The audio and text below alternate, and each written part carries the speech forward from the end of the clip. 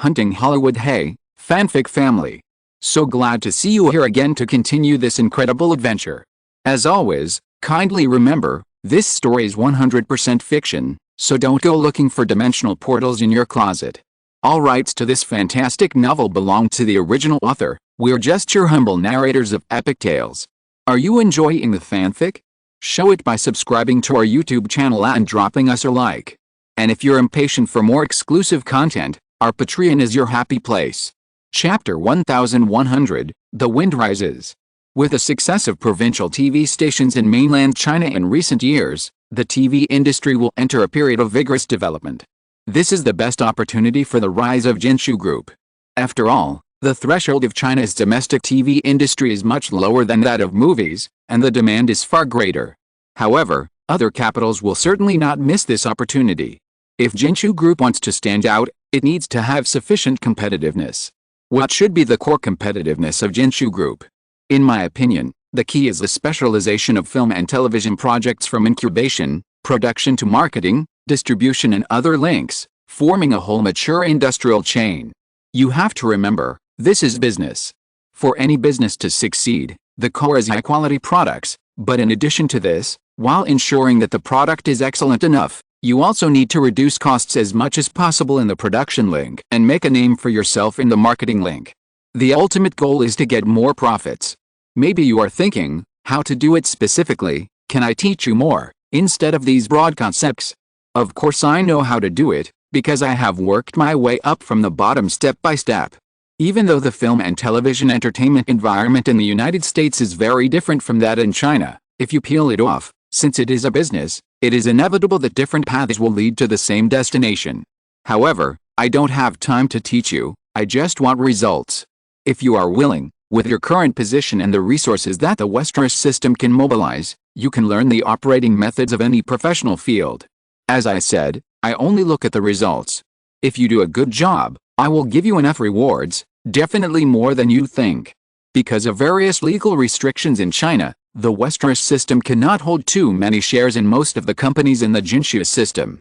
I hope that these shares will be taken away by you who do the specific work. Of course, if you don't do well, there will still be nothing. I am a person who advocates that only hard work can get rewards. In the study room of the mansion on the west bank of West Lake, Simon didn't have time to build relationships. He basically got straight to the point and communicated with several senior executives of the Jinshu system. Many of the talks were still done by Simon. At the end, Simon flipped through a document that Lin Su had sent in before, and then said, "The last thing is about the demigods and semidevils. This is a novel that I like very much. In fact, I like most of Mr. Jin Yong's works very much. Therefore, in addition to business, I hope to treat this project as my personal hobby and make it a real work of art." It happens that this project is a tripartite cooperation between Hong Kong TVB, mainland CCTV and us, so it cannot be regarded as pure business, but has more special meanings. Therefore, doing the best does not conflict with my hope. Since it is my personal hobby, let's not talk about how much resources CCTV and TVB can provide for the time being. I will personally give a budget of $15 million. When Simon said this, Wu Shanlin and Luo Jin, who were sitting on the sofa opposite, were a little surprised. $15 million, converted to 120 million RMB. The Demigods and Semidevils is expected to have only about 40 episodes. The water margin that CCTV has been producing in recent years is a national drama, and the budget is less than 60 million RMB. Moreover, the $15 million that his boss just mentioned was only the investment of Jinshu's family, and the resources that CCTV and TVB could provide were not taken into account. After spending so much money, it was obvious that his boss really did not intend to recover the cost. After Simon finished speaking, he gave the few people some time to digest it, handed the document in his hand to Wu Shanlin, and continued, "Therefore, there is no need to rush in the production. It will be completed in 2 to 3 years. Just like CCTV produced the 4 great classics, select the best actors and the best behind-the-scenes team. Finally, there is this. I will personally donate an additional set of digital cameras and corresponding post-production equipment. The Core is the latest digital camera developed by Sony, with a movie-level resolution of 1920 x 1080. Haha, in fact, it is less than that. There are only about 800 pixels vertically. The picture quality needs to be compensated by hardware such as lenses, but it is also far higher than the current 640-420 picture quality level commonly used in TV drama shooting. Next, you should find a suitable team as soon as possible to practice and master these equipment. For the various famous epics in the past, and even the later CCTV Jin Yuang series, Simon's biggest regret is the picture quality. All kinds of beautiful mountains, rivers, beautiful scenery, beauties, tough guys and big scenes are greatly discounted because of the rough picture quality. Especially CCTV's Jin Yuang series. If Zhang Dahuzi could shoot with a movie-level picture quality, there would be no room for the various outstanding women to make trouble later. So, what Simon wants this time is to get it done in one step. CCTV can mobilize the huge resources of the whole country, the mature professional production team in Hong Kong, and the abundant funds of Jinshu series to achieve the ultimate at one time. There has been no Jin Yuang drama before, and there will be no Jin Yuang drama after. To achieve this goal, the first thing is picture quality. The first 1080p movie-level digital camera was not born until 2000. It was mainly developed by Sony at the request of George Lucas for the shooting of Star Wars. In fact, major electronic giants have already accumulated enough technology. This time, the great success of Tingkaber's iCam series stimulated the rapid development of digital camera technology in advance. With the increase in investment by various electronic giants, Sony has launched a 1080p professional digital camera with a 2 million pixel level 3 years in advance. Of course, the image quality of Sony's camera is still far behind that of film, and the actual pixel is less than 1080p, which requires technical processing to achieve the corresponding effect. But this is an absolute leap for the current 420p TV shooting. Although compression is definitely required for TV broadcasting in this era, shooting with 1080p image quality will not be outdated even in 20 or 30 years, which is also the fundamental premise for Simon to achieve one step. In order to achieve this goal, the 3 sets of Sony's latest digital cameras donated by Simon this time, together with various matching lenses and storage accessories, as well as the corresponding post-production equipment, have a total value of $1.8 million, equivalent to nearly 15 million RMB, which is enough to shoot 2 or 3 low-cost TV series in China at this time. While letting the people on the opposite side come together to check the list of equipment that will be shipped to China in the near future, Simon asked again, "By the way, CCTV, have you contacted Zhang?" How did he respond?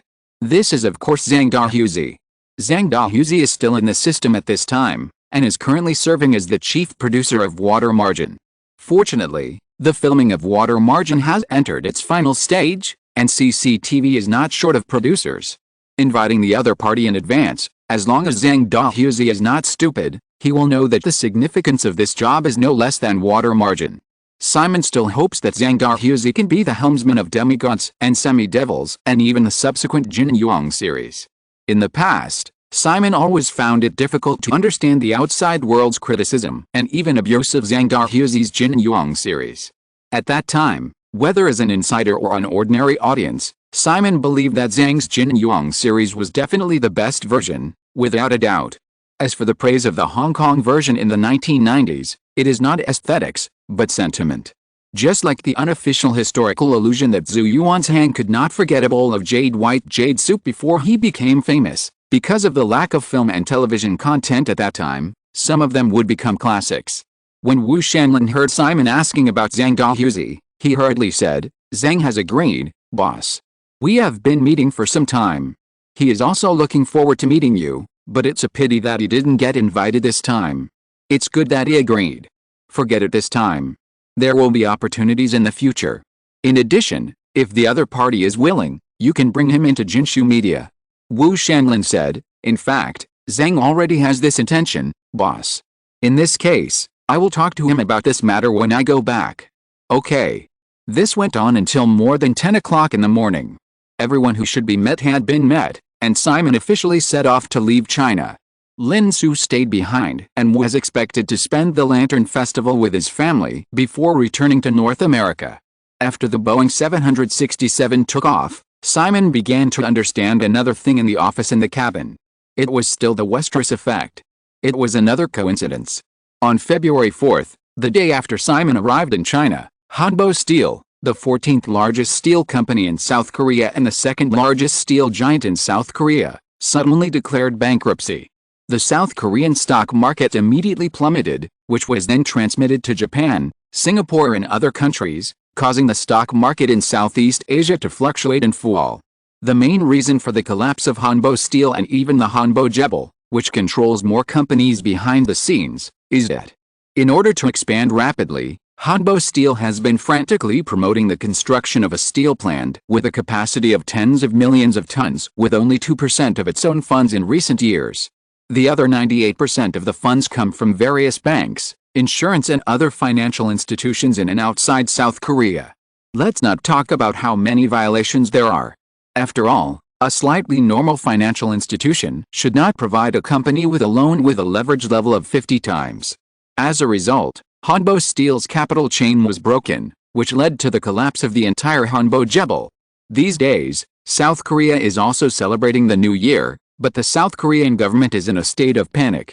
In order to avoid a chain reaction caused by the collapse of Hanbo Jebel, whose total debt exceeded 5.5 trillion won, equivalent to about $7 billion, the South Korean government had to urgently provide 1 trillion won, about $1.2 billion, in aid to fill the financial loopholes of Hanbo Jebel to prevent the South Korean economy from experiencing systemic financial risks. The economic prosperity in Southeast Asia since the 1980s inevitably led to overinvestment in various industries. These investments not only consumed the wealth brought by the country's economic growth, but also caused investors to borrow heavily from the international market, thereby consuming the income brought by the seemingly booming export business. All of this ultimately led to a huge debt problem hidden in the entire Southeast Asia region. Debts must be repaid after all. The result of failure to repay is first of all corporate bankruptcy. After corporate bankruptcy, if there is a lack of remedies and the huge debt cannot be repaid, it will cause problems in the capital chain of banks and other financial institutions, and even go bankrupt. If the real industry is an organ, then financial institutions are the blood vessels connecting a country's economy. If a single organ has problems, as long as it is repaired in time or even removed, it will not necessarily endanger life. However, once the blood vessels completely collapse, it will definitely be difficult to survive. In the Hanbo Steel incident, the South Korean government has limited the negative impact to the financial institutions, which is the lifeblood of a country, before it is hit by the impact through decisive rescue. However, once the debt scale is too large, even the government cannot save it. The result is a large-scale bankruptcy of financial institutions, the impact is transmitted overseas, and a large amount of international debt cannot be repaid. The rating agency will lower the credit rating of a country, triggering a bond sell-off. If someone cooperates with a currency sell-off at this time, it will cause a country's currency to depreciate sharply, and the national wealth will evaporate out of thin air. This is the economic crisis. In fact, it is not just South Korea. Thailand, which was once the outbreak point of the Southeast Asian financial crisis, has also begun to default on small-scale debts in recent months. It is just that the scale is far less than that of Hanbo Steel that it has not attracted much attention. During the more than 10 hours of flight, Simon read a thick stack of analytical materials on the economic situation in Southeast Asia, but did not do anything. For the time being, he still watched coldly. The $3 billion of funds have been thrown to Soros, and Cersei Capital also has its own layout. When the general direction is correct, Simon is too lazy to delve into the details. This time, Simon's main target is South Korea. In fact, Japan is more attractive.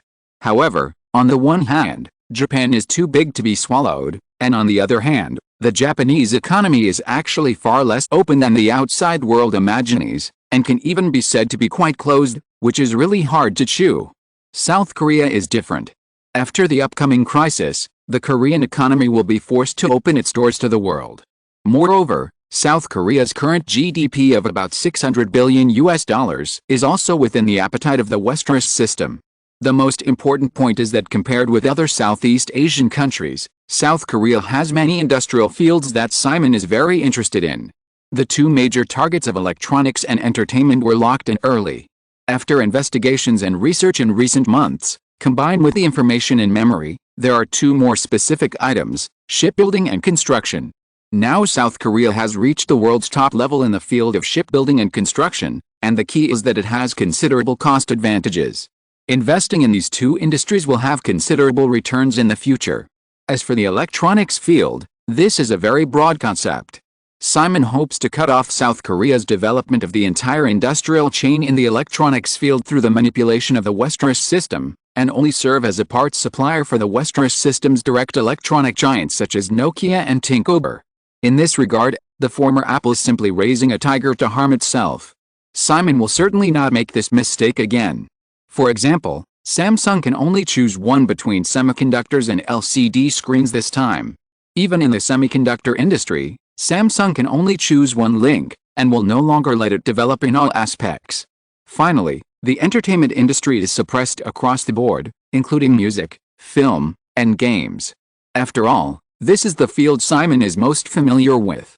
Moreover, Simon needs a bridgehead for the entertainment industry in Greater China. Growth in China takes time. Japan is still too closed, and South Korea is just right. Controlling audio-visual entertainment is, on the one hand, a pacifier, and on the other hand, public opinion. As for occasionally playing with thighs, it is just a byproduct. Chapter 1101 Liquidation. Simon returned to Los Angeles and resumed his busy work. During this period, the most anticipated event in Hollywood was undoubtedly the rescreening of the Star Wars series. In order to celebrate the 20th anniversary of the release of the Star Wars series, and to warm up for the upcoming Star Wars prequel series, Star Wars: The Phantom Menace was rescreened on 2,104 screens in North America on January 30th. The status of the Star Wars series in the United States is like that of Journey to the West in China. This rescreening can be said to be one call in 100 responses. From January 31st to February 6th, in the first 7 days of the rescreening, Star Wars: The Phantom Menace easily won a box office of $45.49 million. The box office momentum of the unpopular late January schedule is no less than that of a blockbuster in the popular schedule, which shows the strong appeal of the Star Wars IP. Affected by the rescreening of the Star Wars series, a series of old films in the end of last year's schedule, except for a few award-winning films such as Good Will Hunting and The English Patient, which still have some energy left, have entered the final stage.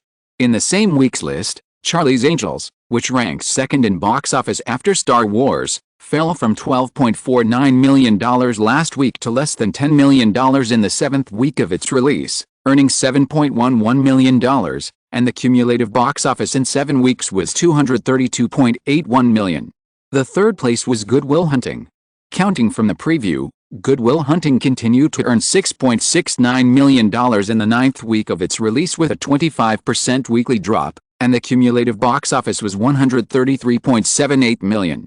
It seems that the single-week box office of Charlie's Angels is still higher than that of Good Will Hunting, but if you pay attention to the drop, it is not difficult to find that under the impact of Star Wars: The Phantom Menace, Charlie's Angels fell by 43% in the seventh week of its release, while Good Will Hunting only fell by 25%. The trend is much more stable than that of Charlie's Angels, and it will not be a problem to hold on until the Oscars. The fourth and fifth places of Jumanji and The English Patient are almost tied, earning $5.03 million and $5.01 million respectively. However, the status of the two films is similar to that of Charlie's Angels and Good Will Hunting. Jumanji, which is in its 8th week, has a weekly drop of 39%, with a cumulative box office of $194.09 million. The English Patient, which is also in its 8th week, has earned $5.01 million with a drop of 19% over the same period, with a cumulative box office of $36.37 million. Outside the top 5, Wonder Woman 2, which was released during the Thanksgiving period last year, has completely ended. In its 11th week, Wonder Woman 2 has gradually reduced its screening scale to 565 screens, and has earned another $1.63 million, with a cumulative box office of $415.09 million. As Deaneries Entertainment further reduced the canvas of Wonder Woman 2 on February 7 to launch a new film, the subsequent box office of the film will shrink again. It is expected that the maximum subsequent revenue will be $2 million, and the total domestic box office will remain around $417 million. After the first week of the rescreening of Star Wars, Deaneries Entertainment also began to focus on the film business in 1996. On February 7th, a new box office week, Lock, Stock and Two Smoking Barrels and Following, which were well received at the Sundance Film Festival in January, were released at the same time. They were released simultaneously in the UK and the US. Simon originally hoped that Lock, Stock and Two Smoking Barrels, which had once had a much higher box office performance in the UK than in North America, and another more phenomenal film, Six Swallows, would be released in the UK first, and then transferred to North America after accumulating popularity. However, when Simon saw the February British film package marketing plan proposed by the company's publicity and distribution team, he decisively approved this new strategy. The main reason is that this strategy does not include Six Swallows, a once phenomenal film. As for Lock, Stock and Two Smoking Barrels, the UK box office in memory is £28 million. The success is unquestionable, but it is far less than the £160 million of Six Swallows, which broke the UK's historical box office record. Therefore, even if there are some deviations, it does not matter to the overall situation. In addition, the package release strategy this time is not just Lock, Stock and Two Smoking Barrels and Following, but Bridget Jones's Diary, which will be released on Valentine's Day on February 14th, is the top priority. Although the heroine of the new version of Bridget Jones's Diary, which was released a few years earlier, is Julia Roberts, a typical American girl, the film's behind-the-scenes team and story content are all from the UK, so it is not too inconsistent to say that it is a British film. Let's talk about Lock, Stock and Two Smoking Barrels and Following. Continuing the excellent reputation at the Sundance Film Festival, these two low-cost feature films that were first released have also been widely recognized by the mass media in both the UK and the United States. Moreover, according to Simon's suggestion, not only Nolan's Following, but also Guy Ritchie's Lock, Stock and Two Smoking Barrels have also been labeled as brain-burning. After all, the complexity of a multi-line narrative technique of this film is far more complex than other similar projects in recent years, and it is indeed brain-burning. With the general praise from the media and the curiosity of the audience aroused by the brain-burning labels, the two films successfully grabbed considerable public attention in front of the rescreening of Star Wars, which was selling sentiment. In the first week of opening from February 7th to February 13th, Star Wars: The Phantom Menace still made as much as $26.35 million in the second week of rescreening. Lock, Stock and Two Smoking Barrels and Following successfully won $5.41 million and $4.65 million at the box office with 763 and 712 screens of similar size, respectively. The two box office data may not seem much, but in just 1 week, the box office revenue of the two openings directly exceeded the production costs. Not only that, calculated on an average per theater, Lock, Stock and Two Smoking Barrels reached $7,092, and Following also reached $6,530. In the cold period of February, there were less than 1,000 screens, and such an average of theaters can basically be considered a big hit.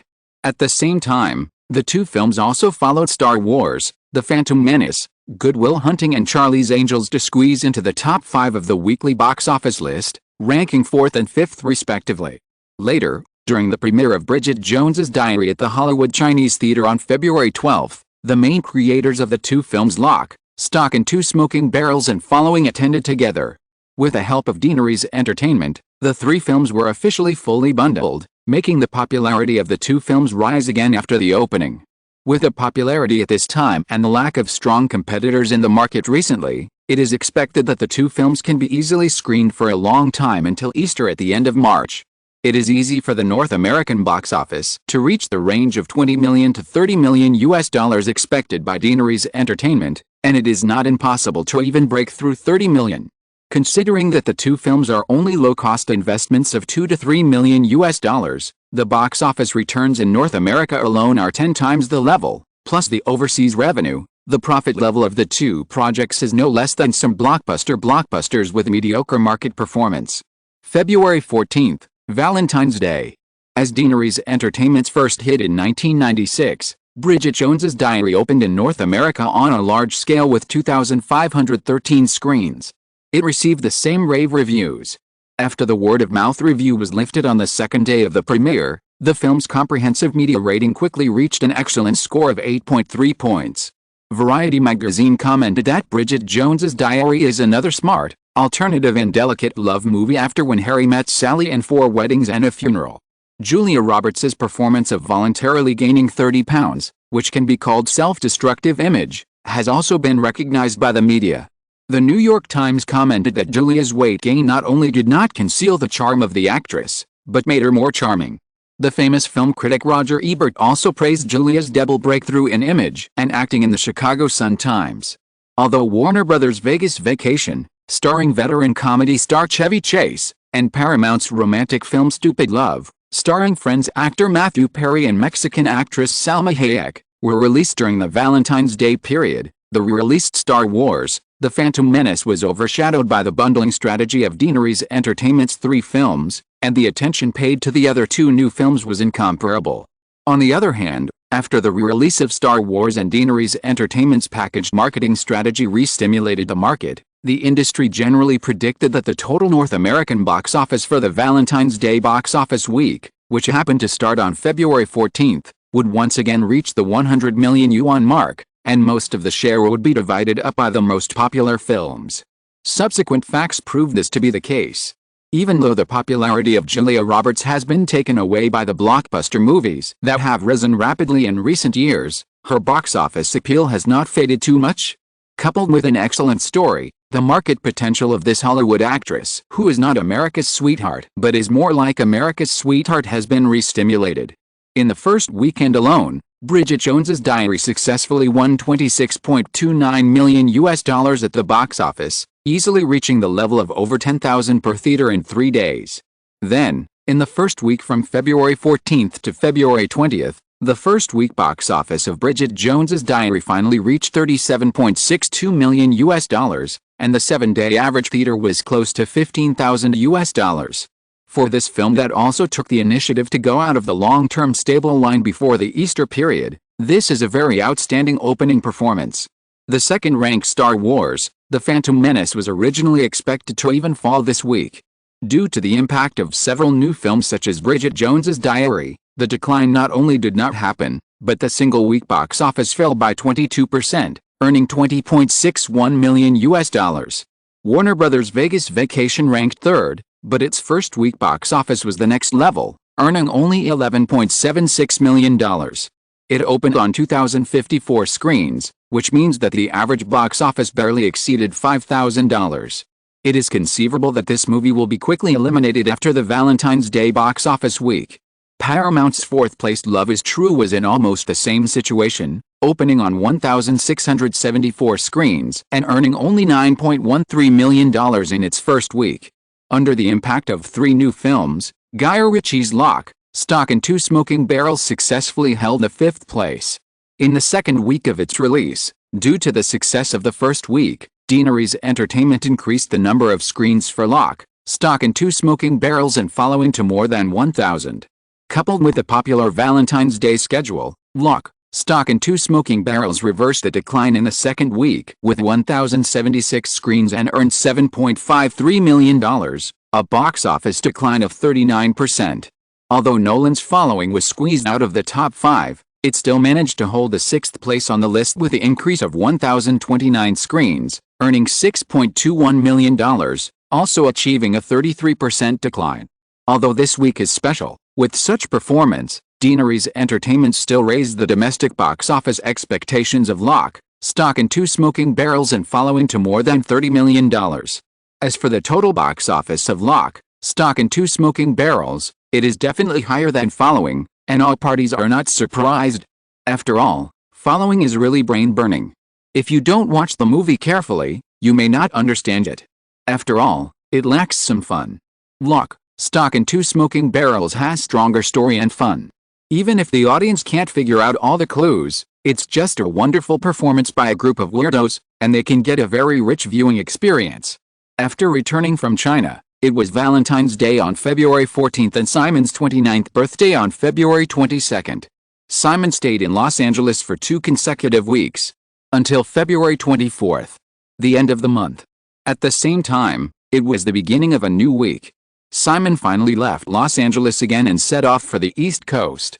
On Friday, the day before Simon's birthday, Tiger Fund, which had persisted for more than half a month, officially announced its liquidation in the face of the Nasdaq index, which rose by more than 5% in 3 weeks and further hit a high of 6,700 points, with an overall loss of nearly 80%.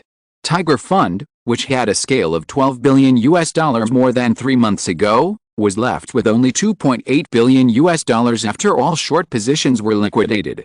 After issuing a public apology letter to investors, Julian Robertson, the founder of Tiger Fund, said that after completing the redemption of the last remaining funds, Tiger Fund would be closed, the team would be disbanded, and he would not be involved in the hedge field in the short term. It can be said that he was disheartened. As a leader in the rapidly developing hedge fund field in recent years, the liquidation of Tiger Fund has shocked the entire industry. However, in addition to the large number of investors who suffer direct losses, the capital hedging field has attracted more and more attention from all parties. After all, this is a zero-sum game. The other side of Tiger Fund's loss of nearly $10 billion is that in recent months, some people have made nearly $10 billion from it. It is not easy to find out who made the money, but as long as this is confirmed, it is enough to attract many people. Simon has been reducing the size of Courteney Capital's direct hedge department, betting on Soros's funds, and targeting Southeast Asia. Therefore, Courteney Capital did not make much profit from the Tiger Fund's feast. The Courteney Fund Management Company team, which has been standing on the opposite side of Tiger Fund and continuing to go long since the end of last year's election, has only accumulated a profit of $1.2 billion in more than 3 months due to its conservative position holding strategy. Therefore, most of Tiger Fund's losses fell into the hands of other hedge funds. Simon has no regrets about this. Even Simon himself thought that the Nasdaq's turn would most likely be around December last year or January this year. The long profits that should be made last year had already been made. Simon also kept in mind the business principle of not making every last penny. After all, if it continues, the Nasdaq may only plummet for one day, and it will swallow up most of the profits accumulated for several months. It is safe to put money in the bag. No matter what field of investment, the biggest mistake of too many people is that they can't let go when they should stop, and they find it difficult to let go when they should let go. Occasionally, they even laugh at others who choose to stop at the right time and seem to miss out on more benefits. In the end, these people often end up with nothing. In addition to the disastrous end of Tiger Fund, Richard Mellon's scaife of the Mellon family even sold out when less than $40 million of the $300 million principal was left. In this trip to the West Coast, in addition to visiting pregnant women as usual, Simon also has to do some follow-up arrangements for the Mellon family. Chapter 1102, Hit the Snake at its Weak Point. New York, Westeros headquarters in Midtown Manhattan. Michael Jordan, chairman and CEO of Westinghouse Electric, arrived on time upon invitation. He just waited in the reception room for a while, and Simon Westeros pushed the door open and quickly stood up to greet him. "Hi, Simon, nice to meet you." "Hello, Mike." Simon shook hands with a white executive in front of him who had the same name as a legendary basketball star. The two sat down on the sofa together and said with a smile, "I just happened to hear that you were in New York, so I wanted to take the opportunity to talk." Girl A brought in coffee. Michael Jordan waited for a moment, and when Allison left, he asked, "Simon, is there anything I can do for you?" Simon picked up the coffee that Allison had just poured and took a sip. He leaned back on the sofa and looked at the head of Westinghouse Electric opposite him. "Mike, the unit at the Rovna nuclear power plant in Ukraine will be put into use in the middle of this year. When the Westeros system helped to connect with Westinghouse, everyone was very happy, wasn't it?" Michael Jordan nodded in agreement. "Of course. 2 years ago, the construction of Unit 4 of the Rovna nuclear power plant in Ukraine doubled the cost of the project, which was originally only worth $500 million, to $1 billion after the joint efforts of various parties. The profits involved can be imagined, and under the matchmaking of the Westeros system, Westinghouse Electric received a share of $600 million, which can be said to be the biggest beneficiary. Michael Jordan is not a fool. He has heard about many things during this period, so he can roughly guess the purpose of Westeros inviting him here. However, as the head of an old industrial giant, Michael Jordan is unwilling to take the initiative to give in. It depends on what Westeros wants, and he plans to respond accordingly. Simon was not in a hurry at all, and continued, "In addition, I also know that Westinghouse Electric is in contact with the Chinese government for some power cooperation projects recently. Coincidentally, you know, I have a good relationship with the Chinese government. Maybe I can help. Michael Jordan smiled expectantly. Simon, if this is possible, it would be great. Oh, in fact, I also know that Westinghouse is planning to sell its power department, including conventional power and nuclear power businesses. Now it is pursuing orders just to increase the bargaining chips for the sale, right? Michael Jordan finally couldn't remain calm this time and showed a surprised expression. After acquiring CBS, in order to further expand in the media field, Michael Jordan planned to make Westinghouse Electric undergo a thorough transformation. Recently, he had a secret contact with Siemens of Germany and planned to sell the conventional power business. Westinghouse's leading nuclear power business will also be sold in the next few years. There are no more than one person in Westinghouse who know about this matter. Michael Jordan never expected that Simon Westeros would know about it. Simon knew about this mainly because of his past memories. In the past, Westinghouse Electric's self-destruction of selling its core businesses in succession in the late 1990s shocked the industry, so much so that Michael Jordan was ridiculed as a business spy planted in Westinghouse by Jack Welch, the head of General Electric. Knowing the result in advance, and using the huge network of contacts that the Westeros system had at that time, Simon easily learned more about the situation. After a moment's hesitation, Michael Jordan finally stopped playing dumb. Simon, I'm sorry about some of the criticisms that CBS made against Ygritte a few days ago. I didn't know about it in advance. After a pause, Jordan said, well, Simon, I will fire all the people responsible for the editing of the relevant news. Do you think this is okay? Very good, Mike. I like smart people who can understand each other without too much nonsense. Simon nodded slightly, and then changed the subject. But this is just a small matter. I hope you can do me another favor. Please tell me. Westinghouse Electric will end all deposit and loan settlement business with Mellon Financial Group and completely draw a line with it. Michael Jordan was not only shocked this time, but even a chill ran straight to his spine when he heard it. Westinghouse Electric and Mellon Financial are both headquartered in Pittsburgh, the capital of Pennsylvania. The Mellon family has a deep relationship with Westinghouse Electric for a century. During the Great Depression, if it were not for the help of the Mellon family, Westinghouse Electric might not have survived until now. Let's not talk about these for now. Simon Westeros mentioned this matter at this time, which made Michael Jordan feel that this young tycoon was planning to take action against the Mellon family, and it was precisely hitting the snake at its weakest point. The many industries involved in the Mellon family at this time, such as Alcoa, Chevron, Warner Lambert, etc., were limited to a single field, and the shareholding was not much after all, so the influence was limited. However, the influence of the Mellon Financial Group covered the entire Pennsylvania and other surrounding areas. Once the control of Mellon Finance was lost, the influence of the Mellon family in the Federation would not be directly weakened by half, but it was not much different. Speaking of which, Simon planned to do this, or the idea came to him when he was reading the materials of the Korean government's handling of the bankruptcy of Hanbeo Steel on the plane returning from China some time ago. Industry is the organ, and finance is the blood. Simon planned to first destroy the bloodline of the Mellon family that allowed them to influence and control the economy of the surrounding areas of Pennsylvania. At this time, seeing that Michael Jordan was speechless for a moment, he continued, Mike, this matter is nothing to Westinghouse. As long as you agree, I can immediately arrange for a replacement bank to take over Westinghouse's business, and there will definitely be good discounts. This is one. In addition, I also know that Westinghouse's acquisition of CBS is just the beginning. In the next few years, you plan to completely transform Westinghouse and develop into the media field. This is a very good idea. Now the 7 major Hollywood companies, Disney, Paramount, and Columbia are all occupied by foreigners. This is a very depressing thing. If Westinghouse can take over in the future, it will be a good result. As long as you agree, I can promise to help Westinghouse Electric integrate in the media field in the next few years. You have to know that it is difficult to grow just in television or just in movies. The future of Hollywood is the world of diversified media giants. Michael Jordan was even a little frightened when the young man in front of him pointed out his thoughts again. He forced himself to calm down his guilty conscience and looked at the young man opposite him and said, Simon, the Westeros system and the Mellon family should have no intersection. I don't understand why you do this. If you want an answer, Simon shrugged and said, this is a personal grudge.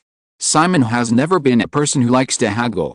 In fact, after 2 lives and now in this position, There are not many things in the world that can make him a little angry. However, this is never a world where you can get others to be generous just because you are generous. Since the Mellon family has provoked him, he must step back. Of course, if you look into it, this is just an excuse. In the final analysis, it is still a struggle for control of this country. Through the entanglement of interests, the United States has been controlled by various old money families for 100 years. Simon, a new money descendant who has risen rapidly in the past 10 years, wants to gain control of this country that matches his wealth. He can only knock down the old money families that currently hold these powers. There is only so much power in this country. It is impossible to win-win. It is destined to rise while the other rises. Therefore, this is a zero-sum game. Moreover, in order to ensure the development of the entire Westeros system and the safety of his own wealth, Simon had to do this. Otherwise, if the old money capital continues to hold the power of this country, the larger the Westeros system is, the more it will become a fat sheep in the eyes of the powerful. Michael Jordan also knew that Richard Mellon had privately colluded to try to short technology stocks to attack the Westeros system. As for the deeper inside story, he had no way of knowing. Simon's personal grudges now could not help him at all. However, since he was sitting in this office at this time, Michael Jordan understood that he had almost no second choice. Simon Westeros just said that he could give Westinghouse Electric all kinds of help. In fact, the subtext is also very simple. If he does not agree, these help may turn into obstruction. In China, with the influence of the Westeros system, Westinghouse may lose the opportunity to compete for those potential cooperation with just one sentence. In the field of media, when Deaneries Entertainment acquired a metropolitan ABC group, in order to avoid CBS setting up obstacles in antitrust review, it even took the initiative to compromise. The powerful Deaneries Entertainment needs to do this. On the other hand, Westinghouse Electric wants to grow its media business from small to large.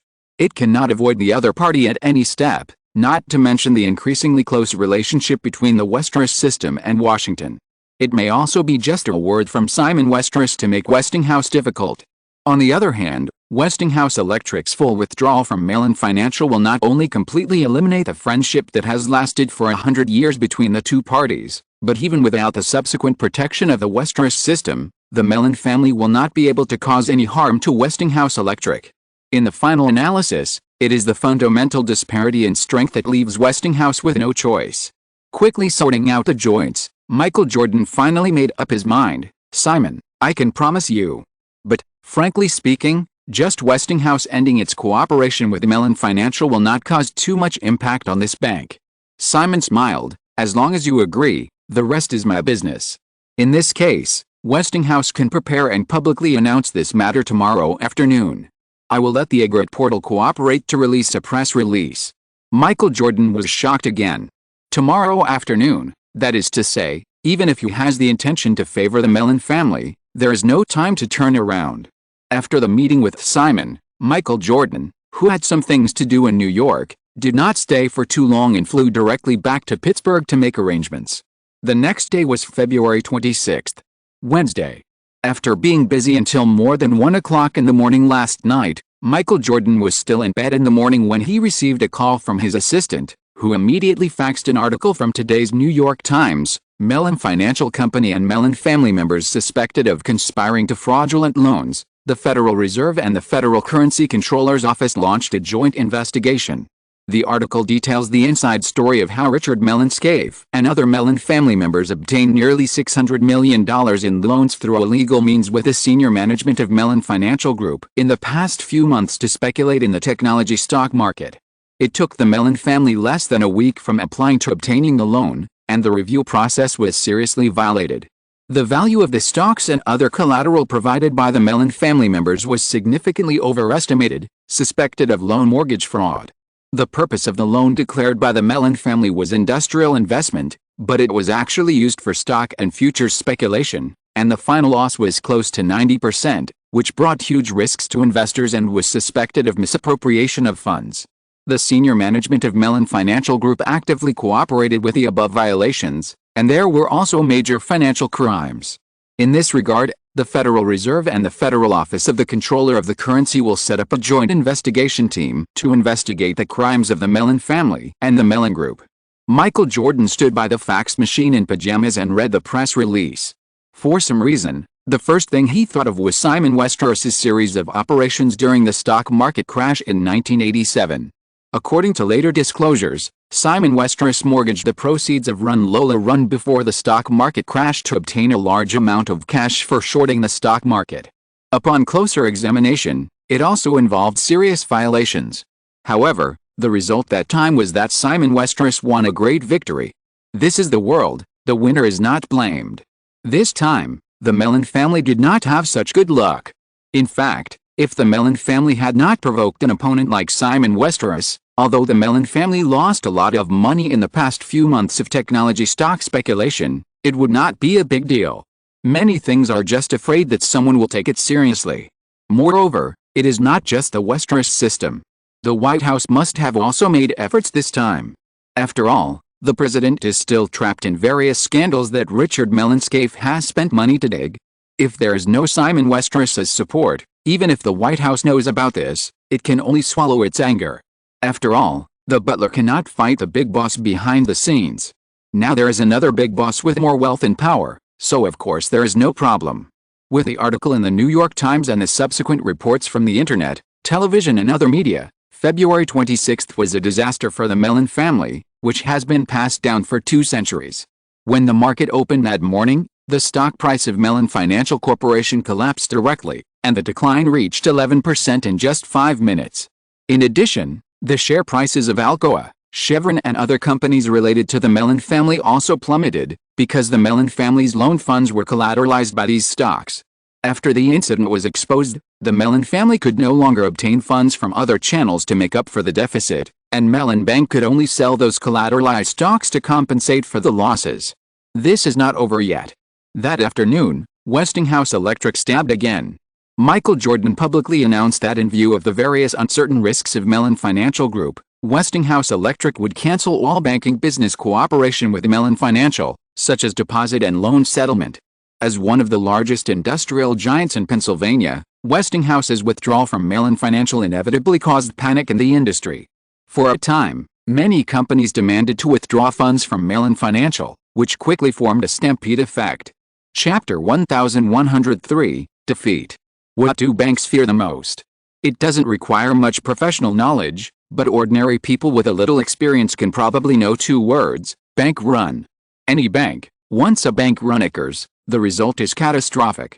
In just one day on February 26, the investigation by the regulatory authorities and the withdrawal of Westinghouse Electric, the panic caused by the superposition of 2 negative factors, quickly caused customers to run on Mellon Financial Group. As a well-established local bank established for more than 100 years, Mellon Financial Group had a market value of $13.9 billion the day before the incident. However, by the close of the afternoon of the same day, under the impact of the continuous negative news, Mellon Financial Group's stock price plummeted by 21%, and the closing market value was only $10.9 billion. In one day, all shareholders of the bank had a book loss of $3 billion. The plunge in stock prices is secondary. Everyone understands that the most serious problem is still the run. If this problem cannot be solved quickly, Mellon Financial Group, a century-old local bank, may not even survive until next week and will fall into collapse, and will have more chain negative effects. In the following 2 days, the incident continued to ferment, and no miracles appeared. Mellon Financial Group's valuation continued to fall by 13% and 9% in the next 2 trading days. By the close of Friday, its market value had plummeted from $13.9 billion 3 days ago to $8.6 billion. At the same time, for 3 consecutive days, the bank's customers had accumulated cash withdrawal and transfer applications of up to $6.7 billion. However, this old local bank with an asset size of $43 billion, according to the Federal Reserve requirement ratio of about 8% at this time, could only take out less than $3.5 billion in cash in the short term. Therefore, withdrawals could only be restricted. This in turn caused further panic and bank runs. Pittsburgh. In a Mellon family estate. It was Friday night. Most of the Mellon family members, who had been gradually splitting up since Andrew Mellon's death, rarely gathered together again. The first thing they encountered was a fierce quarrel. The two sides of the confrontation were Richard Mellon Scaife and his sister Cordelia Scaife May, who had caused all this today. Their mother, Sarah Cordelia Mellon, is the granddaughter of Thomas Mellon, the founder of the Mellon family. Because of the inheritance dispute after their mother's death, the fourth-generation siblings of the Mellon family, who are both in their 60s, have not spoken to each other for nearly 30 years. It has been like this since childhood. You arrogant and incompetent idiot. You can't do anything except drinking and playing with women. You are 60 years old, and you can only do these stupid things that bring trouble to the family. Bitch, at least I didn't bring trouble to you. Or, don't tell me that you secretly followed everyone to invest in shorting technology stocks and lost a lot of money. That only shows that you are more stupid. If I had known that it was you, an idiot, who was instigating behind the scenes, I would never invest a penny. Hey, I did lose some money, but look at you, you took so much back then. How much do you have left this time? Haha, I'm waiting to see you go bankrupt, idiot. I deserve to take more, at least I have done something over the years. What about you? Besides lying on your mother's inheritance and enjoying life, what have you done? You haven't done anything. You did some things, built a media group, and then provoked the president and dug into other people's privacy. Hey, what did you dig? Clinton is still in the White House now, but this time, Mellon Financial was suddenly investigated. Why do you think it is, idiot? Why do you think it is? Bitch, shut up. Idiot. When the quarrel between the two was about to develop into physical conflict, Timothy Mellon pushed his father Paul Mellon in. The 90-year-old man sitting in a wheelchair motioned his son to come forward and directly hit Richard Mellon Scaife with his cane, finally stopping the dispute. Interrupting the quarrel between the two juniors, Paul Mellon glanced at all the juniors in the hall and motioned to his son again. Timothy Mellon did not waste any words, looking at the people standing or sitting around him and said, Frank Court came back from Washington this afternoon. The authorities mean to ask the Bank of New York to take over Mellon Finance, so, everyone, tell me what you think. Frank Court is the CEO of Mellon Financial Group. He has held this position since 1987 and has always been a loyal spokesperson for the Mellon family. As soon as Timothy Mellon finished speaking, one of his cousins, Matthew Mellon, said, It's too obvious, this is a conspiracy. I remember that the Bank of New York tried to acquire Mellon Financial last year. Richard Prosser Mellon, who was from the same branch as Richard Mellon Scaife, said, Timothy, I just want to know what we can get after agreeing to the takeover by the Bank of New York, or, to be frank, what do we have left?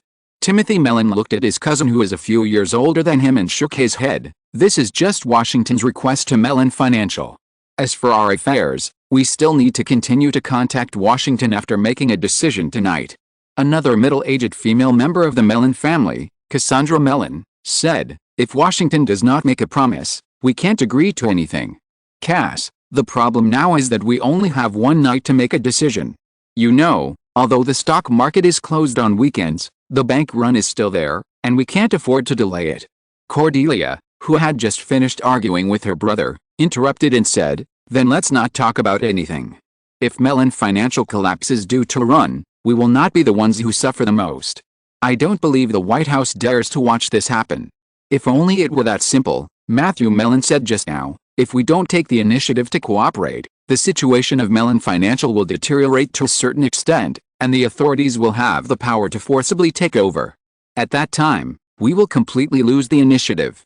Cassandra Mellon said again, We can't compromise without even talking about it. I still insist that Washington must promise us before we give in. The key is time.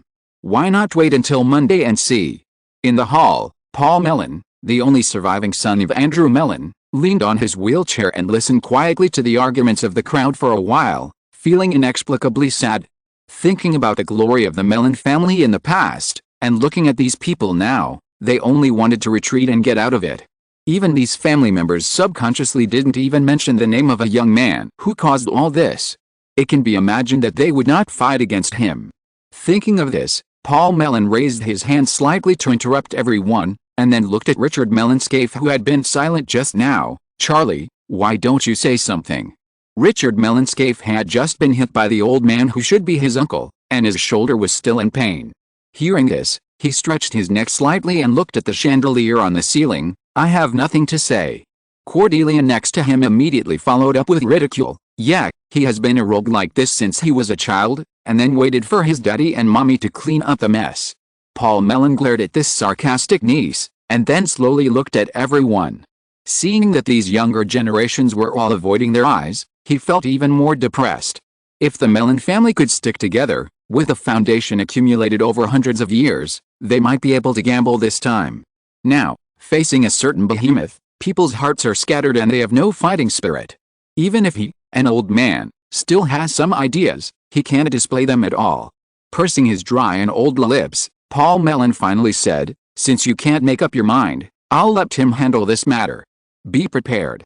Mellon Finance will definitely not be saved. However, if nothing unexpected happens, if we give up Mellon Finance, the other party will not pursue us relentlessly. So, Matthew, Cass, and Charlie, do you have any objections?" Everyone was silent for a while. Cassandra Mellon said again after a moment, "Uncle, really, will it end if we give up Mellon Finance? Just look at the Hearst family. Simon Westeros is not a person who likes to pursue relentlessly. What he wants this time is only Mellon Finance." Paul Mellon finally said a name, glanced at the expressions on everyone's faces again, and added, "The premise is that you don't provoke him again in the future and live your own life peacefully." The atmosphere was inexplicably awkward, and some family members looked at Richard Mellon Scaife again. Being stared at by a lot of eyes, Richard Mellon Scaife's face quickly turned red. He said angrily, "Simon Westeros, what is he? He's just an upstart. At most, a lad." Before Richard Mellon Scaife finished speaking, Paul Mellon had already thrown the crutches in his hand at the nephew who couldn't see the situation clearly now, and said viciously, "Idiot, can't you see the situation clearly now? The Woodfield Manor bombing, hey, why don't you dig out the Kennedy assassination case? Look at who dared to investigate that incident over the years, and look at the fate of the Kennedy family members. Do you want to kill all of us?" Richard Mellon Scaife was also angry. He was repeatedly targeted by his uncle. He couldn't bear it anymore and roared, "I won't harm you, just treat me as an outsider. From today on, I sever ties with the Mellon family, okay?" Paul Mellon saw Richard Mellon Scaife blushing and talking nonsense, and he became even angrier. He stared with his eyes wide open, his lips trembling, and his arms waving slightly. Unfortunately, the cane in his hand had been thrown away, so he could only raise his hand and point at Scaife and said, "Sever ties, huh? Everything you have now was given to you by the Mellon family name. You should spit out all the property under your name first, and then talk about severing ties. Come on, as long as you are willing, I will call a lawyer now. Are you willing?" Seeing the old man's fierce look, he almost stood up and pounced on him, and the majesty that had been planted by this uncle since he was a child made Richard Mellon Scaife finally calm down, but he still stiffened his neck and stopped answering.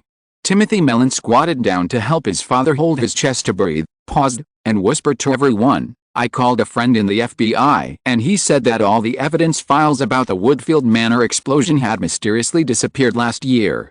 Now, even if Westeros personally jumped out and said that he did it, there is no evidence."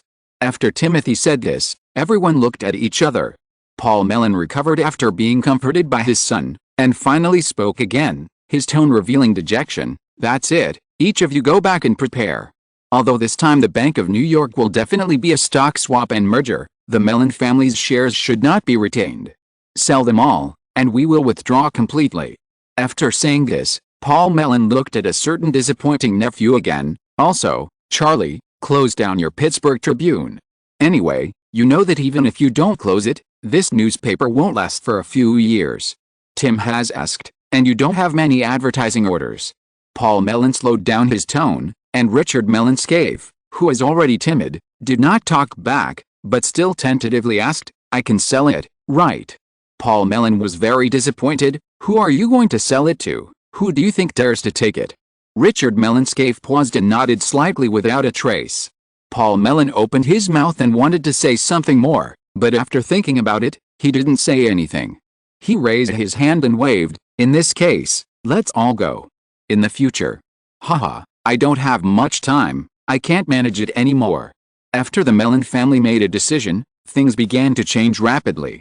After a day of emergency consultations the next day, early on Sunday morning, the Bank of New York publicly announced that in view of the sudden crisis of Mellon Financial Group, With the support of the regulatory authorities, the Bank of New York would take over Mellon Financial Group urgently. The board of directors of Mellon Financial Group was dissolved on the same day, and CEO Frank Court resigned, but he would still assist the subsequent merger of Mellon Financial by the Bank of New York. The board of directors of Mellon Financial Group previously had a total of 8 members, 5 of whom were representatives of the Mellon family. The Mellon family used this to control this old bank for a long time with a total shareholding of less than 10%.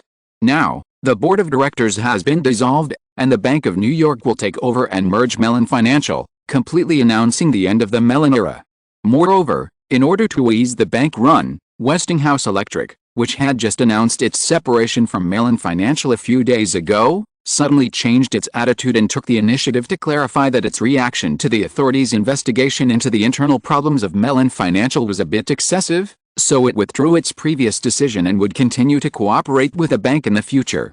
Such a roller coaster-like turn of events confused countless spectators, and even a famous financial reporter from the Wall Street Journal shouted conspiracy on his Facebook.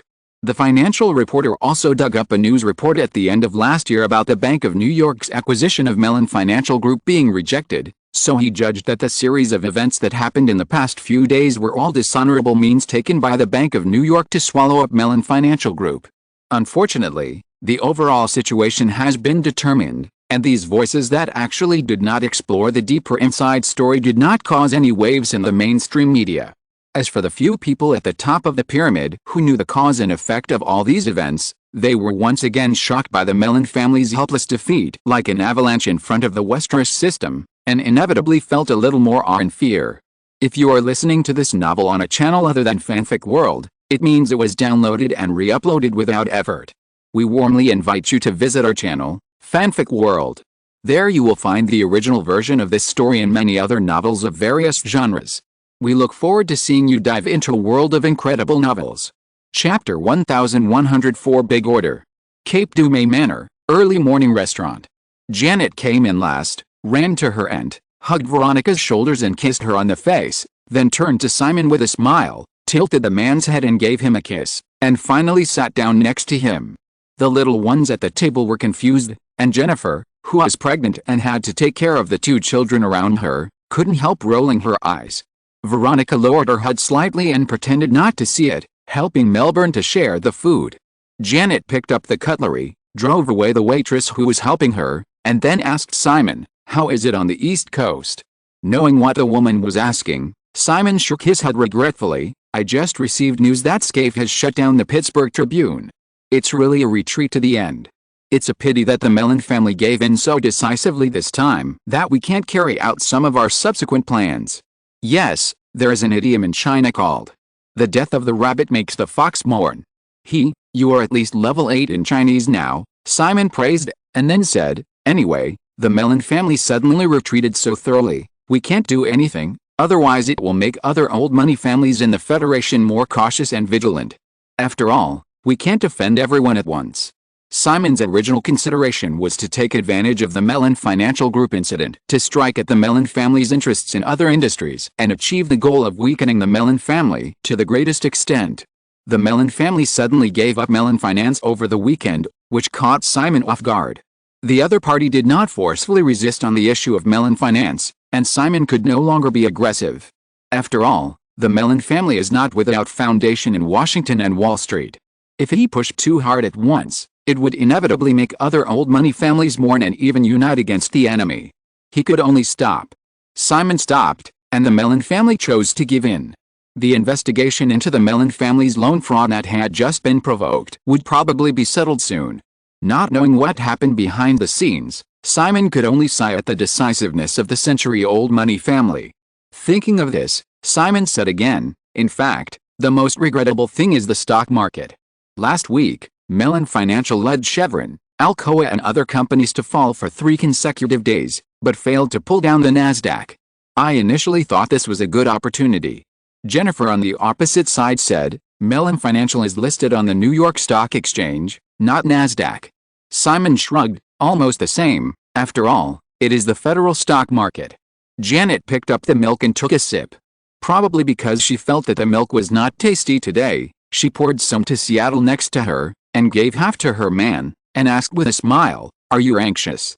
"Of course I'm anxious, time is money." Simon also smiled and replied, "No matter how high the market value of a grid is, it's just a number now, without more meaning." The high level of the entire Nasdaq has had a negative impact on the layout of the Westeros system in the new technology field. At present, whether it is its own expansion or foreign mergers and acquisitions have greatly increased costs, causing many of our plans to be put on hold. Janet said, "If you are in a hurry, we can just break it ourselves. We only need to sell a large number of stocks, and we can also cash in the funds." Continuing to put pressure on the Mellon family will only stimulate the old money class. If we reduce our holdings of technology stocks now, we will offend the whole world. Janet waved her fork lightly. "It's really troublesome. Anyway, it's better for us to do nothing." Jennifer, who was listening to the conversation between the two, asked, "When will Sora start?" "Probably in May," Simon said, then nodded and said, "This is another opportunity. Sora shorted Southeast Asia, and the impact will definitely be transmitted to North America. If the Nasdaq can still hold up at that time, it will be a miracle." In memory, the Thai baht fell in July, but in fact, international speculators began to short sell in May. On the other hand, the first circuit breaker after the establishment of the circuit breaker mechanism in the original time and space in the U.S. stock market was in October 1997, when the Dow Jones plummeted due to the impact of the Southeast Asian financial crisis. The Nasdaq index was not crazy in 1997. This time, the impact of the Southeast Asian financial crisis came, and the first to be hit should not be the Dow Jones, but the Nasdaq, and the time may be much earlier, rather than October when the Southeast Asian financial crisis was the most serious. In any case, Simon can only wait patiently. However, according to the recent growth rate of the Nasdaq, even if it is calculated based on an average monthly increase of 5%, if it can hold on for another 3 months, it is estimated that it will reach more than 7,500 points. By then, IGRIT, as the leader, will definitely break 1 trillion. Even if it cannot get too much direct benefits from these market values for a while, it is exciting to think about it. Chatting casually and having breakfast, Veronica personally sent Melbourne to school, Jennifer continued to take care of the baby at home, and Simon and his wife took a helicopter from Cape to May and crossed the bay to Playa Vista, south of Santa Monica, the headquarters of SpaceX. Today, a public rocket engine test will be carried out here. After a year of high-intensity research and development driven by Simon at any time, the SpaceX team officially launched the first rocket engine, named Merlin 1. This name was collected by Simon from the SpaceX team through public solicitation. Of course, he cheated a little and decided on the name provided by a guy named Elon Musk. At first glance, the name Merlin does not seem to match the names of SpaceX's Falcon and Raptor. In fact, Merlin is the transliteration of Merlin, which means gray-backed falcon in English, both of which are raptors. However, the new Merlin engine is completely different from the Merlin of SpaceX in the original time and space. In layman's terms, the design of SpaceX's Merlin engine was actually a public engine architecture under NASA, which is similar to the ARM public version architecture concept used by many manufacturers in the chip field. Then, with the improvement of the SpaceX team, it eventually became the famous Merlin series. This time, the technical basis of the new Merlin engine comes from the famous Rode 170 rocket engine of the former Soviet Union. The thrust of the first-generation Merlin was only more than 30 tons, while the Rode 170 is a giant with a thrust of more than 700 tons. The difference between the two is the difference between the early ARM chip and the Pentium Class x86 processor. Even the thrust-to-weight ratio that can better reflect balanced performance, the value of the first-generation Merlin 45 is far lower than the 75 of the Rode 170. It's interesting to say. In Simon's few professional memories of this, the later Merlin series is more and more like the Rode 170. What happened in the meantime is self-evident. Simon can be regarded as one step in place this time. Speaking of it, from the establishment of the SpaceX team at the beginning of last year to now, a lot of things have actually happened around this private aerospace company in a year. The group of people who greeted the Simons when they got off the helicopter at the SpaceX headquarters in Playa Vista can be said to best reflect everything that has happened around SpaceX in the past year. Among these people, in addition to the SpaceX team, there are also NASA officials, Lockheed Martin executives, representatives of the Ukrainian National Space Agency, and so on. The story still has to start with Simon privately obtaining a large amount of aerospace nuclear energy information from Ukraine. In the aerospace field, since SpaceX has decided to use Road 170 technology, although it is difficult to have any patents in the aerospace field due to its particularity, it is better to have some legitimate reasons. Simon simply pulled the Ukrainian authorities in. After the disintegration of the Soviet Union, although Ukraine retained a full set of Road 170 engine technical data, it had lost the ability to produce this engine independently without the assistance of the Russian industrial chain. In addition, the close relationship between the Westeros system and the Ukrainian government, as well as tangible benefits, Kiev readily agreed to the relevant cooperation. Not only Road 170, under the operation of the Westeros system, Ukraine has almost taken out all the assets that can be transferred. The conditions for all these technology transfers are just a mere $25 million in cash and a 20% stake in a shell company jointly established by both parties outside SpaceX for the sale of rocket engines to the outside world, which is equivalent to Ukraine only enjoying 20% of the profit share when SpaceX sells engines to the outside world. In addition, Ukraine will no longer be able to participate in the profit sharing of SpaceX's production of engines for its own use or other businesses to be developed in the future. Whether it is SpaceX's development goals or the bulk of its profits, they are actually its own business in the future. Providing a full set of launch services and only selling engines are definitely not the same in terms of profits. Moreover, while legitimately acquiring a large number of former Soviet space technologies, Simon also received a large number of experts in related fields again. The new Merlin 1 was able to be born within a year, and these former Soviet experts have made an indelible contribution. However, the biggest progress of Merlin 1 this time is not the improvement based on Road 170, but the successful use of 3D printing technology, which involves the complex public relations and technology integration of the past year. Simon acquired a 3D printing company called 3D Miracle last year, and in the following year, began to specifically tackle technical problems in 3D printing of rocket engines. Because it involves software, materials and other aspects, it is certainly not enough to rely solely on the 3D Miracle team. In terms of software, 3D Miracle has cooperated with Autodesk, an industrial design software company that Westeros system holds a large stake in. In terms of materials, this is also one of the biggest difficulties in 3D printing rocket engines, because the printing alloy of the engine material needs to be ground into uniform particles less than 500 microns, and it must be done in an oxygen-free environment.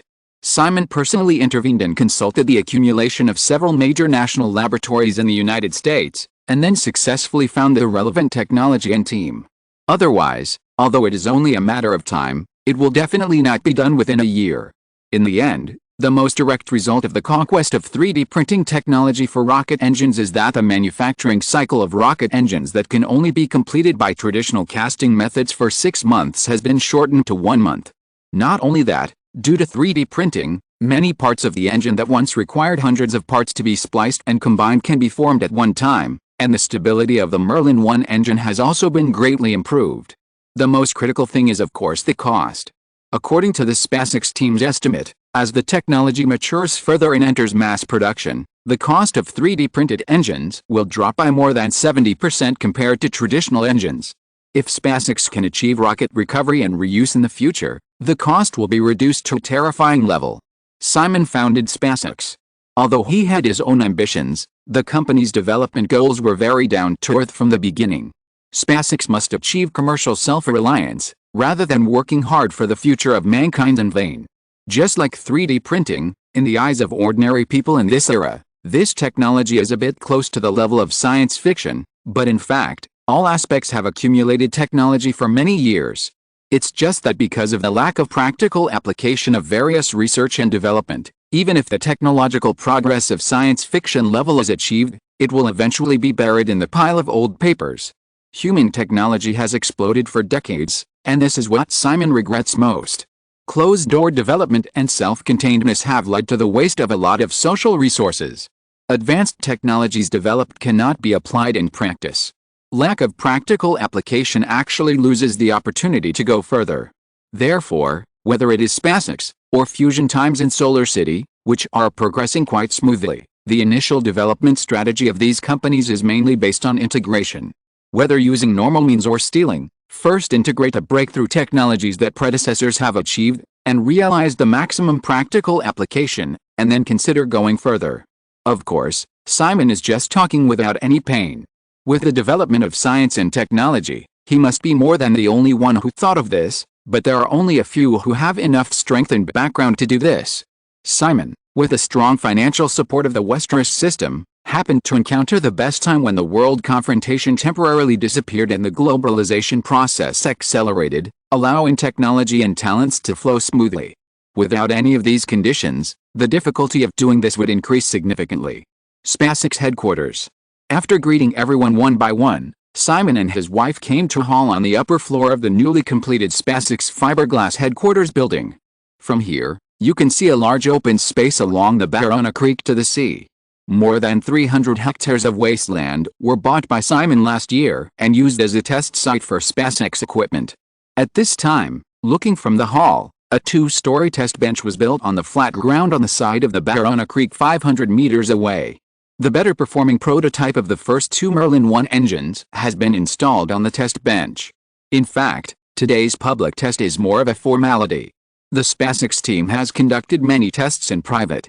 The purpose of today's public test involves a big business. Let's start from the beginning. Since last year, the new generation of Atlas rockets under the auspices of NASA and Lockheed Martin have been looking for a manufacturer for the first stage engine. In the past, Lockheed Martin finally signed a long-term supply agreement with Russia, and the relevant engine was the RD 170. This time, since SYNOPSIS is to be commercialized, Simon will certainly not miss this opportunity. Through lobbying and even pressure on the White House, Congress, NASA, Lockheed Martin and other parties, SYNOPSIS was finally included in the candidates, and the bidding deadline was delayed from last year to now. Moreover, because of the righteousness of domestic production and the fact that Merlin 1 is based on RD 170 and has better parameters, as long as there is no accident on the spot during today's test, SYNOPSIS will basically win this big order. It is indeed a big order. According to the agreement that has been drafted privately, NASA and Lockheed Martin will sign a 20-year supply agreement with the supplier, with a total supply of 100 units. Moreover, compared with the $10 million offer of the Russian RD 170, the 3D printing technology leads to lower costs. Because the data of the preliminary test is better, the offer of SYNOPSIS is still $10 million. The total is a big order of $1 billion.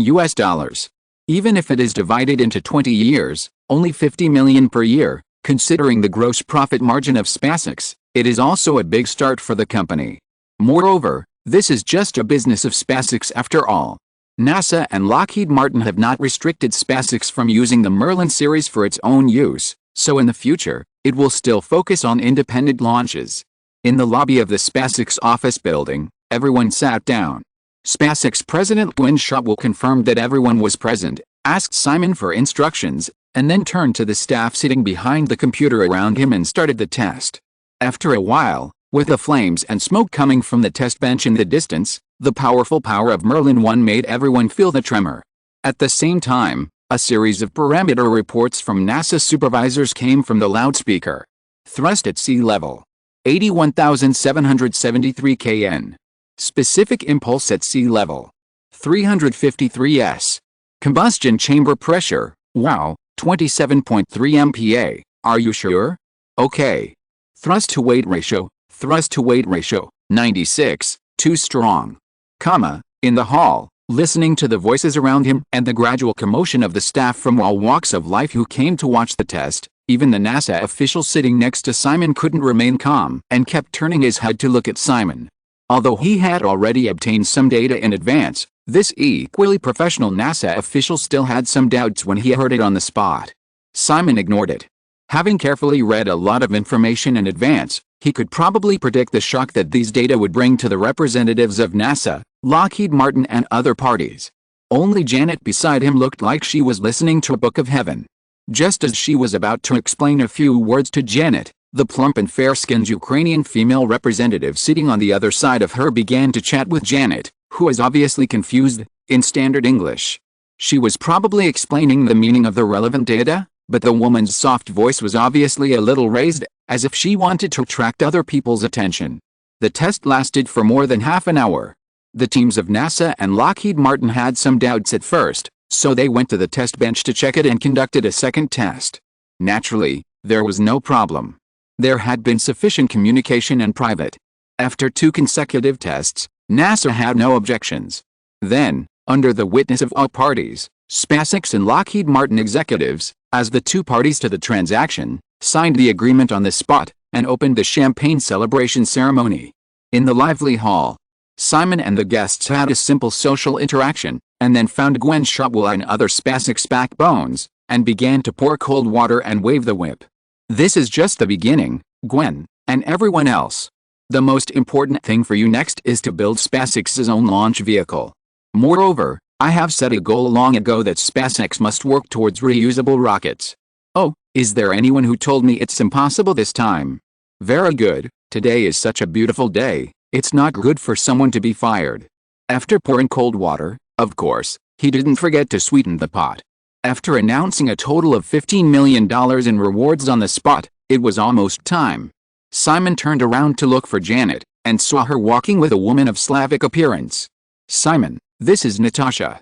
She speaks great English and doesn't look like a Ukrainian at all. I was planning to invite her to go shopping in the city.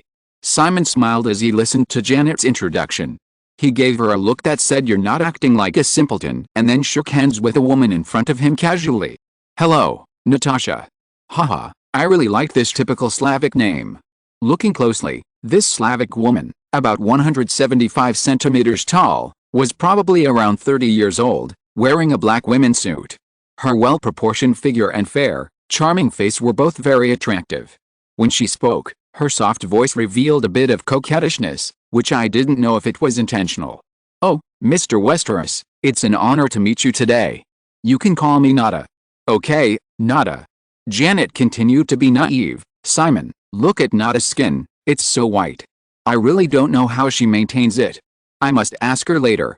Actually, it's natural, but Jenny, your skin color is better. I'm a little too white. No, Simon likes white. Janet said so, and looked at the man in the woman's slightly lit eyes. Are you leaving? Yes, there is a meeting soon. I won't go home at noon. Do you want me to take you to the city first? Okay, Janet said, and didn't forget to look around. Nada, is there a problem with you separating from others? The woman hurriedly shook her head, looking honored. Of course not. Simon didn't bother to pay attention to what Janet was suddenly interested in, and said goodbye to everyone, and then took the 2 of them away from the SpaceX headquarters. Fly to Beverly Hills to drop off the 2 women before rushing to Malibu Studios. American Pie, which started filming at the end of last year, wrapped up in mid-February and recently completed a rough cut. Because it is a project that Simon personally follows up on and has a prearranged work schedule, Simon will watch the sample film with the main creators today and put forward suggestions for subsequent production. Chapter 1105 to Acquaintances. I only watched half of the sample of American Pie before it was lunchtime. I will continue in the afternoon. I will have lunch with Amy Pascal, who returned to work after maternity leave a few days ago, and discuss some work matters. Today is March 3rd. Monday. Easter in 1997 was March 30th. A week earlier, on March 21st, the Easter schedule will start. At that time, Deaneries Entertainment will release 3 films, Ghost, Taken and The Cable Guy, and MGM's Alien 2.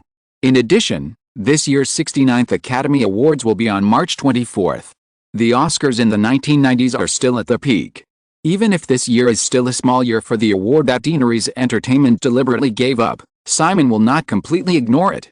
Finally, the recent movie box office situation. The Star Wars series, which started to be rescreened on January 30th, briefly seized control of the North American film market, and soon gave way to films produced by Deaneries Entertainment again. In the 4 box office weeks ending February 27th, Star Wars: The Phantom Menace has been re-released for a month, and the cumulative box office has barely exceeded $100 million, reaching $103.37 million. According to the box office trend of the past weekend, this first part of Star Wars still has about $20 million in box office, and the total domestic box office of this re-release is about $120 million. In addition, the second part of Star Wars, The Empire Strikes Back, which was released on February 21st, only had a box office of $21.46 million in the first week after the first part consumed most of the fans' feelings. It is estimated that the domestic volume is only about 50 million. In comparison, Bridget Jones's Diary, which was only released on February 14, earned $37.62 million in the first week. In the second week of its release from February 21 to February 27, the box office decline was well controlled at 23%, and it earned another $29.03 million, easily winning the single-week box office championship. In the past weekend from February 28 to March 2, the decline of Bridget Jones's Diary slightly widened to 33% year-on-year, but it still earned $12.73 million. It is expected that the box office will still be around $20 million in the third week. At the same time, after 2.5 weeks of release, the cumulative box office of the film has reached $79.38 million, and it is only $20 million away from breaking the 100 million mark. Considering the reputation of Bridget Jones's Diary, the film will still have a good curve until Easter, and the subsequent box office is conservatively estimated to be no less than $50 million, which also means that the domestic box office of the film will be at least $130 million. Since Julia Roberts' popularity is obviously higher than that of Renee Zellweger, and Hugh Grant, one of the male protagonists, has not encountered the scandal of being caught for soliciting prostitution and his popularity has plummeted, the production cost of this new version of Bridget Jones's Diary is $10 million higher than the original version of $25 million, reaching $35 million. Now, it has only been 2.5 weeks since the release, and Deaneries Entertainment has recovered all the production costs in North America. The total budget for the 3 British films packaged marketing plan in February is $20 million. Even if $15 million of that is counted for Bridget Jones's Diary, it will only take 2 weeks at the latest. As the film's domestic box office exceeds 100 million, the project will enter a profit cycle. As of the last weekend, the cumulative box office of Lock, Stock and Two Smoking Barrels reached $23.13 million, and the box office of Following also reached $19.19 million. The budget of the former project is less than $2 million, and the latter is only $3 million. With the additional $5 million in publicity and promotion, the cumulative box office since February 7 has exceeded $40 million, which has begun to bring Deaneries Entertainment considerable profits. This is just North America. The most successful part of Deaneries Entertainment's packaged publicity and promotion strategy in February is still in the UK. There is no need to elaborate on the long-standing complex emotions between the UK and the US. In short, these 3 films that are considered to be glory to the country have been very successful in the UK. Even though the box office data in the UK cannot be compared with that in North America in a short period of time due to the size of the market, according to the recent box office trends in the UK, even if the box office of Bridget Jones's Diary cannot catch up with that of North America, there is no doubt that it will exceed $100 million. The other 2 small films, with the help of new British filmmakers and the excellent quality of the films themselves, are more popular in the UK than in North America, and the box office in the UK is expected to exceed that in North America. Not to mention the series of blockbusters that were released at the end of last year and are still continuing. 3 box office dark horses were released in the first small period of the year, making Deaneries Entertainment's show a kind of Your Uncle is More Uncle than before in front of other Hollywood studios. During the meal, Amy couldn't help but half jokingly and half seriously ask Simon why he had such a precise vision in selecting films over the years for the success of the 3 films in February. The key is to be one step ahead of others, Simon also replied with a smile. In the film industry, from silent to sound, from black and white to color, at each stage, the types that can be discovered have actually been done to the extreme. If you want to break through, you can only move forward. The recently rescreened Lucas Star Wars series is the most typical case. If this film was released now, 20 years later, the result would be hard to say. For Deaneries Entertainment, CG special effects and 3D animation are advances in technology, and the concept of the movie universe is an advancement in innovation. Besides, the 3 films this time can be said to be a small innovation in marketing on the premise that we have 3 excellent films. Although Simon was a little evasive, Amy still showed a thoughtful expression, and after a moment said, "In this case, the 3D and IMAX technologies that Deaneries Entertainment has been promoting should be our next innovation and breakthrough, right?" Of course. In recent years, Simon has been investing in the research and development of technologies such as 3D and IMAX, and promoting them on a small scale. For this purpose, he even bought a Canadian IMAX company. The Batman v Superman, Dawn of Justice at the end of the previous year was a first appearance of IMAX. Only 26 IMAX screens in North America contributed more than $50 million in box office to the Batman v Superman, Dawn of Justice. After IMAX's great success in the Batman v Superman, Dawn of Justice, the total number of IMAX screens worldwide has quickly exceeded 100 in the past year, and this number will double this year. Among them, the two Jinshu cinemas invested by Simon in China each have an IMAX screening room. After the success of the two pilots, IMAX will also become the standard in the second batch of 20 cinemas being planned. With a rapid increase in the number of IMAX screens, the once very expensive conversion and copying costs are becoming more and more acceptable to the studios after being spread out, making this shocking movie playback mode more and more popular. As the owner of IMAX, Deaneries Entertainment's advantages in this regard can be imagined. Compared with IMAX, the promotion of 3D technology is much slower, mainly because the 3D shooting and projection technology is not mature enough, so Simon postponed the timetable for this technology and planned to make another effort after 2000. These things were all in Deaneries Entertainment's plan. Amy didn't talk much about it, but instead said, Helen Fielding has completed the conception of the second novel of Bridget Jones's Diary. The subtitle is The Edge of Reason, which explores the story after Bridget and Mark are together. According to the agreement, we have priority. I had a phone call with Helen, and she also hopes that the sequel can be released together with the second novel. Simon recalled the box office of the sequel to Bridget Jones's Diary. It was tepid in North America, but still a hit worldwide. He nodded and said, You are responsible for this matter. Well, I remember Julia signed a contract with us for 5 films. There should be more, right? Starting with Steel Magnolias, Pretty Woman, Sleeping with the Enemy, The Pelicans, and the most recent Bridget Jones's Diary, exactly 5. Amy said, and seeing her boss's expression of looking back on the past, she smiled and said, Do you feel that time flies? Yes, I'm 29 years old. This sigh sounded a bit strange when it was said to someone. Amy rolled her eyes slightly and continued, The 5 contracts have been completed, and you gave the Shakespeare in Love that Julia has always wanted to play to Kate Beckinsale. It may be difficult for Julia to negotiate the sequel. If we can't negotiate, leave it alone. We have a lot of projects that we can't develop right now, so we don't need this one. Amy nodded. It was just a teasing joke just now. After so many years in charge of Deaneries Entertainment, Amy's attitude towards dealing with big stars is completely the same as her boss's. Deaneries Entertainment doesn't need to accommodate any filmmaker now. So he started talking about other things again. The last script of Bad Things has been snatched away by Paramount, who plans to produce it under the Orion label, with an investment of $30 million. They also want to release it at the end of the year as this year's award-winning film. Many stars are in contact with it now, and even our Batman is interested. I have also read the script and think it is very good. Simon, why did you hint to Ella to give up? Simon asked back, What do you think is good? A very complete black crime story. The creativity, suspense and rhythm are all great, aren't they? Simon had to nod. Amy asked, So what? Simon thought for a moment and said, It's mainly because of the screenwriter Peter Berg. He insisted on writing and directing the film himself, but I'm not sure about his ability.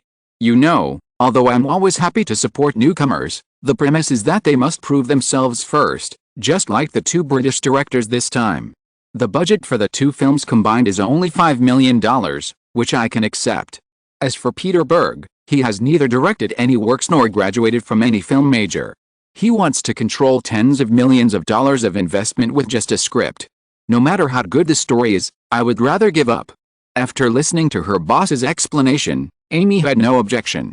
Not to mention the $30 million from Paramount. Even if it doubles several times, Deaneries Entertainment can afford it now, and it can also afford to lose it.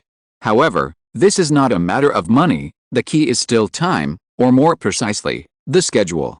Investing in such a project must definitely give the corresponding schedule resources. At that time, losing $30 million is secondary. It takes up a period of schedule and fails. For Deaneries Entertainment, the potential loss may be greater. Deaneries Entertainment has grown rapidly in recent years. In the final analysis, it is the accumulation of a large number of successes and the increase and decrease of other studios after many failures. Thinking of this, Amy suddenly remembered the project proposed by her boss some time ago when she picked up some pasta on the plate with a fork. Simon, in this case, should we be more cautious about paranormal activity? This is an idea you personally proposed. I believe there must be many directors in Hollywood willing to take over. There is no need to use a newcomer. Have you seen Lynn's work? Amy shook her head. No. How about I take some time to watch it in the evening? No, you should spend more time taking care of your son. Simon smiled and said, first of all, I am very optimistic about this director. He is the opposite of Peter Berg we just talked about. He is a standard film school graduate and very pragmatic. He is only 23 years old this year and has already made two feature films. So many people in Hollywood dream of becoming famous overnight. There are actually very few people who are really willing to work hard. Amy listened carefully and was quite touched. She asked, what's second? Secondly, in order to pursue a sense of reality as much as possible, this project is best done by newcomers. I've read your memo, but I think it's right to use newcomers for actors, but it's not necessary for directors. The same goes for directors, Simon said, because the film itself needs to give people a relatively immature texture. If it is a famous Hollywood director, it is inevitable that there will be some deep-rooted stereotypes. In this way, Lynn, who has made two feature films, may be a little too mature, but, I can't find a real rookie. Amy laughed and said, anyway, you are watching it yourself, there will be no problem. Yes, after watching the sample of American Pie in the afternoon, it is Ghost. I will have a good chat with them at the production meeting of The True Story. Amy nodded slightly, and continued, also, Brian is working on L.A. Confidential, and the first male lead, Hugh Jackman, has already been decided. You should be very optimistic about him, right? Well, Simon cut the lamb chops on the plate and curled his lips. Actually, I have been looking for some actors in recent years. Not very deliberately, but I have been doing it. Guess what I am preparing for? Amy thought for a while, and suddenly an idea flashed in her mind. Marvel Cinematic Universe. Bingo, this is telepathy. I want to give you a raise. Amy smiled. Boss, I will take it seriously. Then forget it quickly. Simon continued to joke, and then said, Hugh is one of them. As for which role he is suitable for, keep it secret for the time being. Period. Amy raised another objection, but, Simon, if you make the candidate you are looking for too popular, you may not be able to use him in the future and sign a long-term contract. I will pay attention to it. The two talked about this and enjoyed lunch quietly for a while. Amy said again, also, boss, we should also arrange some acquisitions this year, Blockbuster, or, remember you mentioned it before, Redstone's Viacom. Not for the time being. For Blockbuster, this year's work is to separate the direct stores from the authorized stores, sell the authorized business, and actively slim down to reduce the resistance to our future full acquisition. As for Viacom, Simon thought about the coveted MTV and Showtime TV stations under this media company, and could only shake his head. The timing is not right for the time being, mainly in terms of the stock market. Amy thought for a moment and nodded, I understand. And, if you know Redstone, you should know that it is very difficult for us to get Viacom. Redstone has a very tough personality, I know this too, but, Simon, he is 73 years old. Simon remembered a tough old man in his 90s who still clung to power 20 years later and only resigned reluctantly after being required by the court to undergo a compulsory mental evaluation.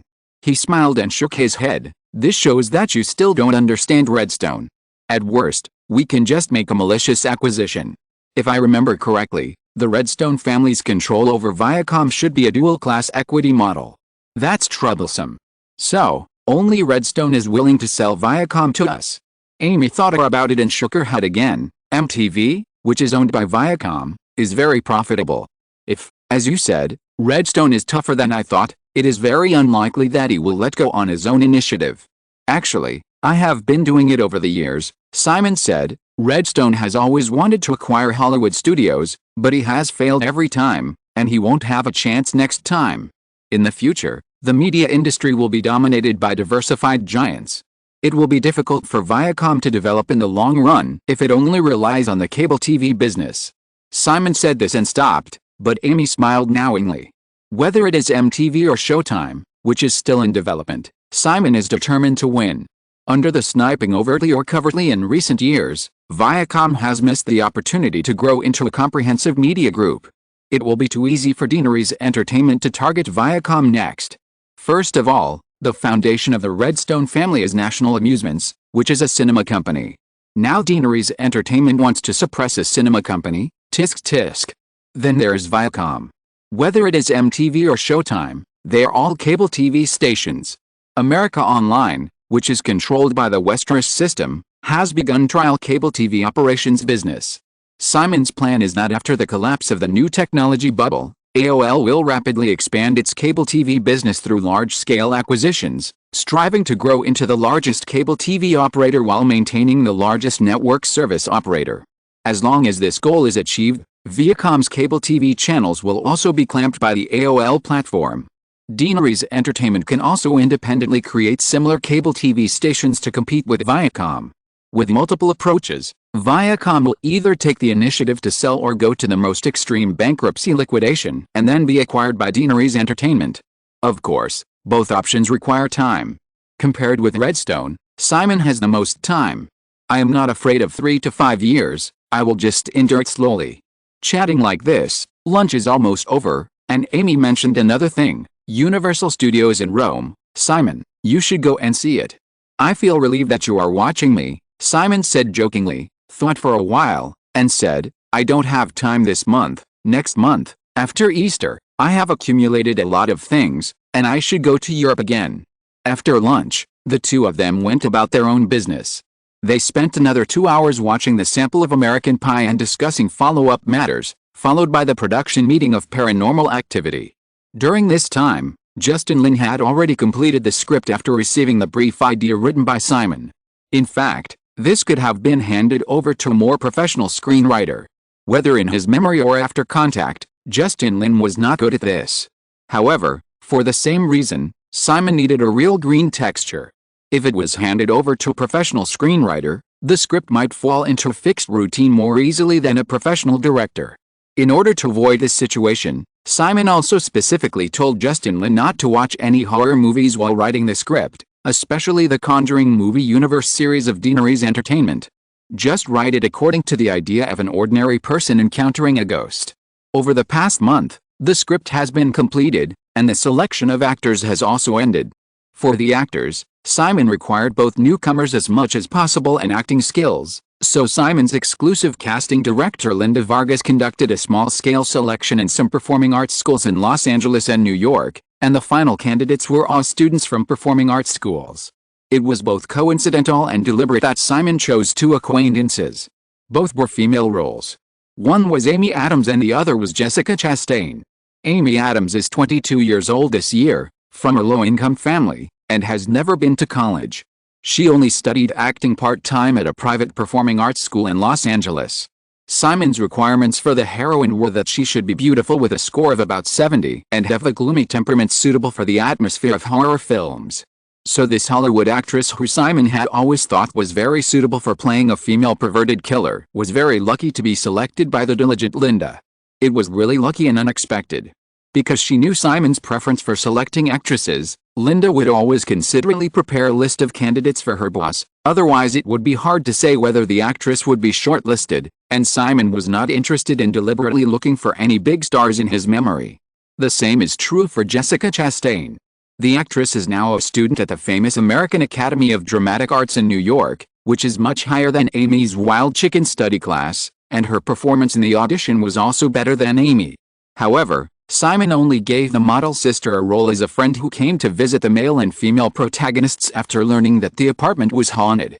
This is mainly because the model sister is much worse than the 70 points required by Simon. According to Simon's personal aesthetic standards, the maximum score is 60 points. As an ultra-low-cost horror film, the actress cannot be too beautiful, otherwise it is easy to distract the audience from the play, but it must also be more attractive. Amy Adams' 70 points is just right. It is even more coincidental that Simon can't remember the name of the heroine in the original Paranormal Activity, but her appearance is obviously similar to Amy Adams. Although the female lead and the supporting actress are minor roles this time, since they have met, After the performance of Paranormal Activity, the two actresses will become Simon's targets for deliberate attention and cultivation. As for the male lead, Simon is not so interested, as long as his acting skills are good enough, so he chose a young man who has no impression at all but has excellent acting skills. The production meeting in the afternoon was the first gathering after the small team was set up. Except for Justin Lin, because of the confidentiality work in advance, the other few people knew for the first time that such a small film would get the personal attention of Simon Westeros. After that, they were even more excited when they learned that this was the idea proposed by Simon. Even though the two actresses were not as bold as some other women who could contact Simon, they could not avoid some small initiatives and approaches. However, apart from cultivating the two women actresses in his pocket, Simon has no other special interests. The main reason is that as the bellies of several women around him are getting bigger and bigger, Simon's interest in women has inexplicably decreased during this period. Perhaps this is also a kind of prenatal anxiety of being a father. The kind that is superimposed after 6 women are pregnant together. The pressure is huge. Unlike American Pie, the meeting with the crew of Paranormal Activity was very short, only half an hour. It mainly explained the precautions during the filming process. It must be realistic and lifelike. It also suggested that the main creators watch reality shows such as The Real Housewives of Beverly Hills. Of course, Lin Yibin and others can only figure out how to do it. Simon will take time to watch a few sample films during the filming process. If it doesn't work, he will go back to the furnace to continue. After all, it is digital shooting, and the cost of reprocessing is very low, so he is also relieved. After the meeting, Simon rushed to the next production meeting of Crash. This lasted until the evening. After seeing off Ben Stiller and others who were responsible for the screenwriter of The Hangover, Lady A walked in and handed over a note with a slightly strange expression. "This is what my wife just sent." Simon took it and looked at it. First, there was a string of addresses. I probably remembered that it was a mansion in Beverly Hills. Then there was a sentence. Natasha, who is very white, was waiting for her dear to enjoy it. After Simon finished reading, he was stunned for a moment before he remembered that he had met the Ukrainian representative at the SpaceX headquarters in the morning. He did not expect Janet to get the job so quickly. Well, no, she helped her man get the job. What a good wife. He slightly raised his lips and thought about it. Then he roughly understood that Janet might have noticed his anxiety during this period, so she took the initiative to find a woman to relax him. Seeing that her boss turned back to his desk calmly, he just threw the note casually on the corner of the table. After a pause, he could not help but come over. "Boss, do you want to go over and make arrangements in advance?" Simon shook his head. "No, I'll go home later." "I'm really not interested recently." Of course, a girl had no objection, nodded and left the office. Simon worked until 6 o'clock, and then returned to Cape Dumay Manor. Janet had returned early and was reading a big book with Seattle by the glass curtain wall. She was quite surprised to see Simon. Simon held the woman in his arms, signaled the baby-faced waitress Zoe to take his precious daughter away, who would feel inferior when he saw her now, and then he and Janet lay on the sofa together, watching the last sunset at the end of the sea through the curtain wall. Janet found a comfortable position after rubbing against each other, enjoying the man's arms, and asked with a smile, "Why don't you go to Beverly Hills? She is really very white. I also took her to do a full set of maintenance." Simon joked, "I am such a responsible man. Of course I have to go home after get off work. How can I go out to fool around?" Janet wrinkled her nose and made a little expression of "you are kidding me," opened her mouth and bit Simon lightly, then put her head on Simon's shoulder, but after a moment of silence, the woman jumped out of Simon's arms again, ran away barefoot, leaving Simon confused. However, less than a minute later, Janet returned again, sat astride Simon's legs, held the man's head and moved closer, and whispered with a bit of evil and excitement, "This time it's the mouth. Just consider it a reward for you to get home on time after get off work, but don't think too much about it." After saying this without any context, Janet lowered her head and kissed the man on the lips. Chapter 1106 Blackberry. San Francisco, Mountain View.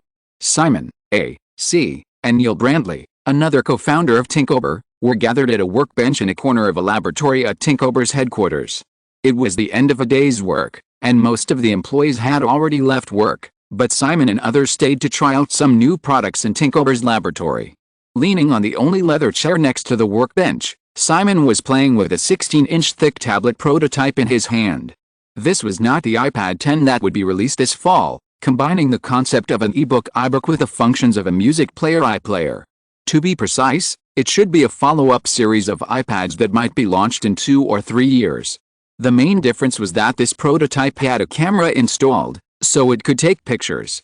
And Neil Brantley stood on Simon's left and right, while she sat on the workbench facing Simon in a very unpresentable manner, and occasionally her slender legs would touch and interact with Simon.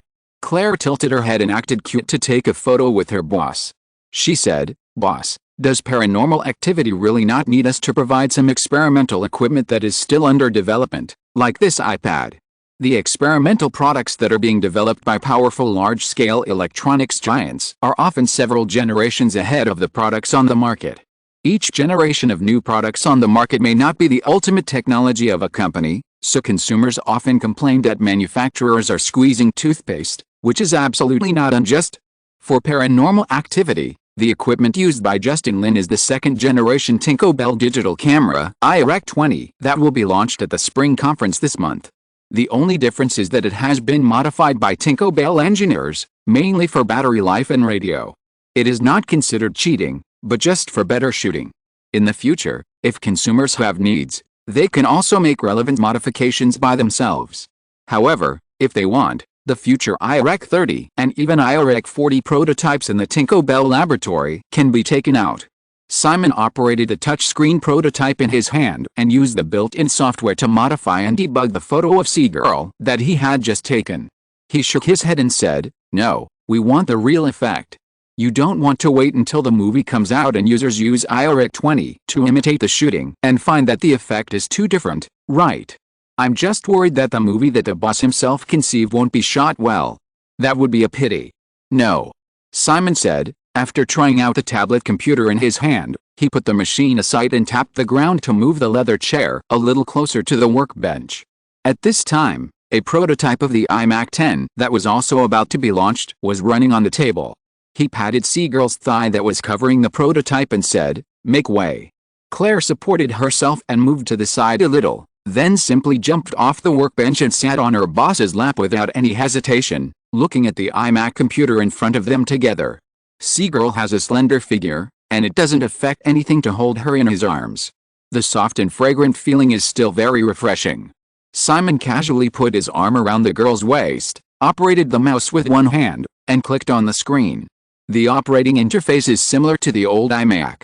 The graphical interface operating system developed from the Linux kernel installed on this PC was also named iOS 10 by Simon for the sake of convenience. The mouse pointer passed over a row of icons such as File, Settings, Program, Recycle, Mall, and Game at the bottom of the desktop. Simon first selected Mall. Again, developing an operating system is not as difficult as imagined.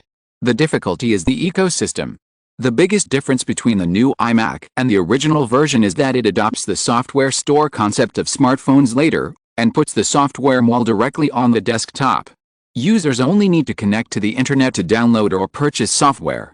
At the same time, it also focuses on the concept of security, because the software that can enter the iOS software Mall will be strictly reviewed by Tinkerbell. On the other hand, Tinkerbell has also conducted very extensive investigations in private. Software ecology is certainly important, but for ordinary users, the software that is frequently used is actually limited to a few or even a dozen. Therefore, creating an ecosystem is also not as difficult as imagined. As for hardware, the most popular personal computer peripheral hardware products are all their own products, which is not a problem. Of course, this is only for Tinkerbell. In order for the technology companies of the Westeros system to have their own absolute control platform in the field of desktop operating systems, Simon personally coordinated, including the major technology giants directly under the Westeros system.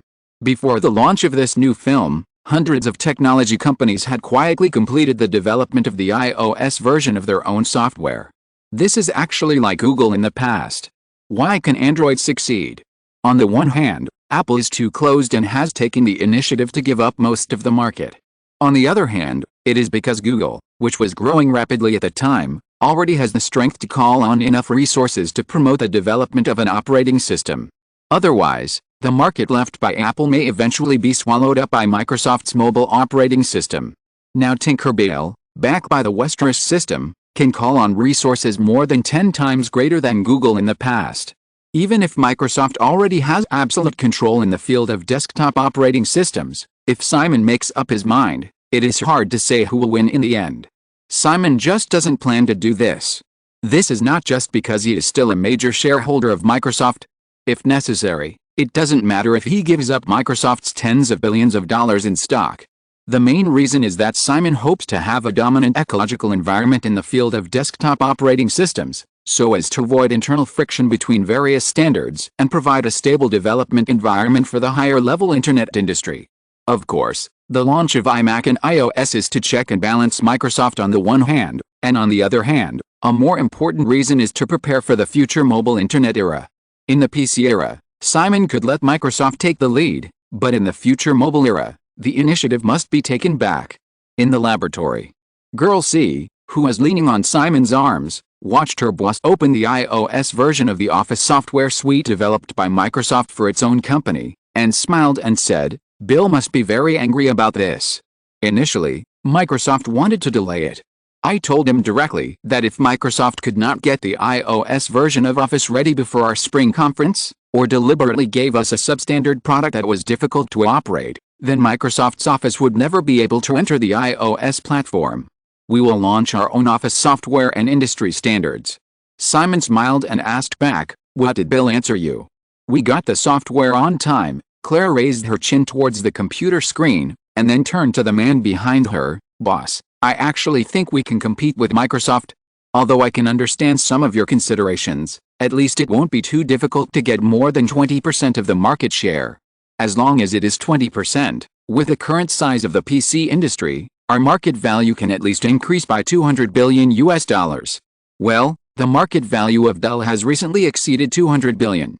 Simon did not answer directly, but asked, "What do you think is Tinkerbell's greatest competitive advantage?" Without thinking too much, C said, "Of course it's innovation."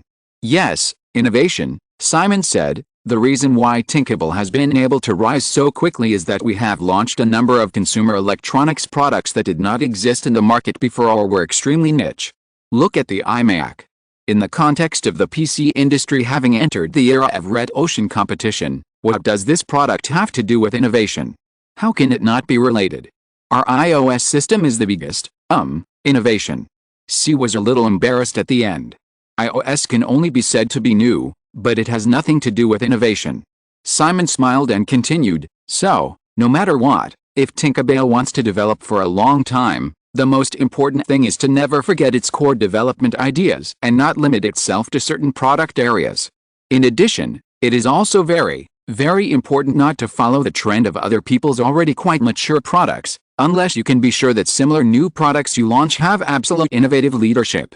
Perhaps many years in the future, it will be discovered that the field of electronic products has reached its peak, and Tinkerbell can completely break through again, even if it is making cars or something like that." After listening to her boss's words, Claire nodded like a chicken pecking at rice. However, Neil Brandley, who was quite understanding, said, "Simon, you just mentioned cars.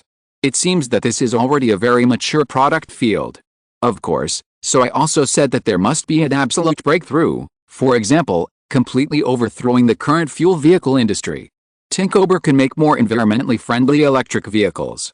Claire heard this and began to argue with her boss. "Boss, in fact, electric vehicles are not environmentally friendly at all. I remember you said in our previous chats that rechargeable batteries seem to be more environmentally friendly than disposable batteries, but during their entire life cycle, they also consume a lot of resources and leave heavy polluting waste that is difficult to deal with. If we make electric cars, the battery volume will definitely be larger, which means more serious environmental problems.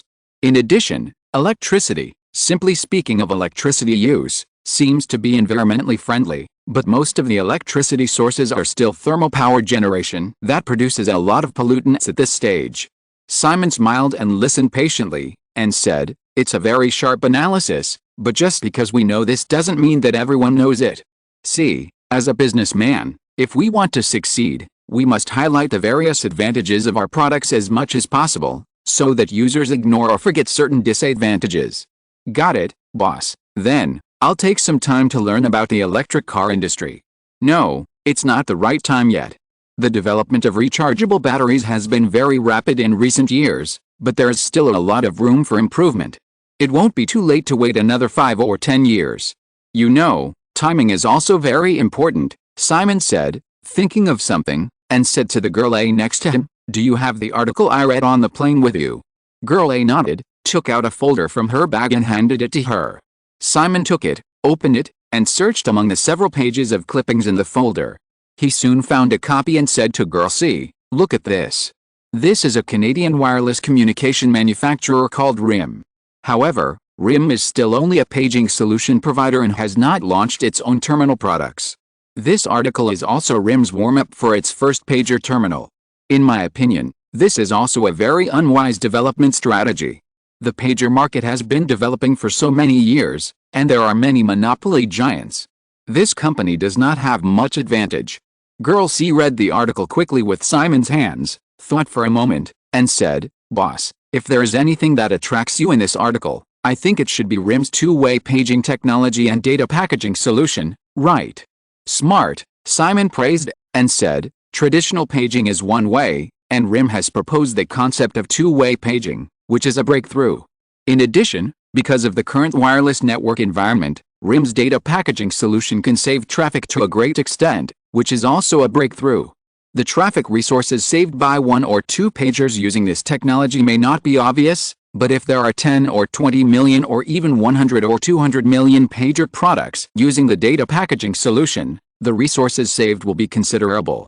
"Boss, do you mean that we buy this company and do?" "Well, even so, boss, you just said that it is still not appropriate to make pagers." Simon closed the folder, handed it to girl A again, and said, "Just to let you see, Tinkable only needs to focus on its own products now, and I'm not sure if you can do it well here." Claire immediately said resentfully, "Boss, you just said that we should strive for a breakthrough." Simon felt the soft body of girl C twisting and swaying in his arms, and soon surrendered, smiling, Okay, let me tell you my idea. RIM's technology doesn't have a clear advantage in making pagers, but we can try to make a business phone that can send and receive emails at any time." As he said this, Simon gestured to the side, and Neil Brandley, who had been listening attentively, quickly handed him a pen and paper not far away. Simon picked up a pen and quickly began to describe the style of the BlackBerry phone in his memory. "It's about this. This business phone must have a larger screen for reading emails. In addition, it must have a full keyboard for writing and sending emails. After developing this phone, we can build our own server to provide business users with email sending and receiving and checking anytime and anywhere. We can even integrate a Grit's ICQ instant messaging software to realize online chat." Claire listened, but her eyes did not light up. "Boss, will this work?" Simon smiled and said, "First of all, it's technology. RIM's patents can be easily extended to online email sending and receiving. In addition, unlike pagers, the advantages of data packaging can be more obvious on this phone. In addition, it must have a price that users can accept. Finally, it's marketing. Whether it was ICOM or a player, the reason they were successful was that marketing accounted for a large proportion. We cannot deny this. In the past, BlackBerry's success was largely due to accidental factors. During the 9/11 terrorist attacks in 2001, the demand for wireless communications increased dramatically in a short period of time, causing data congestion. As a result, Vice President Cheney's BlackBerry phone became popular because the BlackBerry server was independent and could maintain smooth communication. Then, the BlackBerry phone, which had been launched for 2 years, attracted attention. After 9/11, BlackBerry quickly gained 1 million users, and then showed a geometric explosion. At its peak in 2008, BlackBerry had 80 million users worldwide, and its market value once exceeded $80 billion. Then, the Apple phone was born, and BlackBerry declined rapidly. This is not to say that BlackBerry is not good enough, but that each era has its own limitations. BlackBerry is only suitable for the 2G and 3G eras, and Apple just hits the future. Chapter 1107 Very empty. Simon first considered handing the BlackBerry over to Nokia, and then to Scuba, which was planning to enter the wireless communication field. Tinkober was not considered. The main reason was that it was not a good match for the time being. However, After some exchanges in the Tinkober laboratory and during the subsequent dinner, the project was still snatched by Miss C, who planned to use it to enter the mobile phone field in advance. After all, just like PCs, in recent years, with the development of the mobile communication industry, the annual global mobile phone shipments have also shown explosive growth. In any case, this phone is ultimately just a transition. Although the market value of BlackBerry once reached $80 billion, it was more due to conceptual operations. This phone lacks a user base as sticky as Apple once did. When the new era came, it was almost eliminated in the blink of an eye. In short, since Tinkober will make mobile phones sooner or later, it is a good choice to practice now. Success is of course better, but if it fails, it will fail. Then there's the problem of the name. With Simon's reminder, Tinkober applied for a large number of trademarks starting with the I-series worldwide a long time ago, including iPhone. Since it was a mobile phone that used the internet email transmission technology in a groundbreaking way, it seemed that there was no problem in using the iPhone trademark. However, Simon firmly opposed it. This mobile phone was too different from the iPhone that Simon remembered, and it was a waste to use this trademark in advance. However, the BlackBerry that Simon proposed based on the key design that looked like the layout of BlackBerry grains was incompatible with the naming rules of Tinkober products. Since it was decided to do it, of course it could not be treated differently from the beginning. Moreover, if a product with an unconventional name was suddenly launched outside the Tinkober I-series, it would be a nightmare for obsessive-compulsive disorder, and Simon himself, who also had some obsessive-compulsive disorder, would find it difficult to accept it. After some discussion, they finally compromised and decided on the name iBerry. Berry is a general term for berry fruit. In the future marketing process, they can still promote the inspiration from the berry-like key design. Moreover, it is no longer BlackBerry, and this time it is no longer limited to black. The plan was finalized, and then the acquisition of Canadian RIM was carried out. This company also took advantage of the new technology wave to conduct an IPO last year, but its size is very small, with a current market value of less than $300 million. If it is delayed until the Nasdaq turns, perhaps only half of the funds will be needed to acquire it. Moreover, even if this company is not acquired, it is not difficult to launch the iBerry mobile phone independently with a huge technical accumulation of the Westeros system. These are all things that the Tinkober team needs to be responsible for. The next day is March 7th. Friday. Simon rushed to San Francisco on Wednesday and stayed here for 2 days. In the morning, he set off for the East Coast as usual. In the cabin office of the Boeing 767. After the private plane took off, Simon first paid attention to the Hollywood box office situation in the past week. In the box office week from February 28 to March 6, Bridget Jones's Diary, which was released for the third week, received another $19.46 million with a large box office drop of 33%, still easily winning the single-week box office championship. The cumulative box office of the film has reached $86.11 million. According to the law of the decline of a film, the decline last week was deep, and the decline this week will be narrowed. Therefore, this love movie is likely to break $100 million in the next week, becoming the first film of Deanery's Entertainment to enter the 100 million box office club in 1997. The second and third places on the list are occupied by two re-released Star Wars movies, which are not worth mentioning.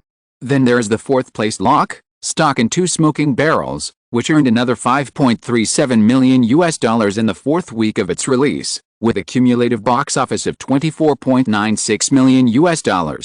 The fifth place Nolan Following, also in the fourth week, earned $4.26 million, with a cumulative box office of $20.64 million. These days, the two seemingly insignificant small films Lock, Stock and Two Smoking Barrels and Following are attracting more and more attention from all parties, mainly because, according to the current box office trend, the two films are expected to bring Deanery's Entertainment no less than $30 million in net income in the theater distribution stage worldwide. Two films means $60 million. This does not include the subsequent revenue from videotapes and TV broadcasts. With such a profit scale, most of Hollywood's blockbuster movies may not be able to get it in the theater stage, so it really makes the executives of other studios feel like going crazy. Deanery's Entertainment occupies the top 3 of the top 5 on the list.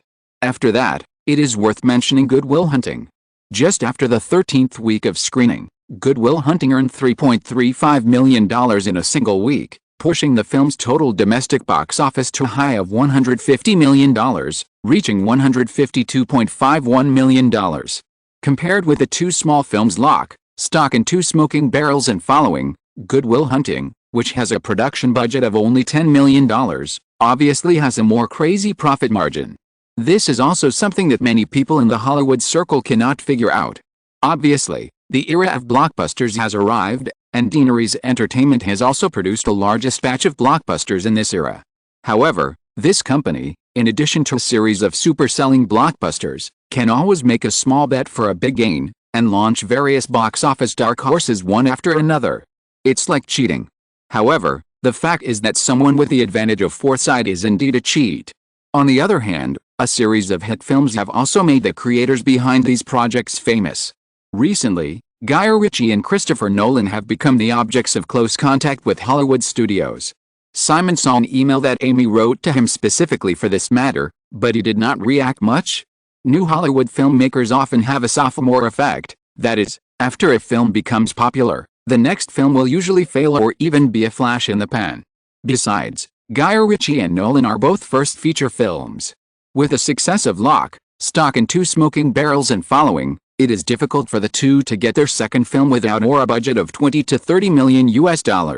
In addition, the studios are accustomed to accommodating or even letting go of the newly famous filmmakers.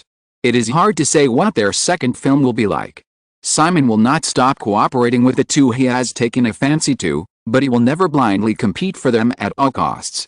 Of course, it is still because Deaneries Entertainment is too confident and has no shortage of projects, so it does not need to accommodate like other studios. Otherwise, it would be like Paramount in the past, who almost worshipped the explosive Bay for the Transformers series, and allowed it to shoot whatever it wanted, which resulted in the complete failure of the Transformers series. Then there is Nolan, and Warner also worshipped him, making and playing around with him, and as a result, they released Tenet, and even the distribution of the film depended on the attitude of the director. The result is predictable. Deaneries Entertainment is as strong as Disney at its peak in the original time and space. Even if they shot 2 Avengers films, as long as the concept was not in line, Joss Whedon would still let them go. Then Warner also immediately worshipped the tail-light classmate, and made a Justice League with a $300 million investment whatever they wanted. The result was another tragedy. When I came to New York, in addition to accompanying the pregnant women, there was another thing this time.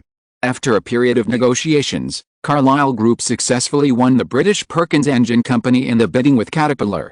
The final price was $1.425 billion, mainly because Caterpillar, the largest engineering machinery giant in the United States, participated in the bidding.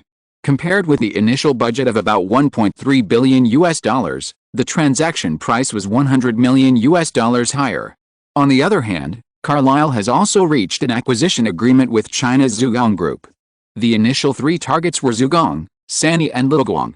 Only the last one was still in the negotiation stage because Simon finally confirmed it. Now, with the acquisition of Perkins Engine Company, the layout of the Westeros system in the field of engineering machinery in China can also be accelerated. It is preliminarily determined that Perkins Engine Company will take over Zhugong's own diesel engine subsidiary, and then realize the transfer of production lines to China in the shortest time. In addition, the Carlyle team's operations in Ukraine have also reaped a lot of rewards. In addition to the technology and team excavated from Ukraine on port machinery and mining machinery, Carlyle also obtained a batch of shipbuilding technology, and at the same time selected a long-sought shipyard in China, located in Jingjiang, Jiangsu, named Jingjiang Shipyard. Just last year, this shipyard achieved the feat of independently developing and building 10,000-ton cargo ships, which was a breakthrough for non-national local shipyards. China's rise in the next few decades will inevitably lead to another boom in shipping. Simon had originally set his sights on South Korea's shipbuilding industry and planned to make vulture investments after the upcoming Southeast Asian financial crisis. In China, since there is a suitable target, of course it will not be missed. After the initial contact, Jingjiang Shipyard also gave a very positive response. East Hampton, Long Island. In the busy time, it was already Sunday. This afternoon, I quietly brought Grace here for a pregnancy test. By the way, the gender of another little guy was determined. It's still a boy. This put some pressure on Simon again. 6 little guys, if they are all boys, I don't know if they will fight for the family property in the future. In a manor by the sea in the north of East Hampton, Grace, who had just come back from a pregnancy test and was sitting on the sofa in the living room with Simon, talked about this issue. She was very decisive. That's why you, as a father, have to be tougher, otherwise they will of course fight. Remember, there is a theory, Simon said, putting his arm around the woman beside him, if the father is too strong, the children will become weak, and I don't want this to happen. It's your business anyway. You have responsibilities too. Well, I'll do whatever responsibility you let me take. Bryce Levison came in with a fruit plate and happened to hear what Grace said. She rolled her eyes and said, "It feels like you treat him not just as a king, but a master." Grace smiled and said nothing. Seeing the woman put a fruit plate on the coffee table, Simon deliberately raised his arm. "Bring it here. How can I eat it if you put it there?" Bryce curled her lips, but still picked up the fruit plate obediently and put it in front of Simon. "Master, please have it." Simon picked up a piece of apple and gave it to Grace next to him, saying, "It would be better if you put on a maid outfit and speak in a more submissive tone." Bryce snorted, stuffed the fruit plate directly into Simon's hand, sat down on the other side of the man, and said, "Then you should let Ray do it. She is willing to do anything." Simon held the fruit plate and glanced at the woman sitting next to him. "Aren't you going to leave yet?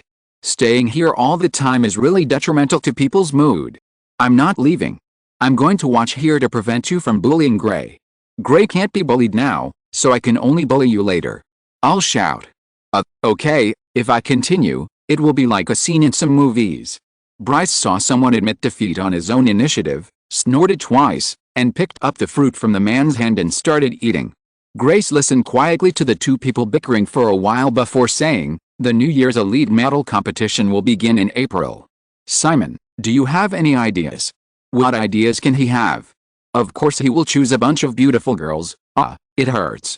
Simon gently pinched the woman next to him somewhere, then said, "There is just one thing I almost forgot to say. This time the model competition, the finals should be held in Atlantic City." Bryce Levison interrupted again. "Atlantic City? What's the point of holding it there?" Simon turned his head again and saw the woman subconsciously shrink her neck, then said, "Don't you care about your own business at all on weekdays? I only care about how to spend money." Grace on the other side helped explain, "The Levison Group now has several casinos in Atlantic City, and I seem to have heard that the performance is not very good." Simon nodded. "The casino industry in Atlantic City has not been very good, but now that we have it, we have to try it. Shooting a movie about Atlantic City is one, and we already have a project to do, and another is to introduce some entertainment events to Atlantic City, which can increase its popularity. In that case, I will communicate with the Levison Group as soon as possible. Not only the finals, but also some other processes can be carried out in Atlantic City." Bryce saw Grace looking at her again and shook her head and said, "I don't care about these. You go and talk to Frank." Grace nodded and looked at Simon again. "It's Milan Fashion Week recently. Don't you plan to go to Europe to have a look?" The 4 major spring fashion weeks in 1997 started in mid-February. The first New York Fashion Week and the subsequent London Fashion Week have ended. Now it's Milan's turn, and finally Paris Fashion Week. Simon just shook his head. Recently, he really has no such interest. Bryce was not so sensitive to Simon's emotions, and said again with a teasing tone, "This guy must feel that New York is empty recently. Those fairies have all gone to Europe. Otherwise, they might not even think of us."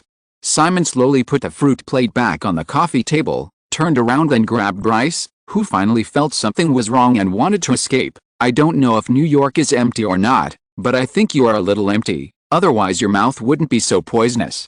Now, take you to get treatment."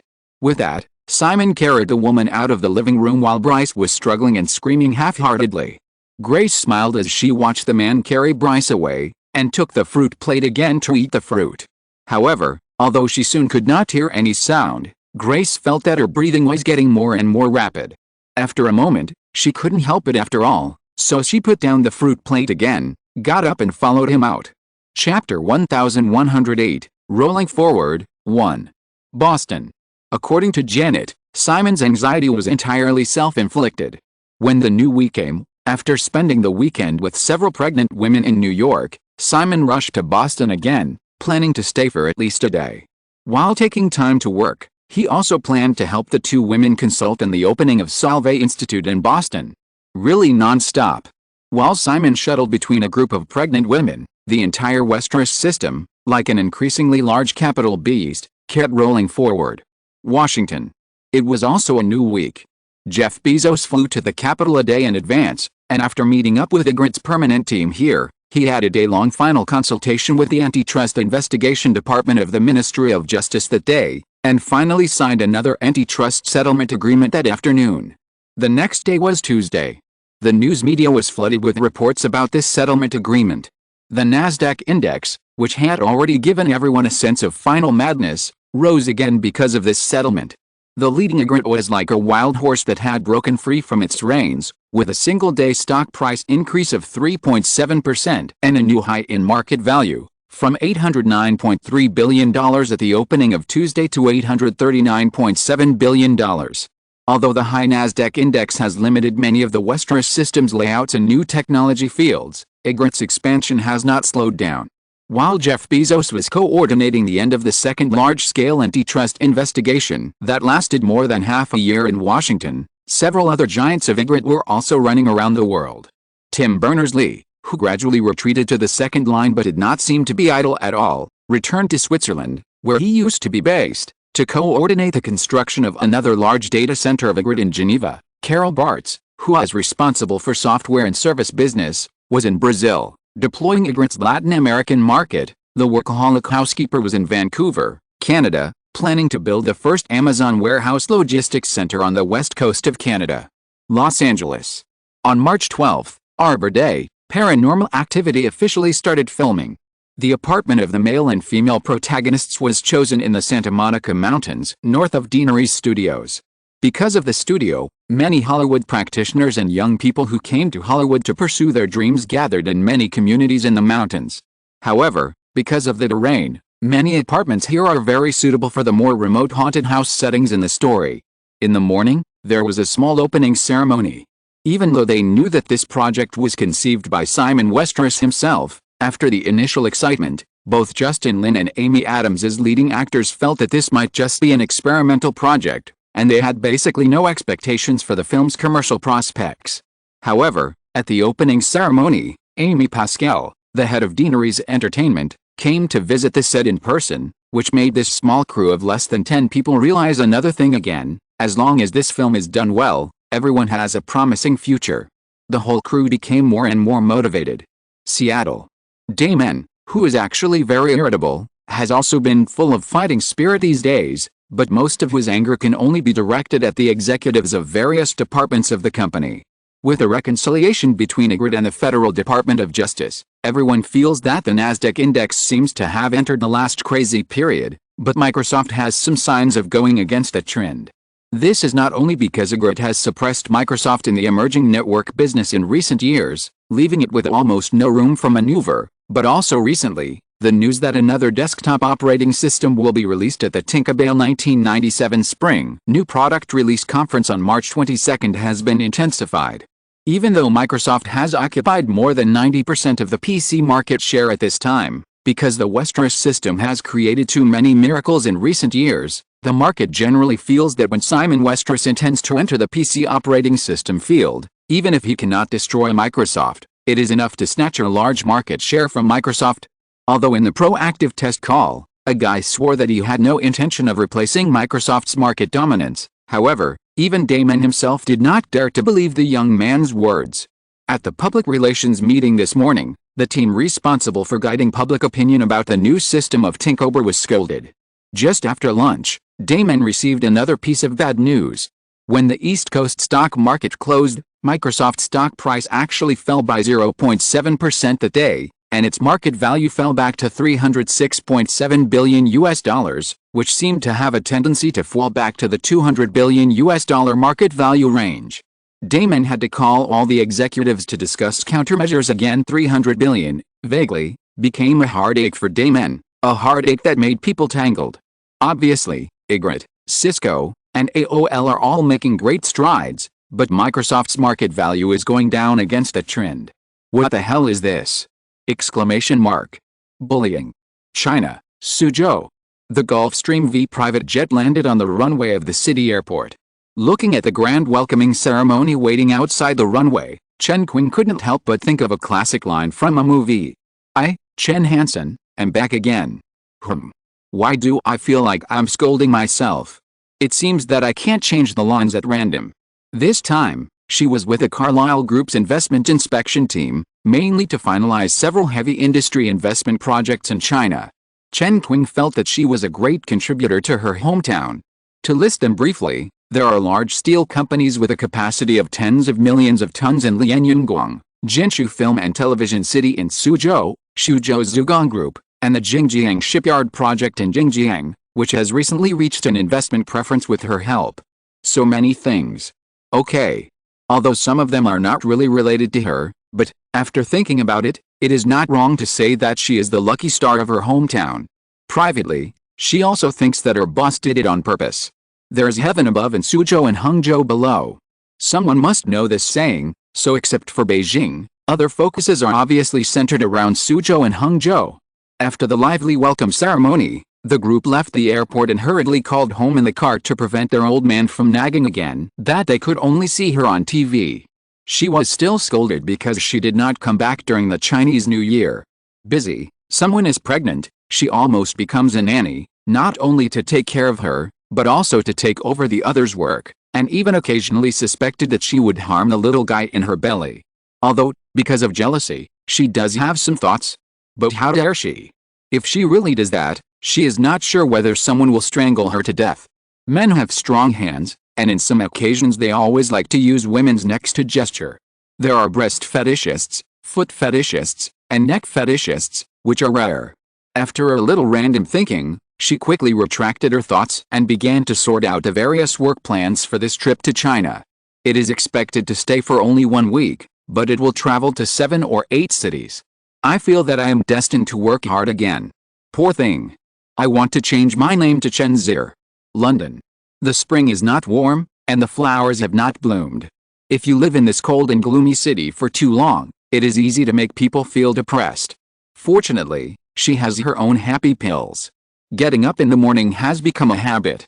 Yulia Shelshikina goes to her daughter's room first.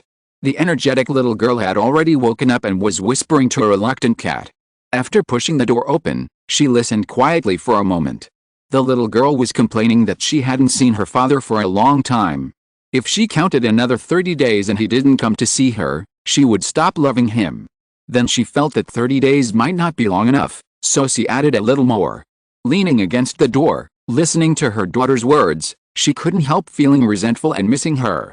But she quickly put it aside. Life is good enough now, and we can't covet too much. After whispering, the little girl soon found her mother's figure. The cat in her arms immediately fell out of favor, and she instantly forgot her worries just now. She took the initiative to stand up and show her mother that she had dressed herself and washed herself. Shelshikina stepped forward to put shoes on her baby daughter, and Nina immediately ran out of the room, saying that she was going to call Vera, the lazy bug, to get up. How could she sleep in? The little girl, who was almost 6 years old, ran out of the door in a hurry and almost bumped into another figure in the corridor. She quickly stopped, apologized politely, and greeted, "Good morning, Nada." Natalia Banshikova bowed in front of the little girl, pinched the little girl's face affectionately, and said with great affection, "Morning. I'm going to wake Vera up. Nada, will you come with me?" "Oh, go by yourself. I still have to prepare breakfast for everyone." The little girl immediately expressed what she wanted to eat and what she didn't want to eat. She discussed it very seriously and ran away again in a blink of an eye. Natalia watched the little girl run to the other side of the corridor and disappear around the corner. Then she stood up and noticed Shelshikina standing in front of the girl's bedroom door. She quickly greeted her, and her tone was subconsciously more humble. "Good morning, Yulia." Compared with the gentleness in front of her daughter, Shelshikina's expression seemed a little cold, and she just nodded slightly. Women may get along well with each other, but there are not many women who can be really close to each other under the same man. Shelshikina was originally a very soft-tempered person, but after a few years, she helped him to handle many things in the UK, and even the softest person could be tempered. Shelshikina treated Ivana Antonenko, who came earlier and was arranged by the man to live with him, equally. When Natalia Banshikova arrived, although she didn't know much about this woman, since the lady said to treat her as a maid, she treated her as a maid. In any case, even for her daughter, she didn't want anyone to share her position in London. When the rare golden morning light of the city fell on the villa, everyone sat in the restaurant together. To be precise, there were only two pairs of mothers and daughters sitting in the restaurant, Shelshikina and her daughter Nina, and Ivana Antonenko and her daughter Vera. Natalia could only stand by and serve. She didn't feel anything wrong about it, and she didn't think about fighting for herself. As long as she left Ukraine and was no longer so shameful for him to bring her and her two daughters together, it would be good. Although she hardly resisted at the beginning, she finally realized that things were too absurd. The days in London were not empty because of the seldom appearance of a certain man.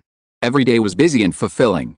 After breakfast, Shelshikina sent Ivana to visit the National Style Art troupe that had just arrived in London to perform, to see if the girls living in her luxury apartment building on the banks of the Thames had any needs. Shelshikina herself first sent her daughters Nina and Vera to kindergarten, and then came to an office near Knightsbridge. Charles Delavigne, who was hired by the man as a real estate agent in the UK after a chance encounter 2 years ago, had arrived in advance. Today, the main discussion was about the apartment where the National Style Art troupe was stationed on the banks of the Thames. The man had received news that he wanted to buy the entire 16-story luxury apartment building that was only rented temporarily. This is a big deal, so Charles Delavigne seems quite excited. Shelshikina is very calm.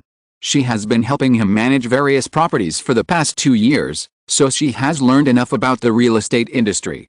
She is not very satisfied with the agent who is said to have aristocratic blood because of some small calculations of the other party in the first few cooperations. Fortunately, after a few knocks, this person settled down. After the two met, with the help of some other staff, they spent more than an hour to sort out a document about the building and planned to formally contact the relevant real estate developers in the afternoon. Near noon, knowing that this cold lady would definitely not have dinner with him, Charles Delavigne did not make himself bored, and did not dare to think too much. He just mentioned another thing. The family planned to hold a family party at the weekend. If she was free, Shelshikina could take Nina with her. She also said that her daughter Kara had been looking forward to seeing Nina again. Shelshikina thought of the little girl named Kara Delavigne in the Delavigne family. She was 1 year younger than Nina, but she was also eccentric. Deep down, she hoped her daughter could have more friends. She carefully asked who else would attend the party. After a little consideration, Shelshikina agreed. Paris. The last stop of the spring fashion week. She didn't finish her work until 2 in the morning. In order to compete with the other two girls who had already parted ways, Zumomo, who had suspended her classes at the Central Academy of Drama to run the business, had been a complete workaholic for more than half a month, which made Mo Wuling, who accompanied her to the 4 major fashion weeks, feel a little distressed. At first, Mo Wuling, like many others, thought that the modeling profession was not serious. Now, seeing it with her own eyes, well, although it still feels not serious, it is also found that if you want to do it well, it is definitely not as simple as walking on the catwalk as ordinary people imagine. There are too many doors and windows. Back to a luxury apartment in the western district of Paris, Mo Wuling and another classmate Ren Jinxie, who was pulled by her to serve as Zumomo's assistant, were greeted respectfully by the waitress and helped their precious niece, who said that her feet hurt and her eyes were too sleepy to open, into the house. But they felt a little strange again. After all, the girl in my family can't live without a certain man, or, to be more precise, it is obvious that I don't want to leave. Chapter 1109, Rolling Forward, 2. Italy, Reggio Calabria.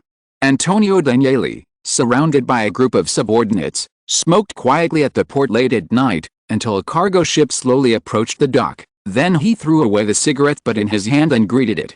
Giovanni Danieli, the third child of the Danieli family, jumped off the deck first, smiled and hugged his eldest brother, and smelled the strong smell of tobacco on his brother, and couldn't help but persuade him, "Anton, you should smoke less." Antonio just patted his brother on the shoulder. "How much did you bring this time?" 5 tons, Giovanni said. Seeing that his eldest brother had already walked to the deck, he had to follow and said, "In addition, I also met Boris Orlovich from Ukraine and Albania. They recently opened a planting base in the mountains south of Ferraro. Albania is just west of southern Italy, across the sea, and the closest distance between the two countries is only 80 kilometers. As a former Soviet Union ally of the Warsaw Pact, Albania is one of the poorest countries in Europe. In the past few years, it has been affected by the Bosnian War, and its economy has become even more desolate. People are poor and have low aspirations.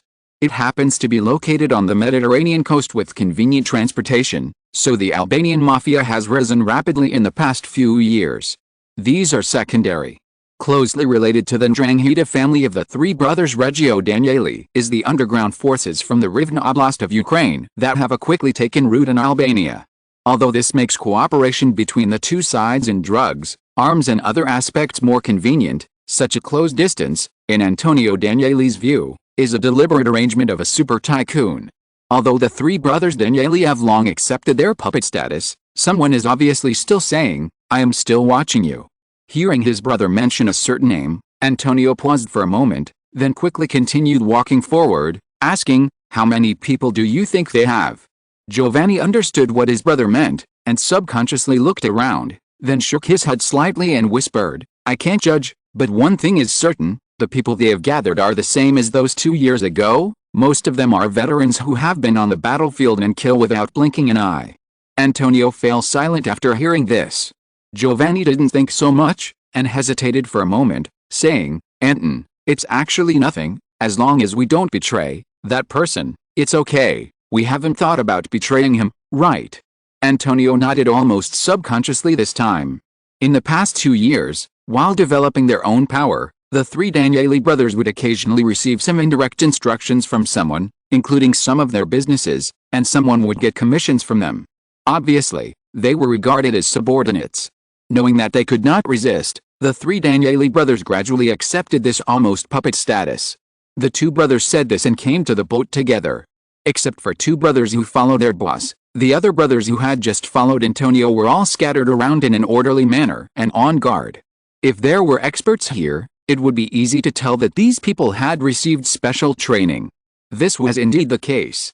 Some of the direct subordinates of the three Danieli brothers had been summoned to Eastern Europe in the past 2 years and received a lot of professional training. This also made the three brothers more trembling. Because even a fool could guess that among these people, there must be people who were lured by the other side. It is not difficult to imagine that if they have a change of heart, perhaps, overnight, they will be replaced by others like the Stefano family 2 years ago. Something has happened for more than 2 years. Reggio Calabria, a small town in southern Italy that was once occupied by the Glory Society, has undergone many changes again in these short 2 years. After the Stefano family was destroyed overnight, and then received a warning from Simon Westeros, the entire Glory Society system was in a state of panic for a long time, and was very worried that their family would be killed overnight. However, when things gradually calmed down and it was discovered that the big man seemed to have no follow-up, some people inevitably became restless again. Especially some forces that had close relations with the Stefano family or even had in-laws, even if they could not travel across the ocean to fight against the increasingly large Westeros system in private, it was not a problem to expose the matter. The Italian government and even the international community could not just watch dozens of citizens being killed overnight and remain indifferent. However, the operation of some people has just begun, and the nightmare has come again. Although this time it was not as fierce as the eradication of the Stefano family, the 6 leaders of the other 2 Glory Society forces died again overnight, making the entire Italian underground forces realize again that the shadow of Simon Westeros has not disappeared from this land. On the other hand, the Italian government was also quite indifferent to the Stefano family's massacre, and most news reports only characterized the incident as a gang vendetta. During this period, a young prosecutor with a strong sense of justice said on a local TV station that an investigation should be launched into the matter, and directly hinted that there was a super tycoon behind the scenes. This is obviously an insider. As a result, the young prosecutor was removed from his position the next day and was subsequently criticized by the media, saying that the Italian judicial system should pursue the evil deeds of the gangs instead of protecting them. The violent incident in which Judge Giovanni Falco was killed by the mafia using a ton of explosives was still vivid in people's minds. Few ordinary people expressed sympathy for the Stefano family's experience, and most of them applauded. In any case, the dark underground world is still continuing. In just over 2 years, the 3 brothers of the Danieli family, who were once attached to the Stefano family, not only took over all the power of the Stefano family, but also subsequently eliminated some other opponents of Reggio, and quickly grew into the most powerful gang in southern Italy. In this process, of course, some people doubted them.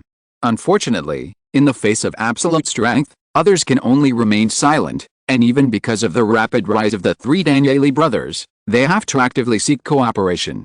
With the secret support of the Westeros system, although the roots are still in the remote areas of southern Italy, the three Danieli brothers have extended their influence to all parts of Italy, and even to France, Germany, Britain, and Spain, where branches of the Danieli Ndrangheta have appeared.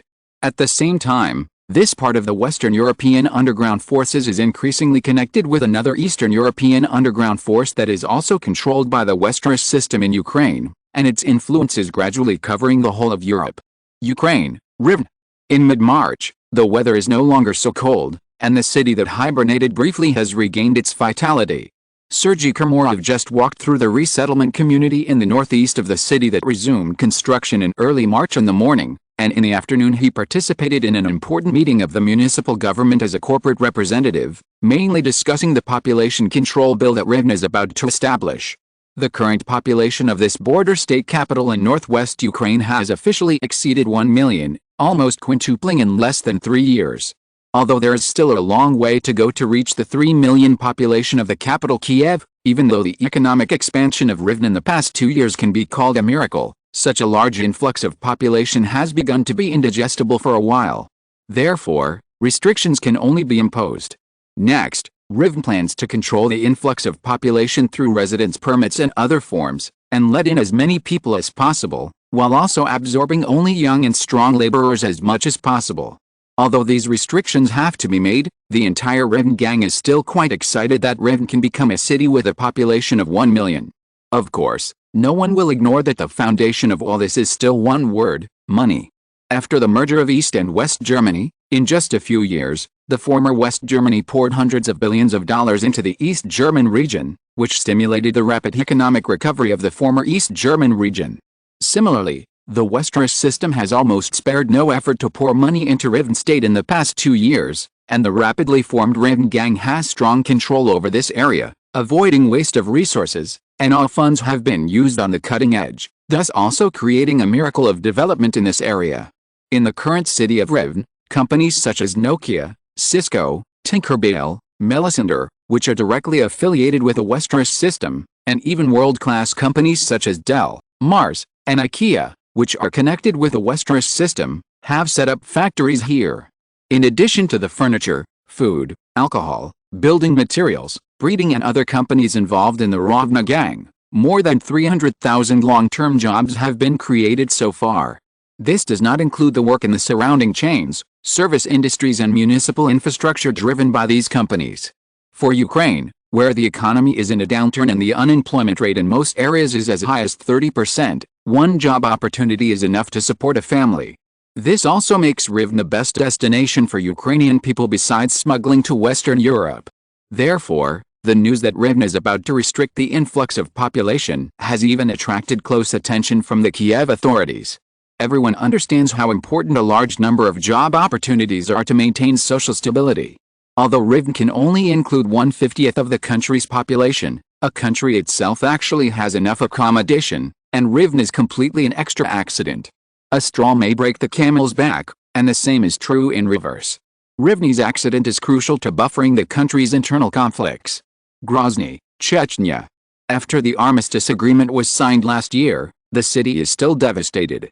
3 days ago, 27-year-old French youth Nils Vico rushed to this war-torn city with his girlfriend Isabelle and a French humanitarian aid organization. At the beginning of this year, after Nils' organization received a large donation, it began to continuously provide assistance to war-torn areas in Eastern Europe, such as Bosnia and Herzegovina, and at the same time joined other humanitarian groups to lobby the French government. Under strong public pressure, the French government formally passed a proposal in early March to accept 10,000 refugees from Bosnia and Herzegovina and Chechnya into France. This time, Nils' organization will assist the government team in selecting the refugees to be received. In a dilapidated building in Grozny, Nils felt heartbroken as he watched the poor refugees in ragged clothes and their families rushing to collect relief supplies and register at the same time. His girlfriend Isabel took photos of the refugees who lined up all the way to the streets where the remains of bomb craters were still preserved, with tears in her eyes. She planned to take these photos to the French domestic media to publish them and let the authorities provide more help to these poor people. There are only 10,000 refugee quotas in total, which is too few in the eyes of these volunteers. As for the protests from the Russian government, let those politicians go to hell. Those devils who started the war can't bear to see the world become better. Moscow. In 1997, Vladimir's position in the Kremlin was promoted again, and the heavy workload also made him feel that his hair was thinner. At the National Economic Policy meeting in the morning, Vladimir felt that it was just a farce. The cause was that Berezovsky lost to Potanin in the battle for Russian Telecom Investment Company, Limited.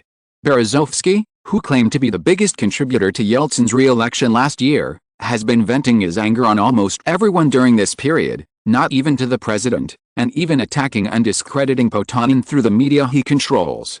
This should have been a serious meeting, but the two oligarchs, a deputy secretary of the National Security Council and a first deputy prime minister of the cabinet, attacked and cursed each other like shrews, and Yeltsin got up and walked away in anger. Vladimir just tried to persuade him, but Berezovsky yelled at him to shut up. At a certain moment, Vladimir, who has always been very self-controlled and never showed his emotions, couldn't help but place a bomb in the conference room, causing all these oligarchs to fly to the sky. This country is being dragged down by these people. Especially recently, regarding the French government's acceptance of Chechen refugees, Berezovsky, who is also the chief negotiator for Chechen affairs, not only did not try to save this embarrassing thing for the country, but also actively fueled the flames. For this country, he was a completely gloating bystander. Damn oligarchs. The farce was a farce, and the meeting naturally had no results. After lunch, Vladimir was summoned to the office by the president again. Obviously, Yeltsin, who was also very angry, had to make a decision to revoke the position of the first deputy prime minister of Potanin's cabinet. Because of the recent public opinion, the spearhead was pointed directly at Potanin, and the Kremlin had to give the public an explanation. The president is not stupid. Of course, he knows that all this is Berezovsky's operation, but the Kremlin can't do anything about Berezovsky now. Yeltsin is only thinking about himself and his family being able to get out of it in a few years. A farce in the morning made Yeltsin feel a certain urgency again. After more than half a year of observation, Yeltsin became more and more aware of Vladimir's loyalty and reliability. As for Simon Westeros, he really couldn't worry too much. In fact, compared with the oligarchs in the country who were becoming more and more greedy, they were just oligarchs. Yeltsin felt that Simon Westeros was more reliable. He finally decided to promote a subordinate again and let him take charge of the Russian Federal Security Service, which was reorganized from the KGB. Chapter 1110 Lively Weekend 1. This weekend in late March is very lively. First of all, on Friday, March 21st, the Easter season officially begins, and Jim Carrey's new film, The Cable Guy, produced by Deaneries Entertainment, and Alien 2, produced by MGM, are released at the same time. This is not the second. Since Bridget Jones's Diary successfully broke the $100 million box office in the previous week from March 7th to March 13th, becoming Deaneries Entertainment's first film to break the $100 million box office in 1997, coupled with the outstanding market performance of Lock, Stock and Two Smoking Barrels and following, Deaneries Entertainment arranged to hold a celebration party on Friday, March 21st. It was not held on Saturday or Sunday, mainly because Saturday was the spring new product launch of Tinkerbell, and Sunday was the eve of the 69th Academy Awards to be held next Monday. The venue of the party is still the Palisade Hillside Mansion, which has almost become the official location of Deaneries Entertainment. As the Oscars are approaching, this period can be said to be the period when the most stars gather in Los Angeles, and with the possibility that a certain big boss may attend, many people deliberately come to join in the fun. However, when they found out that a certain ultimate target actually showed up with Janet Westeros, many women at the scene were either trembling with fear or greatly disappointed.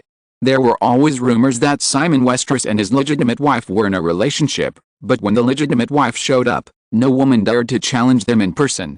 Janet just accompanied Simon for a simple social event, and then hid upstairs with Amy Pascal and several other familiar women who were also at the scene. Although this mansion was often used to hold parties, some spaces upstairs were still reserved for the owner for a long time and were not open to the public. The women gathered on the terrace on the second floor overlooking the crowd at the backyard party. Amy couldn't help but tease, "Are you two having a quarrel?" Janet certainly understood some of Amy's subtexts and rolled her eyes slightly. "Of course not."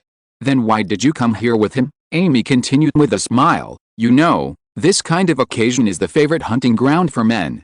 Janet took a glass of red wine, sipped it a few times, and then said, "He took the initiative to let me come." Now not only Amy was surprised, everyone was surprised. Nancy Brill tilted her head slightly and thought for a moment, then tentatively asked, "Has he been, well, too much lately, using you as a shield?" "You are the one who is too much?" "Actually, I also think Simon has been a little different recently," Amy said, and after thinking about it, a light bulb suddenly lit up her head. She reached out and held Janet's hand. "Jenny, I think I understand. Congratulations." "What?" Amy sighed with a little emotion that her boss had finally grown up and matured. "I think Simon has had enough fun and wants to return to his family in the future." Janet blinked, and then imagined the stereotyped picture of someone working from 9 to 5, taking care of his wife and children from now on. She shuddered and shook off Amy's hand and said, "I don't want Simon to return to his family. It would be too boring if the Lion King of the grasslands became an ornamental item in the zoo." Hearing Janet say this, Nancy half teased and half admired. "So, only Jenny and Simon are a perfect match. We are not worthy of him." Janet waved her hand. "Okay, stop guessing. Simon has been under a lot of pressure recently." "Well, you know that." Nancy, Amy, Linda Vargas, MGM's headmistress Shirley Lansing and another woman who was recently invited to join this small circle, Malibu Solway Academy's principal Leighton Mita, all understood quickly and nodded. It is said that several women around their boss are pregnant at the same time.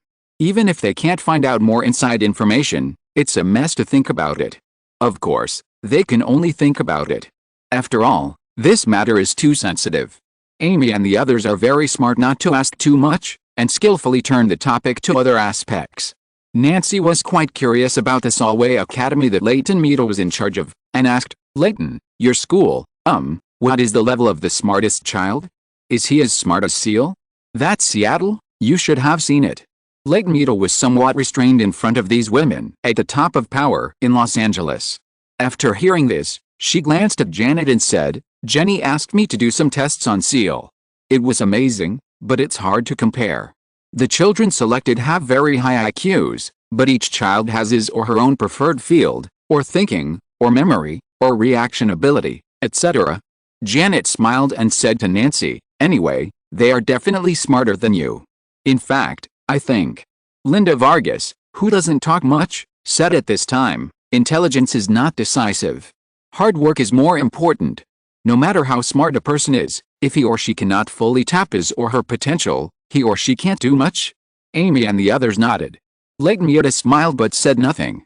Janet was still smiling, but she shook her head. "This is just the scope of intelligence and hard work in the understanding of ordinary people. If you see a freak who can master all the math courses from elementary school to university in 1 week, you will definitely not think so. The IQ gap between ordinary smart people and geniuses is still insurmountable." Shirley Lansing said, "But most people in this world are ordinary people after all." "But the real change of the world is always a few geniuses," Janet said. "The purpose of Simon's establishment of Solway Academy is to use a few geniuses who can break through the limits of human beings to push our world further. This kind of thing is difficult for ordinary but hard-working people to do." Linda said, "Jenny, I found that you are only talking about the field of science.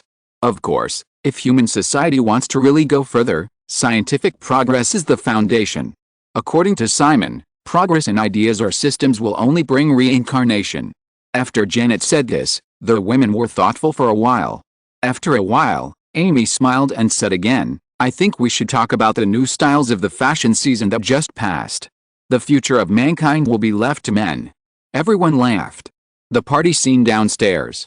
If someone were to count them, there were indeed quite a few women who had close relationships with a certain big shot at this party, such as Natasha Henstridge, the heroine of Alien 2 which just opened today, Rachel Weisz, the heroine of The Mummy which was very popular last year, Kate Beckinsale, one of the heroines of Charlie's Angels, Trish Goff, the heroine of Jumanji, and a group of supermodels who returned to North America after the spring fashion week and came to join the Oscars. These are just those known in the circle. How many women climbed into Simon Westeros' bed at the party, probably no one knows. Because of Janet's presence, the women at the scene were quite restrained, mainly because a certain man was obviously not in a good mood tonight and was not very proactive, so the women did not dare to cling to him too much. Of course, there are exceptions to everything. For example, the sisters Scarlett Johansson and Vanessa Johansson, who had just auditioned for Collision in the afternoon and were called here, and another girl, Lily Sobieski, who also auditioned in the afternoon, is over 1.7 meters tall and has obvious Slavic features. She is only 14 years old this year, but she is already quite charming. In addition, no one reminded them that someone was there, and the girls had been indoctrinated that Simon Westeros was very interested in them. When they found that someone had no female companions, they took the initiative to go over. It happened that the Johnson sisters and Lily Sobieski found that the two parties were still competing for a role, and immediately a lot of sparks were born, and they showed signs of competing for favor almost without any guidance. Simon, have you seen Nisha's audition video? She has been working hard in recent months and has been preparing for this role. A corner of the hall of the mansion villa. The little Scarlett Johansson was like a clinging goblin, kneeling on the carpet with her hands on the armrest of the sofa where Simon was sitting. Because she had caught someone's attention in advance, Scarlett had been thinking that it was because of her that a man gave her wooden sister the opportunity to audition for the role in Collision Break. The little girl also behaved quite superiorly in front of her sister privately, and occasionally hinted at her sister.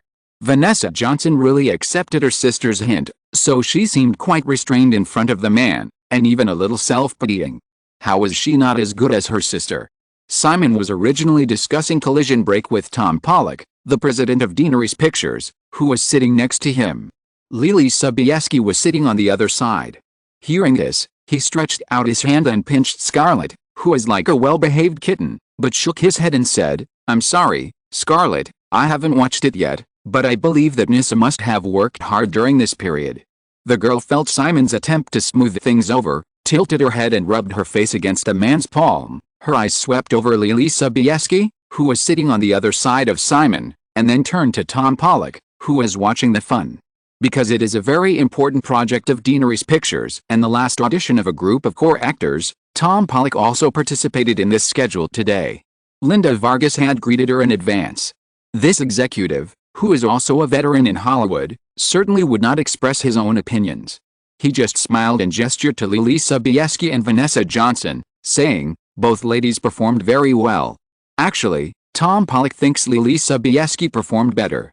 As for Vanessa Johansson, compared with her sister Scarlett Johansson's performance in the audition process of The Horse Whisperer, the difference is too obvious. The sister of the two sisters is simply full of spirit. And, frankly speaking, because Scarlett is not as tall and beautiful as her sister, she may have the potential to become a big star in the future. It is not good for big Hollywood actresses to be too beautiful. In any case, it is just a small supporting role that appears for less than 5 minutes. It doesn't matter who gives it to. However, since it is a role used by his boss to win over the little girl, Tom Pollock certainly won't say too much. Tom Pollock also didn't give a definite answer. Scarlett Johansson looked at Simon like a pitiful kitten. Simon pretended to be unable to resist and pinched the girl's face. Okay, I'll give it to your sister. However, Nisha's acting lessons for the next few months cannot be stopped. If she doesn't perform well during the filming, I will still have to replace her. Thank you, Simon, you are so kind. The little girl immediately showed a well-behaved and flattering smile. While thanking her, she also looked at Lily Sobieski, who looked disappointed. Simon tapped the girl's head, remembered something, and asked, "By the way, where do you live now?" "Santa Monica, Ocean Park," Scarlett said, and suddenly felt guilty. The class divisions in American society are clear, and they can often be distinguished by where they live. Although the Ocean Park area south of Santa Monica is far from a slum, it is definitely not too decent. "How about this? I'll have someone arrange a house for you in Brentwood," Simon said, with a little teasing and testing. "But, how are you going to tell your mother about this?" Scarlett was of course very willing to live in a big house. When the man asked this, the girl thought about it for a while, and soon she had an idea. While holding the man's big hand and shaking it flatteringly, she gestured to her sister sitting next to her. "Simon," I said, "you are my sister's boyfriend." Smart. Unlike Scarlett, who is still a complete Lolita. Vanessa is already 17 years old this year, and is considered a big girl. Even if she is still a little bit behind California law, as long as the mother of the two sisters is not stupid, she knows what to do. Vanessa, who was next to her, immediately blushed when her sister said this, and, unconsciously, there was a different emotion in her eyes when she looked at a smiling man. Even if they are sisters, it is impossible for them not to compete with each other. Although Vanessa has been giving in to her sister on the surface during this period, she will not be completely free of certain thoughts in her heart. Simon didn't have time to figure out the two sisters' thoughts. After saying this, he started to drive them away. When Scarlett and Vanessa left reluctantly, he didn't forget the other one beside him. He turned to Lily Sobieski and said, "Forget it this time, Lily, you are very talented. I will ask them to choose a better role for you." The man had already made a decision. Lily Sobieski wisely didn't get entangled. She showed a little bit of just the right amount of resentment, and soon nodded obediently, "It's okay, Simon." Tom Pollock, who was watching all this, was envious inside. They're all little goblins. After a certain annoying little goblin left, the topic returned to the right track and continued to talk about the final preparations before the filming of Armageddon. The biggest change in this new version of Armageddon is the director. Simon was not satisfied with the original director Mimi letter, mainly because the effect of the finished film was too left field. In the end, Roland Emmerich was confirmed again. The director had just finished filming Independence Day. Because this film has not been released yet, although he does not want to make another disaster film, Emmerich still took it under the matchmaking of Deaneries Entertainment. It is a double insurance to get rid of the label of DC director. Mainly because Independence Day has not been released yet, no one knows whether it will be successful. A common practice of Hollywood filmmakers is to confirm the next film contract for themselves as much as possible before a film is released, which is considered as insurance. In case the previous work fails, there is still a way out. After all, there are only a few big selling films in Hollywood every year, and the probability of failure is even greater. Of course, Emmerich's director's salary is definitely higher than Mimi Letter's. Fortunately, this is completely worth it in Simon's opinion. If you are listening to this novel on a channel other than Fanfic World, it means it was downloaded and re-uploaded without effort. We warmly invite you to visit our channel, Fanfic World. There you will find the original version of this story and many other novels of various genres. We look forward to seeing you dive into a world of incredible novels. Chapter 1111 Lively Weekend, 2. The second day of the celebration party was March 22nd. Saturday. The Johnson family was in a rental house in the Ocean Park community. Scarlett Johansson thought that the man's promise to give them a new home would take at least a week or two to finalize, so the two sisters had not yet discussed how to talk to their mother. Unexpectedly, someone came early this morning. The familiar one was Scott Lambert, their own agent, and there were two uniformed girls who made Scarlett feel ashamed. Living in Los Angeles, she had heard of them more or less. These should be the legendary Maids of the Way family. Melanie Sloan was the most confused. What's the situation? Finding that the family had not communicated about certain things, Scott Lambert personally came to the scene. Of course, he only talked about Vanessa's affairs, and did not mention Scarlett. The eldest daughter was actually favored by Simon Westeros? Until the family set out from Ocean Park and arrived at the wealthy Brentwood area in the north of Santa Monica, or more precisely, Brentwood Heights, where various luxury houses are clustered halfway up the mountain. A series of thoughts were still flashing in Melanie Sloan's mind. When she saw the two-story luxury house covering an acre of land on a ridge with an excellent view, the messy thoughts suddenly dispersed and returned to reality. Scarlett was the most open-minded. The girl thought that these should actually be given to her by the man. So she stood in front of the villa and looked around for a while. The little girl generously called a maid and asked her to take her into the villa with white walls and blue tiles. Of course, she couldn't tell what style it was. The maid who was called did not refuse, and behaved quite politely and respectfully, and took the little girl in first. Seeing her sister like this, Vanessa couldn't help but feel a little jealous, and followed suit, and quickly called another maid to go in and take a look. She also said she wanted to choose a room.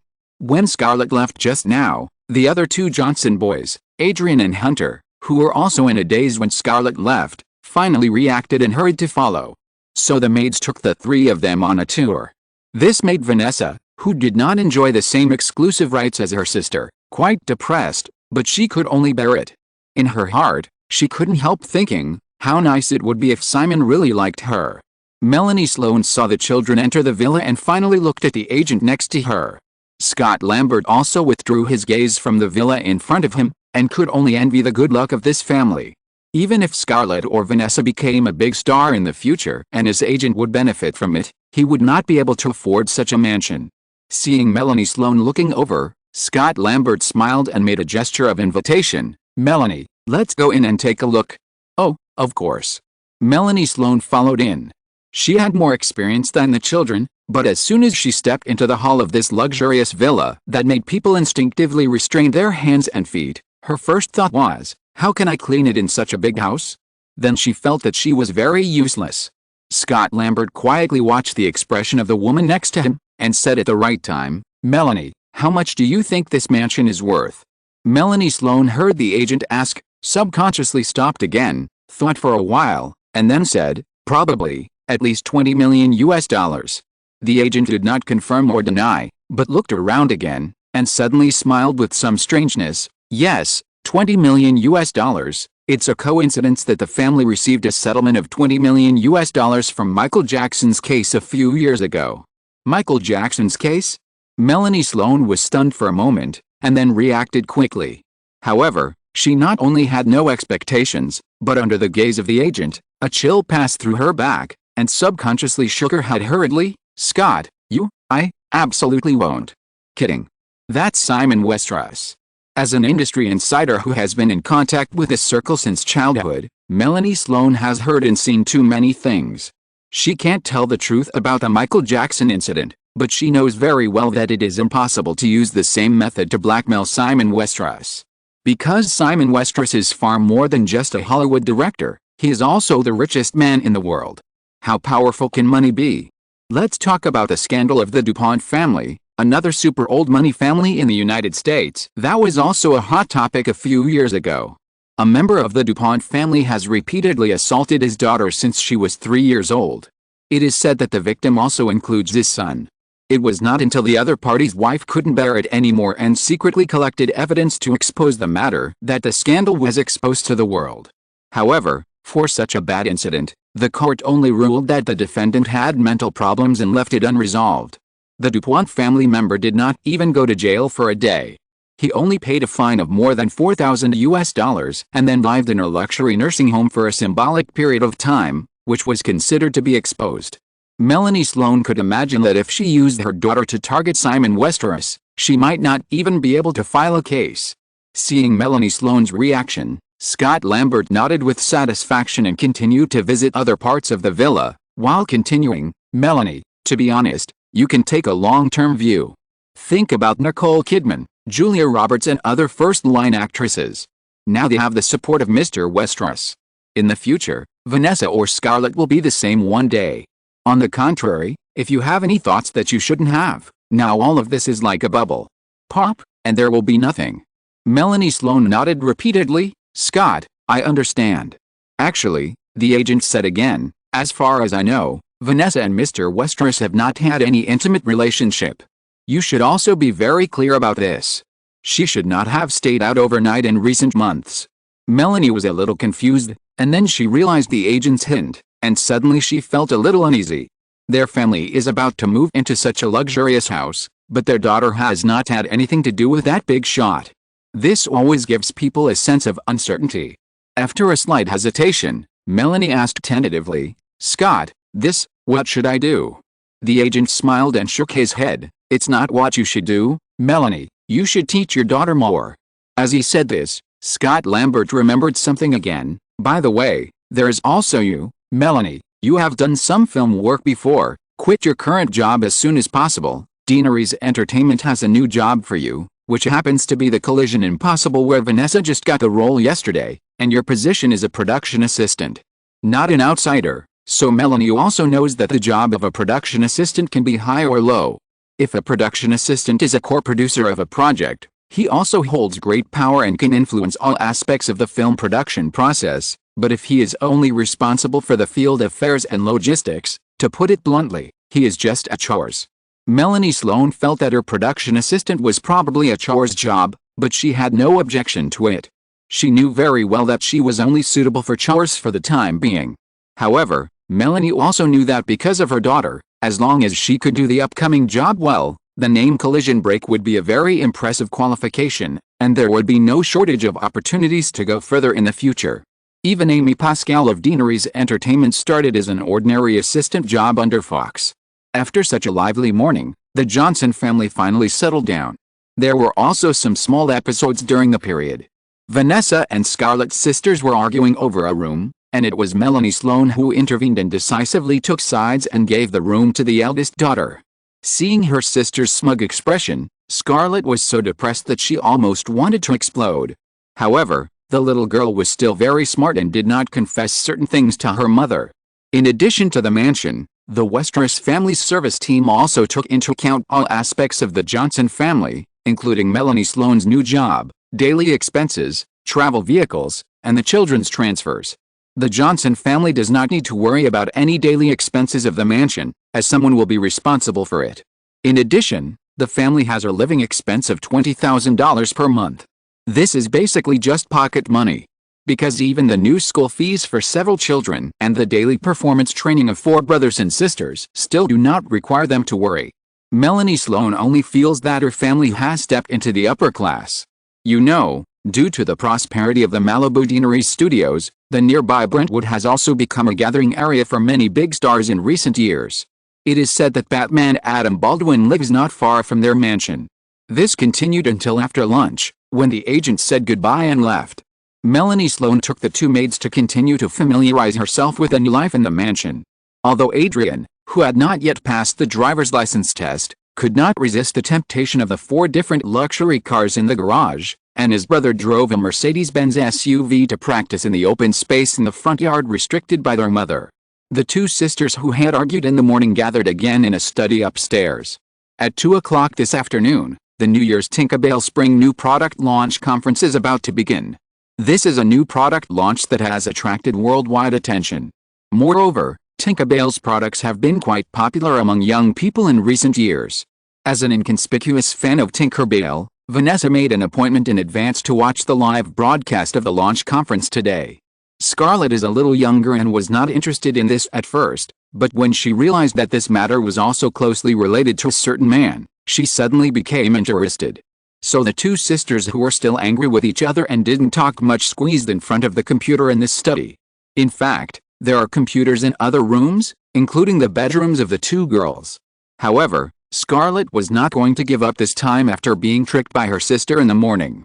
She insisted on staying.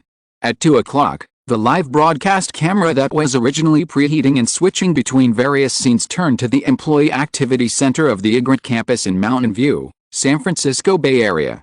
Amid the applause from the scene, Claire Jean, chairman and CEO of Tinkerbell, took the stage and the press conference started on time. The legend of the 4 girls ABCD is also well known. The 2 sisters looked at the girl C in the camera, and each of them couldn't help but look forward to it in their hearts. Of course, they didn't expect to become a strong woman like girl C, but since they could establish a connection with Simon Westeros, there would always be a bright future for them in the future. Just thinking about this, when the camera swept to the guests on the scene, the 2 sisters captured the figure of a man very accurately at a glance, and at the same time they were refreshed. Although, the woman with a cold temperament sitting next to the man couldn't help but make the 2 girls feel a little ashamed. Realizing that there were many rivals in love, the 2 sisters couldn't help but feel a sense of mutual sympathy and common hatred. San Francisco, Mountain View. Since Simon stayed on the West Coast this weekend due to various things, he also rushed over. After creating a series of growth and sales miracles in just a few years since its establishment, this year's Tinkerbell New Product Launch Conference was unprecedented in scale, with thousands of reporters from all over the world coming to the scene. However, in fact, this is also a natural phenomenon at the peak of the current new technology wave. Of course, there are different voices. To be precise, there are many. After launching popular products such as iCom, iPlayer, and iRec, in recent months, as Tinkerbell's spring launch conference is getting closer, more and more voices of pessimism have been heard. On the one hand, after being robbed of money by Tinkerbell for several consecutive years, Other old-fashioned electronic manufacturers have gradually begun to keep up and launched similar products to compete. On the other hand, after 3 super hot-selling flagship products, the industry also expects that Tinko Bell will find it difficult to launch another popular product in a short period of time. As for the long-rumored Linux version of personal computers, it is not optimistic about it. Microsoft's market share in the PC market has exceeded 90%. Even if the Westeros system has created too many miracles, it is not easy to turn the tables in this regard. Therefore, although this press conference has attracted much attention, many media have predicted in advance that it should lack highlights. The Linux version of the PC is not a highlight at all. However, with the official start of the press conference, the mood of the audience inside and outside the venue quickly began to change. On the stage with a focus of lights, Girl C first reviewed the performance of Tinkober in 1996. Even though the financial report has been released in January, when a series of data is displayed on the big screen, it still gives people a sense of intuitive impact. In the past 1996, Tinkober's 3 core electronic products: ICOM, annual shipments of 33.1 million units, iPlayer, annual shipments of 35.6 million units, iRec, annual shipments of 23.9 million units. Just adding the 3 together, the cumulative total reached 92.6 million units. In comparison, in the past year alone, the cumulative personal computer shipments of hundreds of PC companies large and small around the world were only 138 million units. Chapter 1112 Lively Weekend 3. If the cumulative shipments of the 3 main electronic products exceed 90 million, which is the fundamental, the most interesting point is that the product with the largest shipments under Tinkober is not any of ICOM, iPlayer or iRec, but a peripheral product, iDisk, which has been popularized as the USB interface, and the capacity of flash memory chips continue to increase and the price continues to fall. This USB flash drive product with a very simple principle in the original time and space, which was patented before all manufacturers, had a cumulative shipment of an astonishing 63.7 million pieces in 1996. This is a bit similar to the AirPods wireless headphones that Apple later sold quietly for more than $10 billion a year and made a fortune. Even if the average price dropped to less than $30, the iDisk series brought Tinkober more than $1 billion in revenue in 1996. In addition, the desktop camera peripheral iVid launched by Tinkober last fall has also quickly exceeded 10 million in shipments in just half a year, reaching 13.6 million. Equally interesting is the adapter accessory iLink for adapting to old PCs without USB interfaces. Because of the open sharing of USB interface patents, there is no monopoly on this peripheral. Countless manufacturers are producing it, and it is everywhere on the streets. Tinkober still sold 27.6 million pieces. All in all, even if we don't count Apple, which bought a broken ship at the end of last year and still has revenue close to $10 billion, Tinkober's annual revenue in 1996 reached $29.3 billion, compared with $12.6 billion in 1995, a year-on-year surge of 132%, and it is only one step away from becoming another $30 billion revenue giant in the Westeros system. At the same time, Tinkober's net profit in 1996 also reached $3.5 billion. Although it cannot be compared with Deaneries Entertainment's annual net profit of more than $5 billion, it also entered the top 10 of American corporate profits in 1996, and this is because Tinkober is still in the early stages of corporate development and needs a large investment. Otherwise, just relying on the continuous increase in gross profit margins of ICOM and iPlayer under the condition of lower and lower average prices of electronic accessories, Tinkober will easily achieve a net profit margin of more than 15%. Looking at the revenue and profit bar chart of Tinkerbell in the past 3 years on the big screen, which was like a roller coaster going up, thousands of guests at the Egret Employee Activity Center had a sense of unreality at some moments. There was an illusion that Tinkerbell might be the company with the highest market value in the Westeros system. Because even if each product under Tinkerbell is not a monopoly, it gives people a sense of best-selling that consumers flock to it. This is probably the brand effect. And until now, one thing that people almost ignore is that this company has only been established for 5 years. Some bystanders thought about it and realized again that the miracle of Tinkerbell, to be precise, was to make a series of correct products at a perfect time. The perfect time was the rapid rise of the internet industry. The correct products were the hardware peripherals that the internet industry urgently needed. This point was clear at a glance when the heads of a series of websites who were guests immediately promoted the websites such as Instagram and YouTube that Tinkerbell closely cooperated with, as well as its own online sales platform Broadcast. Although the core of Tinkerbell is electronic products, the company can basically be positioned as an internet company in the new technology category. Perhaps, many competitors have ignored or weakened this gene of Tinkerbell, which has led to their own similar products being unable to compete with Tinkerbell, just like Sony, which has launched both consumer-grade digital cameras and digital music players, but has not caused much waves. Because Sony still adheres to the concept of an old-fashioned electronics manufacturer, it has not taken the initiative to embrace the internet. In fact, because the interests of its own record company have been severely impacted by internet piracy, it has also shown an attitude of obvious resistance to the arrival of the internet era. Failure is inevitable. On the stage. As a preheating website promotion for the press conference, the climax is probably the introduction of the video live broadcast website Twitch. This is a video live broadcast website jointly incubated by Ygritte and Tinkerbell.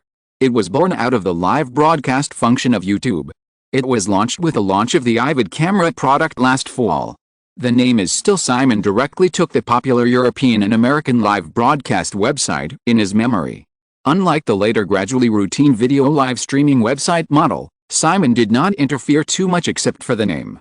Therefore, Twitch, which has been online for half a year, is still in the exploratory stage.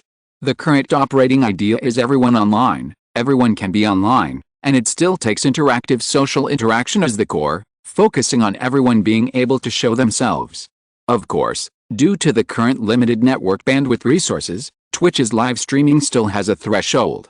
It is not charged. It is similar to the original limited time mode of YouTube.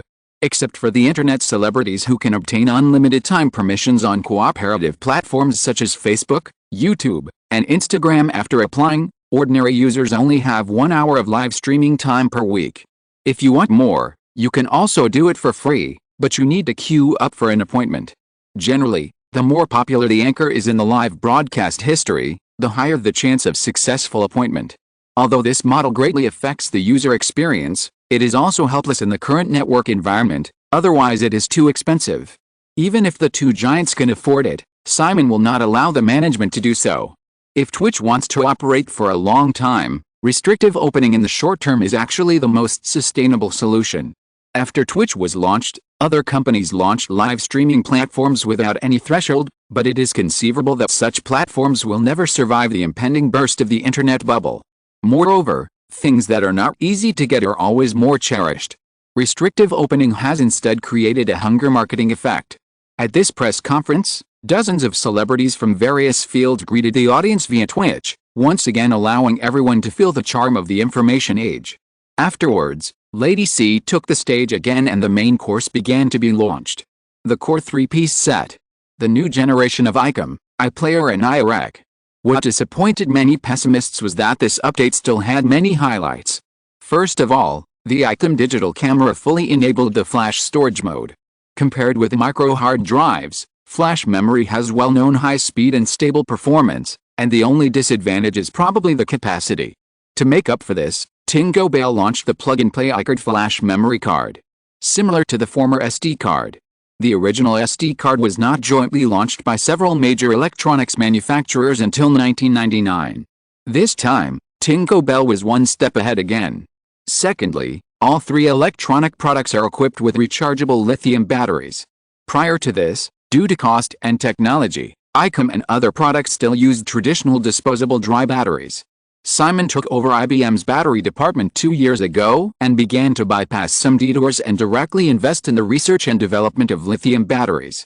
However, one thing that must be admitted is that the best lithium batteries are still Japanese manufacturers. Therefore, this time, Tinkerbell's lithium battery procurement adopted a multi-supplier strategy. Toshiba, Hitachi and other Japanese manufacturers shared orders with Rectory, which was spun off from IBM, and also made certain exchanges. If Japanese manufacturers want to enter Tinkerbell's supply chain, they must provide certain patent authorizations to Rectory. The total shipment volume of the core three-piece set this year will definitely exceed 100 million. Such a huge order cannot be ignored by any manufacturer. Therefore, Rectory easily obtained the most advanced batch of lithium battery technology. Just as the launch of iDisk drove the development of flash memory into the fast lane, the use of rechargeable batteries in Tinkober's three-piece set will undoubtedly also put the development of related technologies into the fast lane, and the performance of lithium batteries in the next few years will be rapidly improved.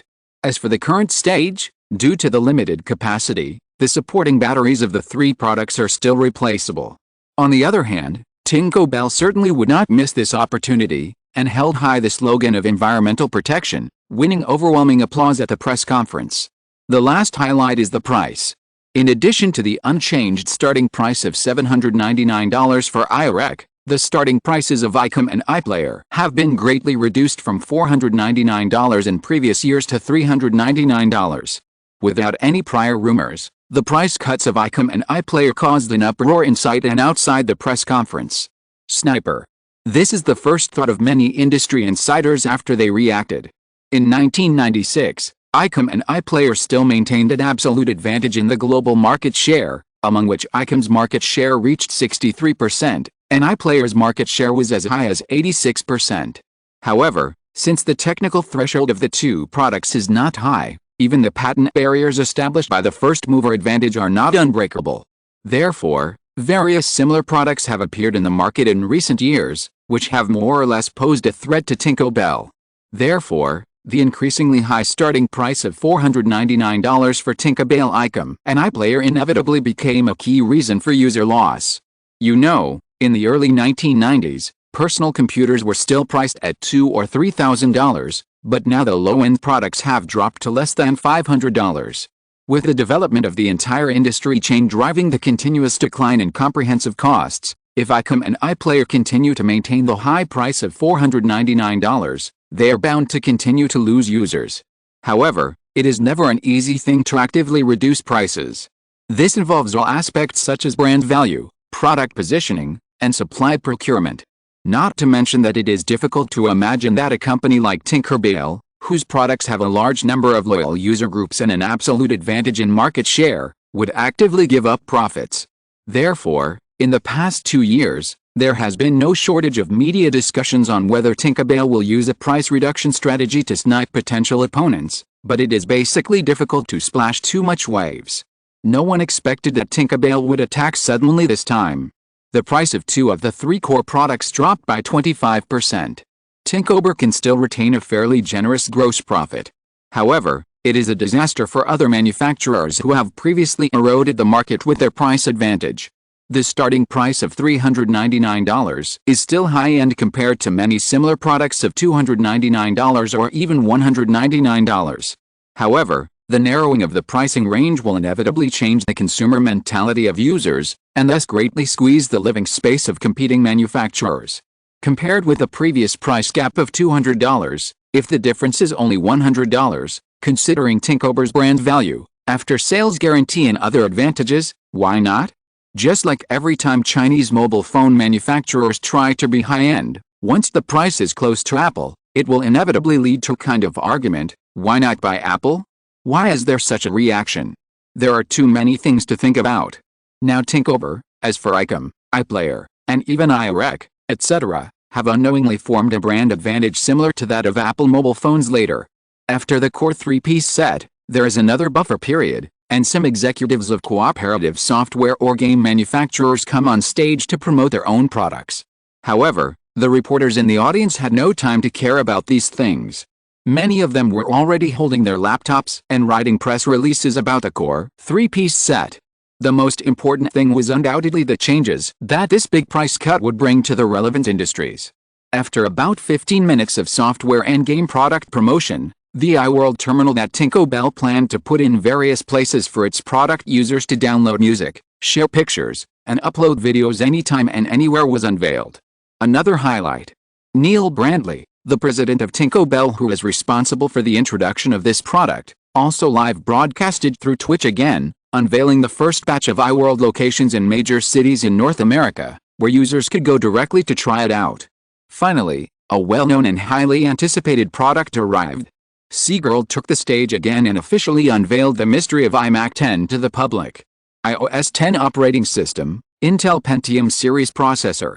1024-768 high-resolution CRT screen, software wall integrated into the desktop, and, compared with a current mainstream split desktop, the biggest design improvement is the integrated body. Under Simon's personal intervention, after repeated consideration, the Tinkerbell team finally chose the first-generation iMac design.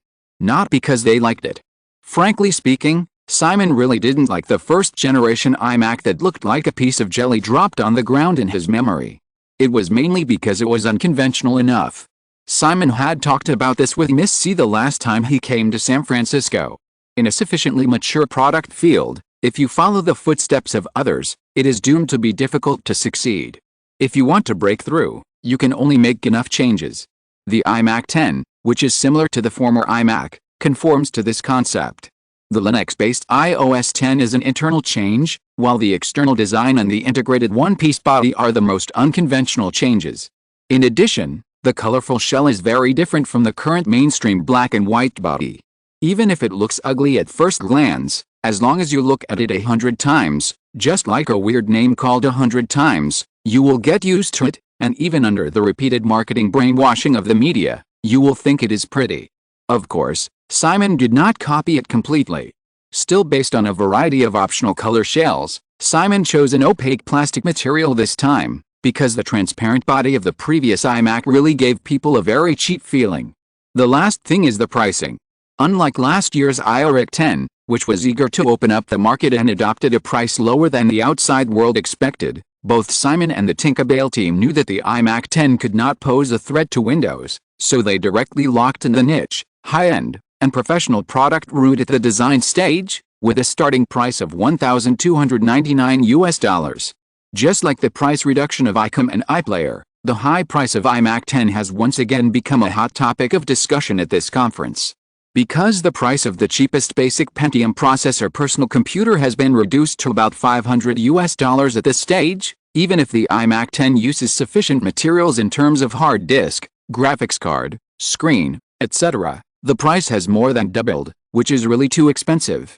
Even though Tinkerbell has a large number of loyal users, and even though the official claims that iMac 10 is more perfectly compatible with its products such as iCom, will users accept such a high price just to try a new operating system and, perhaps, a not-so-perfect appearance design?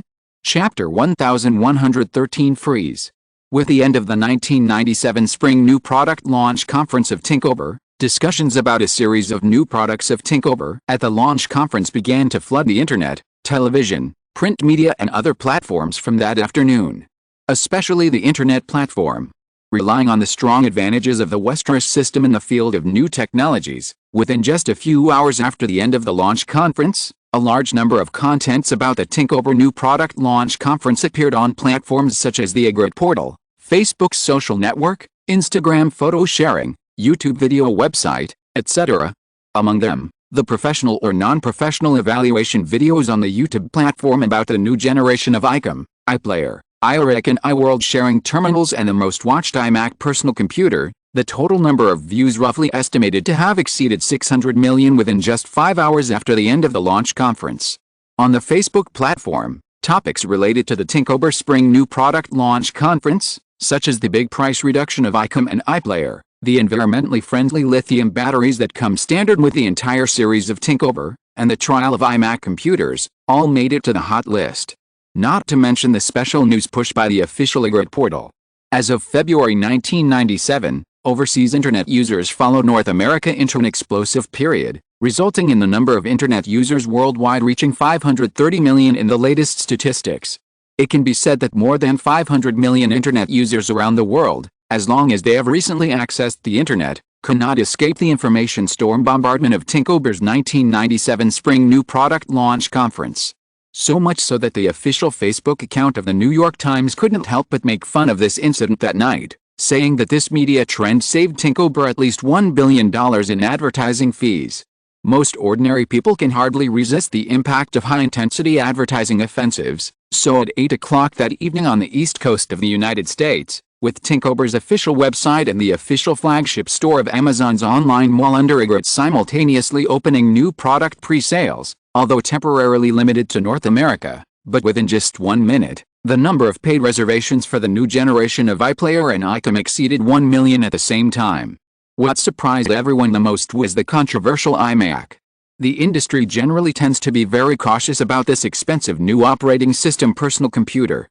Since a large number of user evaluation videos were opened on the YouTube platform after the press conference, all aspects of the iMac 10 were tried and analyzed, so that many originally hesitant consumers no longer need to go to the physical store to try it out in person or wait for a feedback from people around them as before, but can make a decision directly after combining some evaluation videos. As a result, even the official Tinkerbell did not expect that less than half an hour after the iMac 10 was opened for pre-sale, the statistics of the two major platforms showed that the number of pre-orders for this personal computer had exceeded 100,000. Then, as of 12 a.m. West Coast time, equivalent to 7 hours after the pre-sale was opened, the total pre-sale of iMac 10 had reached 390,000 units. Since most of the pre-order user chose a price configuration of about $1,500 instead of the standard basic model of $1,299, the iMac personal computer created sales of nearly $600 million in 7 hours, 390,000 pre-sales and $600 million in sales in 7 hours. What level is this? According to industry statistics, it is estimated that in 1997, the global PC shipments will be around 170 million units, of which North America will still account for about 35% of the market share, reaching 60 million units. This is equivalent to an average weekly sales of 1.15 million units in North America. In the week before the Tinkober press conference, the PC sales in North America were 1.17 million units, which basically met the industry's forecast. Now, even considering the user's desire to try out new products, the pre-sale of 390,000 units of iMac 10 in just 7 hours is equivalent to directly snatching more than 30% of the North American PC market share in a single week. This calculation is of course unscientific, but it shows one thing very intuitively: Tinkober's iMac is definitely not without threat to the Windows operating system that has almost monopolized the PC market. Microsoft could no longer remain calm about the news of the iMac 10's hot sales that quickly appeared in major media on the next day, Sunday. Faced with public pressure, Damon chose to be interviewed by reporters in his mansion on the shores of Mercer Lake in Seattle. The choice to be interviewed in a private mansion was on the one hand because it was a Sunday rest, and on the other hand, it was obviously also because Damon wanted to show a stable attitude. Unfortunately, facing the various sharp questions from reporters, Damon, who is definitely not a good person, couldn't hold back and launched a massive attack on iMac, saying that the development of an operating system is not like a child playing with building blocks, and it is definitely not something that can be completed in a short period of time. At the same time, he emphasized that Microsoft has 19,000 employees, and the iMac R&D team has less than 1,000 people. Finally, Damon took several media reporters to a living room in his mansion and showed everyone a Windows computer with a red chassis that was obviously prepared in advance. He said sarcastically that he could make a beautiful computer by himself, but this was not innovation. The relevant interview was posted on major platforms that afternoon. Then, it quickly went astray. The cause was a video on YouTube, which was obviously edited in a spoof style. Although it was only more than 2 minutes long, through some repeated shots, some scenes of Damon criticizing iMac were repeatedly spliced and replayed, magically achieving a rather weird comedy effect. Although the simple people of this era did not know what ghost animal was, some emotions were always connected. As a result, the video on YouTube quickly became popular and attracted one-sided ridicule. The most popular comment under the relevant video undoubtedly reflected the voice of most people: "He really looks like an anxious monkey." Although Damon called Simon in a rage that night, and the video was deleted by YouTube after the boss personally spoke, the cumulative number of views exceeded 20 million in just a few hours, which made the impact spread quickly. Many people re-uploaded the original video after YouTube deleted it, and various related animated pictures also spread quickly. The anxious monkey is destined to become a black history that Damon cannot get rid of. In this excitement, the weekend in late March finally passed. Time came to March 24th. A new week. The day of the 69th Academy Awards. New York. In bustling Manhattan, many people started a new day as usual. However, this was destined to be an extraordinary day. The stock market opened in the new week, and it was still exciting at first. The enthusiastic response of Tinko Bell's press conference on Saturday was bound to be transmitted to the stock market, which is completely conceivable. When the stock market opened in the morning, along with a sharp rise in Tinko Bell's stock price, the Nasdaq index also successfully broke through the 7,000-point high. Half an hour after the opening, the Nasdaq had reached 7,045 points. At the same time, Westeros concept stocks set new highs. Half an hour after the opening, Tinko Bell led the increase, with a stock price increase of 4.7% and a market value of $417.9 billion. As the leader, Igrit also rose by 1.6%, with a market value of $923.3 billion, and $1 trillion market value is increasingly in sight. Then, Cisco, up 0.9%, with a market value of $653.5 billion. AOL, up 2.1%, with a market value of $386.7 billion.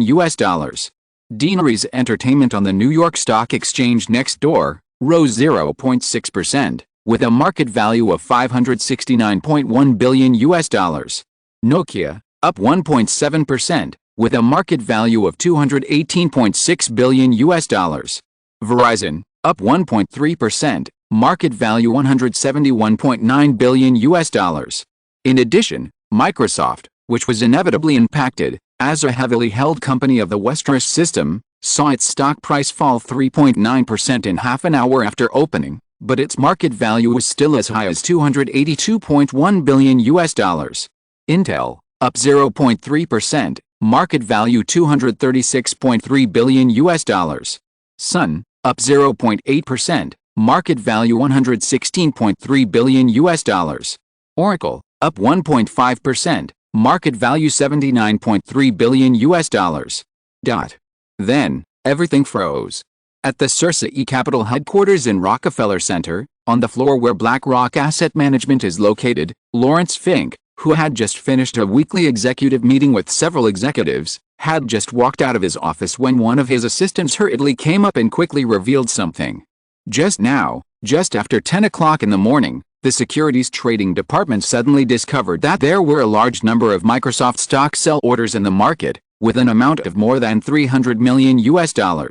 Before he finished speaking, another head of the Securities Trading Department rushed forward again, muttering from a distance, "It's collapsed, it's collapsed." When Lawrence Fink and several executives came to a computer showing stock quotes, it was less than 10:05, and Microsoft's stock price had fallen by 12%. The cumulative stock sell orders quickly accumulated, exceeding $2 billion. Affected by the plunge in Microsoft stock price, the stock prices of Windows PC manufacturers such as HP, Compaq, and Dell fell across the board, which in turn affected the overall turn of the entire Nasdaq market. If the later generations of this time and space sort out the history of the internet industry, they probably won't bypass this day. March 24, 1997. At 10 o'clock in the morning, due to the huge response to the Tinkober Spring new product launch on Saturday, the technology sector, which had originally had a good start in a new week, suddenly appeared in the market. With a large number of Microsoft stock sell orders, the Nasdaq index, which had been soaring, finally burst its bubble and collapsed after breaking through the 7,000-point high. All this seems accidental, but it is almost inevitable. Compared with a mere 300 points in 1990, the highest point of 7,045 in 1997, the Nasdaq index has grown 23 times in 7 years. Even if the booming new technology industry has opened up a completely new era, a 23-fold increase in the stock index in 7 years could not be a normal thing after all. However, the new technology bubble that many people have repeatedly warned the public about in 1995 or even earlier, miraculously rushed to 1997, reaching a high of 7,045 points that even many bystanders who do not understand financial stocks find unbelievable. This is not just a miracle, it can even be said to be a fantasy. Fantastic bubbles are bubbles after all. Any bubble cannot escape the fate of bursting. Therefore, the plunge in Microsoft stock price is just an accidental opportunity. When it happens by chance, it is inevitable in the minds of many people, so everyone has a tacit idea. It's the time now. Los Angeles. Simon received the news at the breakfast table at Cape Dumay Manor. He felt a little emotional and a little weird. It was Microsoft again. The collapse of Nasdaq once involved Microsoft, and this time, it was still Microsoft. Unfortunately, things have changed and people have changed. Janet was quite regretful. $923.3 billion US, only less than 80 billion to break the $1 trillion US mark. What a pity. This is naturally talking about Ygritte. Before this, even Simon himself thought that Ygritte's market value might exceed $1 trillion US, and judged that this might be another potential opportunity for the Nasdaq to turn around. Unfortunately, it was finally fixed to $923.3 billion US, $76.7 billion US away from the trillion threshold, and the stock price rose by about 8 points. Things are unpredictable. But it doesn't matter. It doesn't matter if there is no breakthrough this time, it's just a matter of time, Simon thought to himself, and said to Janet beside him, even if the bubble bursts this time, the development trend of the information industry will not be reversed. In the next few years, Ygritte, which I plan to split, may fission into several trillion-dollar giants. There is also Tinkober, which also has trillion-dollar potential. Speaking of it, it may not be impossible for Tinkober to surpass Ygritte in market value in the next few years. Jennifer on the opposite side looked up and said, Tinkober, it shouldn't be easy, right? Even though the spring new product launch conference last Saturday received a very enthusiastic response, many people still subconsciously feel that Tinkober, as an electronic product company, is much worse than pure internet companies such as Ygritte in terms of style and development prospects. Of course, Simon can't provide evidence to prove that Tinkober will go all the way up. However, the market feedback of iMac has made him understand that Tinkober has already secured a market position that Apple once held at its peak. Next, as long as everything goes according to Simon's plan, it is only a matter of time before Tinkober's market value exceeds $1 trillion, or even $2 trillion. After breakfast, Simon rushed to Deanery's studios. Almost everyone he met today was discussing the Nasdaq's turn. Simon still followed the routine. The first thing he did after arriving at the company was still about Tinkober. Hearing the news that the pre-sale of iMac 10 was hot over the weekend, Simon accidentally thought of something. Tinkober has reached the time to open its own brand store. This is naturally inspired by the former Apple Store. When Tinkober's first iCom was successful, Simon had already had this idea. Unfortunately, Tinkober's product line was not rich enough in the following years, and it was far from the time to open a large-scale physical brand store. Now, with iCom, iPlayer, iRec and other products as the main products, and iMac as the core, plus iVid, iDisk and other peripherals, Tinkober's product line is already quite rich. Since he thought of it, Simon spent Sunday with his family yesterday and casually wrote down the plan for Tinkober's store. As soon as I arrived at the company in the morning, I asked Lady A to hand over the plan to San Francisco. On the other hand, due to the 3-hour time difference between the East and West Coasts, the North American stock market on the East Coast closed at 1 p.m. in Los Angeles.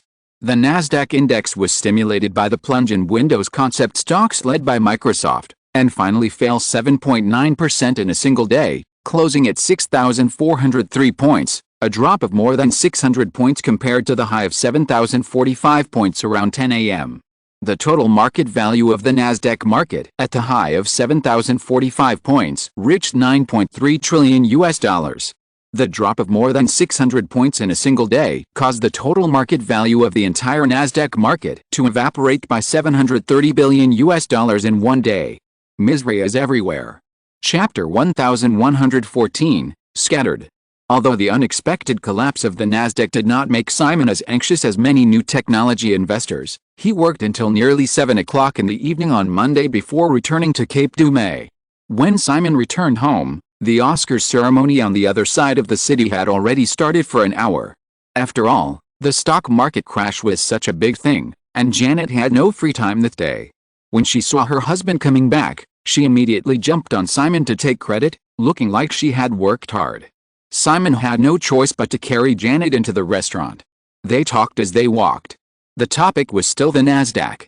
Janet, who was being held in Simon's arms, looked up with little stars in her eyes. First of all, congratulations, dear.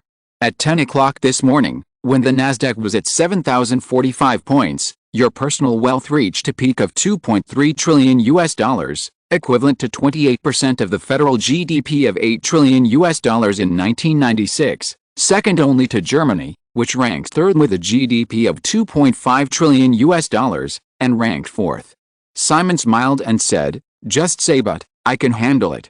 But, Janet curled her lips, in just one day, this number has dropped to $2.1 trillion, a drop of about 8%. $200 billion of assets disappeared out of thin air, and more will disappear in the future. As he spoke, he entered the restaurant. Simon put Janet on the chair, went over to greet Jennifer and the little guy in the woman's belly, and did not forget the children at the table, and finally took Melbourne to sit at the table. In the past, I didn't watch TV much while dining, but today was the Oscars, so I made a slight exception. As soon as he sat down, Simon glanced at the TV screen on the wall on one side of the restaurant. It just happens to be a corner of the Best Costume Design Award. The award presenters are Natasha Henstridge and Megan Gale, the two leading actresses of Alien 2, which was just released last Friday. The two women served as award presenters. Obviously, there is a factor of gaining exposure for Alien 2. This is actually a convention. Careful people can easily find some patterns when observing each Oscar. In addition to the nominated filmmakers, most of the other Hollywood stars who participated in the award ceremony will have new works released that year. Stars support the Oscars, and the Oscars expose stars, which is a win-win situation. As for the award presenters, except that the actor awards are often presented by the previous generation of opposite-sex award-winning actors, and this is not absolute, the award presenters of other projects are also not randomly selected by the Oscar organizing committee, and they all have their own considerations. Just like the two generations of Alien girls on the stage at this time, they are obviously here to promote Alien 2, which is currently being released. Of course, this kind of guest pit is not for everyone who wants to get on. It still depends on the strength of personal connections. The nominees for the Best Costume Award were The English Patient, Emma, Hamlet, The True Colors of a Lady, and Evita. After introducing the nominees, Natasha Henstridge opened the envelope in her hand, took a look, and then turned slightly to Megan Gale next to her. The two girls leaned close to the microphone to announce the award results. The English Patient. Amid applause, and Ross, the costume designer of The English Patient, stood up from the audience, hugged the crew members around her one by one, and then went on stage. In the restaurant of Shale Villa, because there were little ones sitting around who could already understand what adults were saying, Janet did not tease someone around her with the two alien girls, but still curled her lips and said, "The PR traces are too obvious." Of the 5 nominated films, the other 4 are costume dramas that pay great attention to the details of costume design, while The English Patient is a modern drama. Even if the costume design cannot be said to be unimportant, it is difficult to be outstanding. Now, this movie has won the Oscar statuette, and any bystander with a little bit of brains can feel the trick. Simon glanced at a designer who was giving an acceptance speech on the TV screen and said with a smile, "It's a bit too much, but after spending so many public relations resources, it's inevitable that the judges will vote for The English Patient. We can't always emphasize that we don't need to vote for this award, right?" Jennifer also said at this time, "Aren't you afraid that the Academy will react sooner or later and deliberately target our movie? I have taken the initiative to give in to help them balance. If they specifically target us, it will become a scandal. Moreover, even if the Academy wants to manipulate it, it can't do it. They can't lobby thousands of judges." Simon said, and then said, "What's more, the Oscars are not that important to me. There have been so many good films in recent years, and I am the one who supports them." Jennifer heard her man say so domineeringly, and rolled her eyes slightly. Janet, on the other hand, smiled and tilted her head to touch Simon's shoulder, pretending to be a fangirl, saying that "my man is so great and I admire him so much." The award ceremony on TV continued, and Simon talked about other things. "I talked to Jim, Jeff, and Steve today, and it was still about cash reserves. It will definitely take several months from the collapse of the Nasdaq to the start of our vulture expansion, including things in Asia in the second half of the year. Before that, I want to form a third-party accounting team to conduct a thorough investigation and audit of the financial status of each company to truly ensure that the cash reserve data we have is true and reliable." This idea was mainly inspired by the bankruptcy of large companies such as WorldCom and Enron after the bursting of the new technology bubble. Although Simon has been very strict in supervising the finances of various companies in the Westeros system over the years, the business is now too big after all. If there are no omissions, even Simon himself does not believe it, So he plans to conduct a comprehensive survey of the finances of the entire system. After Simon finished speaking, Jennifer just smiled and looked at Janet beside the man. Janet pretended to be hesitant and wanted to whet her husband's appetite, but Melbourne on the other side had already said, "Dad, can Nana come to the United States again? Nana is the best person to do this." Jennifer lowered her head slightly and tried not to laugh out loud. Janet pretended to be angry and reached over her husband to grab her eldest son's face on the other side. She pinched it and said, "You think about Nana all day long. Am I not good to you?" Melbourne didn't understand why he suffered such an unexpected disaster. What's more, to be honest, the 5-year-old boy who was actually quite precocious felt that in this family, only Nana treated him the best. It was said that he was left to Nana by his parents when he was only a few months old. Then there were his grandparents and Aunt Jenny, who was busy doing housework at Cape Dumay Manor all day long. As for his own parents, well, it's better not to say. Well, fortunately, this time, his father was finally righteous and quickly helped to separate his face from his mother's claws. As for the fact that his mother's claws later went to his father's waist, he could only pretend that he didn't see it.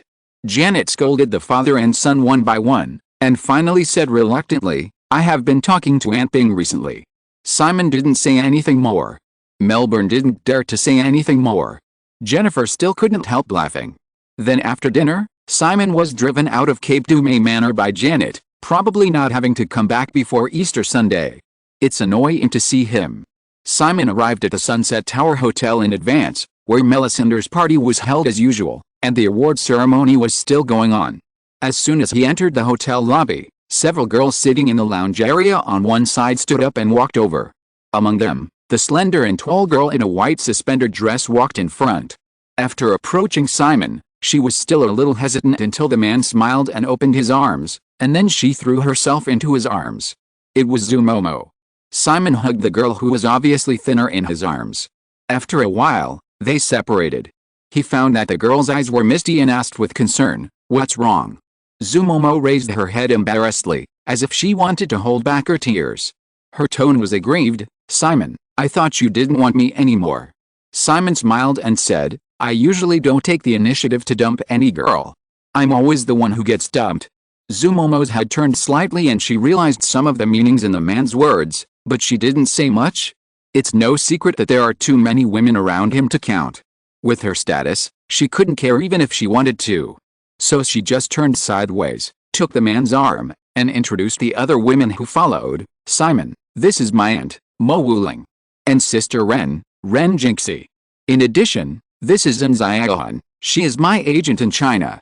In fact, there were 5 girls in total, and Zumomo didn't introduce the last 2 who were obviously Wei family maids. Simon didn't mind the obvious difference in closeness in Zumomo's words. He smiled and shook hands with Mo Wuling and the other 2 while looking at them. Mo Wuling was very easy to recognize, because she was somewhat similar to Mo Yiling and even Zumomo, who had talked to Simon before. Moreover, her gentle face made her prettier than Zumomo. At this time, she was wearing a black women's suit, which made her look a little mature. The only difference was that she was not as tall as Zumomo. Ren Jinxie was a girl with an oval face, with a ponytail, also wearing a black women's suit, with fair skin, slightly shorter than Mo Wuling, and only about 1.7 meters tall with high heels on her feet. However, she must be tall in China. Compared with the obvious competence of Mo Wuling and Nziaohan, Ren Jinxie's temperament was more delicate, and she also had a bit of bookish air. According to Simon's standards, she scored more than 80 points. The last one, Nziaohan, Simon had read the information in advance. At first glance, she gave people the impression that she was smart and capable, with short hair and a temperamental face that was very suitable for being a TV host. However, Simon only scored 75 points, not 80 points, because she was too capable and lacked a bit of feminine softness. After such simple greetings, Simon turned to Mo Wuling again and said, "You guys go back first, no need to wait here." Meeting the young super tycoon for the first time, Mo Wuling was instinctively restrained and could not think of certain thoughts in the past few days. He just nodded subconsciously. It was not until Simon Westeros brought his niece and several other followers into the elevator that he reacted. "Alice. If my eldest sister knew about this, I wonder if she would beat me to death." However, Since Zhu Momo insisted on moving back to the courtyard in Mauer Hutong last time, and Mo Wuling did not report it to her eldest sister in the first time, she knew that she had unknowingly boarded the pirate ship of her niece. In fact, the main reason was that the ship was too comfortable. Take the fashion week that just passed for example. When Zhu Momo restarted her modeling career, Mo Wuling accompanied her throughout the whole process. It was indeed hard work, but from New York to London, from Milan to Paris, everything from food, clothing, housing and transportation was arranged clearly. The residences were all luxury houses that Mo Wuling had never dared to think of when he was a child. He drove expensive luxury cars and had a team of attentive waiters. Mo Wuling felt more than once that the money his niece earned in a month of running around could not even cover a fraction of the expenses during this period. Such a luxurious life, once immersed in it, anyone would be unable to extricate themselves. Mo Wuling himself felt that he was unable to extricate himself anyway. Beat him to death. Thinking about this randomly, seeing the elevator close not far away, Mo Wuling quietly breathed a sigh of relief. She was about to leave first according to the instructions of a certain man. When she turned around, she noticed that her college classmate, best friend, and colleague at the moment was also staring at the elevator in a daze. She smiled and patted her, teasing, "Hey, come back to life." Ren Jinxie was startled. When she came to her senses, she noticed Mo Wuling's teasing smile, her eyes flickered guiltily, and she managed to calm down. Let us go back first." Mo Wuling didn't think much about it. After all, she was in a similar state just now. She took Ren Jinxie's arm and said, "Yes, let's go." She didn't forget to greet An Ziahan next to her, and the three women left the Sunset Tower Hotel with the other two Wei family maids. On the other side, Simon took Zhu Momo into the elevator and looked at the girl's increasingly slender figure next to him again, and asked with concern, "Why are you so thin?" "Because of Fashion Week, I have to diet to keep in shape." Zhu Momo felt the man's concern and felt warm in her heart. She couldn't help but take credit and complain in her words, "I walked in 97 shows this Fashion Week and worked more than 12 hours a day." "That's amazing, but you should take good care of yourself next time. It's not good to be too thin." "Yet. Also, did you have a quarrel with Jianxin and the others?" Zhu Momo wanted to complain, but she held back and said, "No, actually, it's because of you. We do different things, so of course we don't have time to get along. Just like this time, Jianxin and the others are going to study at Parsons School in New York, and I'm going back to China to study at the Central Academy of Drama, so we must be separated." Simon smiled and nodded slightly when he heard the girl say that. He didn't ask further, but asked again, "How does it feel to take classes at the Central Academy of Drama?" "Actually, I don't want to go to school, but since you and my mom both asked me to go to the Central Academy of Drama, I can only listen." Zhu Momo really spoke from the heart. If it weren't for her mother and the man beside her holding the same opinion, she wouldn't have gone to school. Fortunately, she was just an auditor, and only took professional courses. Otherwise, Zhu Momo, who had been a poor student since childhood, would not have been able to keep up. "You are still young now, life is so long, you'd better experience everything you can, otherwise, you won't have the chance to experience it in the future," Simon said, but he actually felt it was strange. That was the once famous Class 96 of the Central Academy of Drama. However, he asked someone to find her list privately and found that the influence of this big butterfly has spread quite a lot. For example, the Class 96 of the Central Academy of Drama this time, the 8 golden hairpins in memory, only Zhang Ji and Zheng Damai are left, and even the most promising young Master Liu has disappeared without a trace. The Class of 96 of the Beijing Film Academy next door was also scattered. There was only one familiar girl, the flower of the East Factory, because Chen not only had the same qualifications as Chen Xingwei and Li Yaohu in the Oriental Song and Dance Troupe, but was also the top student in the professional course. Others, such as Zhao Fiat and Wang Xiaoming, were all beaten. As they chatted, the elevator soon arrived at the bar on the top floor of the Sunset Tower Hotel. It was about 8:30. The Oscars ceremony at the Sacred Citizens Auditorium would not end for another half an hour, and it would take longer for the guests to get here. However, at this time, many superstars and celebrities who did not attend the awards ceremony had already arrived in the bar in advance. Simon greeted Angela Ahrens, who was hosting the party, and chatted for a few words, then took Zhu Momo to the party scene. Chapter 1115 George Miller. Chapter 1115 George Miller in the Sacred Civic Auditorium. The 3-hour award ceremony finally came to an end. The penultimate award was for Best Director. When Robert De Niro, the presenter, came on stage and read out the name of Anthony Minghella, the director of The English Patient, after some introductions, there was basically no suspense in this award ceremony. As of the Best Director, The English Patient, a touching drama about a tortuous love story in North Africa during World War II, has won 8 of the 12 nominations. In this case, the final Best Picture award is a foregone conclusion. After just 3 hours of the award ceremony, many guests at the scene had a feeling in their minds. Although a certain young tycoon did not attend the award ceremony, this Hollywood honor event has been shrouded by his figure in all aspects. First of all, the ceremony broadcasting TV station, ABC, is affiliated with Deaneries Entertainment. Secondly, most of the award presenters, whether it is the 2 generations of Alien girls, Sylvester Stallone who has returned to the peak of his career with Jumanji, the Charlie's Angels trio, or even Nicolas Cage, the male lead of Mission Impossible 2, etc., are from Deaneries Entertainment. Thirdly, the Melissander Party, a large party that has been confirmed as the official after-party of the Oscars, is still led by someone. Although there is only one party every year, this party is of great benefit to the brand building and marketing promotion of the luxury group Melissander. Finally, of course, the most important award.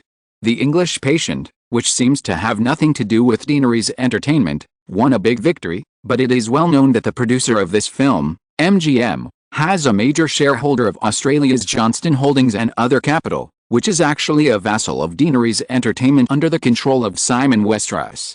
In addition, although it only won the Best Original Screenplay award, Good Will Hunting, which has won both box office and reputation during this period, and the Coen Brothers' Fargo, which also won the 2 core awards of Best Actress and Best Supporting Actor, are all from Deaneries Entertainment. Even the Best Original Song award for Evita, starring Madonna, is not empty-handed. The film also has a lot to do with Simon Westeros. In short, all aspects of this awards ceremony that can be used can be said to have been squeezed to the extreme by Deaneries Entertainment, leaving only some leftovers for other studios. What some people cannot accept the most is that this situation will obviously continue for many years. Simon Westeros is only 29 years old this year. In the auditorium, the presenter of the Best Picture award is Roland Emmerich, who is another expected choice. The German director created an unprecedented box office miracle with Batman v Superman, Dawn of Justice 2 years ago, and another film, Independence Day, is about to be released this summer. Moreover, the Comet Collision film, Collision Impact, which Deaneries Entertainment recently officially announced, is still directed by Emmerich. Obviously, it is still a direct line. The final award was soon announced, and The English Patient successfully won the Best Picture Oscar, without any suspense. Saul Zaentz, Anthony Minghella, Ralph Fiennes and other main creators took the stage at the same time. Many big names who were a little tired after supporting for 3 hours began to cheer up again. There was an important social event next. Melissander's party. There was no compulsion, of course you could not go. It's just that if you miss this opportunity to meet a young tycoon face to face, you can only wait another year. Relatively speaking, if other people show up in front of Simon Westeros, talk to him, and leave an impression, they may be remembered first when there is a suitable opportunity. It's still a rise and fall. After the awards ceremony, when a large number of guests began to rush to the Sunset Tower Hotel, Simon was chatting with Jonathan Friedman and others on the terrace of the hotel's top-floor bar. Jonathan also came to the party early this time mainly to let George Miller, who had just signed with him, and Simon get in touch. The Australian director who pioneered the Mad Max series has had a bumpy career in recent years. In other words, this Australian director who was strong enough to handle and succeed in various themes in the past timeline has always had a bumpy career. For example, George Miller's version of Justice League was prepared for a long time, but died when it was about to start shooting. For example, the masterpiece Mad Max, Fury Road was thought about for 20 years and went through twists and turns before it was put on the big screen. George Miller's bad luck seems to have started in these years. In the 1990s, the only film Miller directed was The Journey in 1992, starring Nick Nolte and Susan Sarandon. The film tells the story of a couple who went through hardships and finally succeeded in order to save their son, who was diagnosed with a terminal illness by the medical community. The film was adapted from a real case and cost $30 million, but unfortunately it was not a success at the box office. Then, George Miller got Warner's approval and began to prepare for the fourth installment of Mad Max. Unfortunately, there has been no result over the years. Because when George Miller finally came up with a complete plan, it happened that Waterworld, which was also a wasteland theme, failed at the box office. In addition, the budget of the fourth installment conceived by Miller was too high and was rejected by Warner. As a result, from 1992 to 1997, George Miller only wrote and produced a fantasy comedy Baby Pig in 1995. The film was adapted from an animal-themed novel by British novelist Dick King-Smith. This is also a project that has been brewing in Miller's mind for more than 10 years. At that time, because he was preparing for Mad Max 4, Miller gave the director position to another Australian colleague. In the end, the cost of $30 million was not too good at the North American box office, only over $60 million, but it sold $190 million overseas and earned as much as $250 million at the global box office, which was a great success. After Baby Pig, Warner still did not release Mad Max 4, but asked Miller to strike while the iron was hot and continue to make the sequel to Baby Pig. The idea of Baby Pig had been exhausted in the first film. Miller did not want to make a sequel, but he could not resist Warner's request and had to agree. The project was officially launched at the end of last year and named Piggy Goes to Town with a budget of $80 million. This time George Miller also served as the director himself. Simon naturally knew the sequel of the film, A Standard Dog Tale, with a cost of $80 million and a global box office of less than $70 million, which was a blood loss. As a result, this box office failure once again caused Miller to waste many years, until the 2006 3D animated film Happy Feet re-established his reputation. After almost 10 years, Mad Max: Fury Road was able to meet the audience. This meeting before the party officially started tonight was mainly because things had changed. George Miller's agency contract was originally signed with ICM together with his friend and longtime partner Mel Gibson. After several years of career setbacks, Miller changed his mind. It happened that another major Hollywood agency giant WMA frequently offered olive branches, and finally decided to switch to Jonathan. He just signed the contract recently. The relationship between Jonathan Friedman and Simon is well known. Miller obviously also wants to use this relationship to get better opportunities from Deaneries Entertainment. In fact, George Miller and Simon have had several encounters in the past few years. When the filmmaker was the producer of Over the Horizon starring Sam Neill and Nicole Kidman, Simon also visited the set. In addition, several contacts on other occasions were very pleasant. In addition, Simon's close relationship with Australia meant that the two sides should have gotten along very well. Unfortunately, the problem is that the status of a certain young tycoon has risen too fast in recent years, so fast that no one can catch up. Unless the other party takes the initiative, it is difficult for most people to establish a close personal relationship with him. On the terrace of the bar.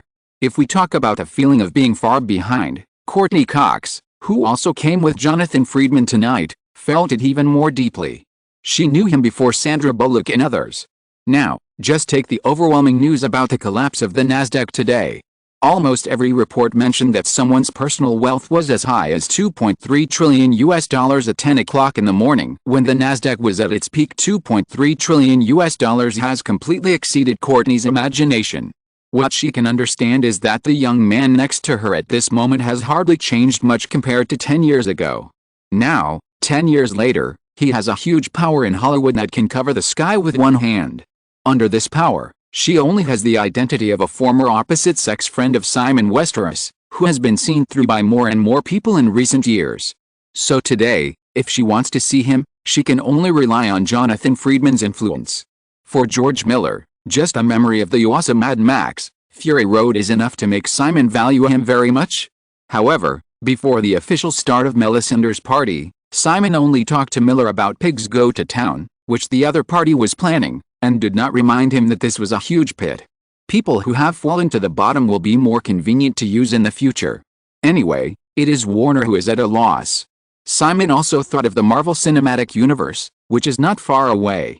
With George Miller's ability, this big star who can control science fiction, animation, comedy, action, and other genres can be introduced to the creative team of the Marvel Cinematic Universe in the future. Everyone chatted happily about various topics until Angela Ahrendts came to remind that the crew of the English patients and others had arrived, and Simon ended the conversation with Jonathan, Miller and others. Just as he was about to leave with Zumomo, who had always been obediently beside him, Simon noticed Courteney Cox's hopeful eyes, and remembered something. He paused and said, "I think you are quite suitable for the heroine of Armageddon. The result will be released soon. Wait for the good news." After Simon finished speaking, he waved his hand slightly and left a bar terrace surrounded by a group of people without waiting for Courteney to speak. Courteney stayed at the end, with a complicated look. Even some inexplicable regret and grievance made people want to cry. Frankly speaking, because of the little bit of acquaintance at the beginning, he was good enough to her. She wanted the heroine of the Superman series, so she got it smoothly.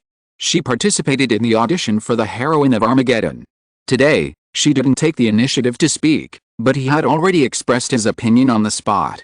This is definitely something that many Hollywood actresses dream of. But Courteney couldn't be happy anyway.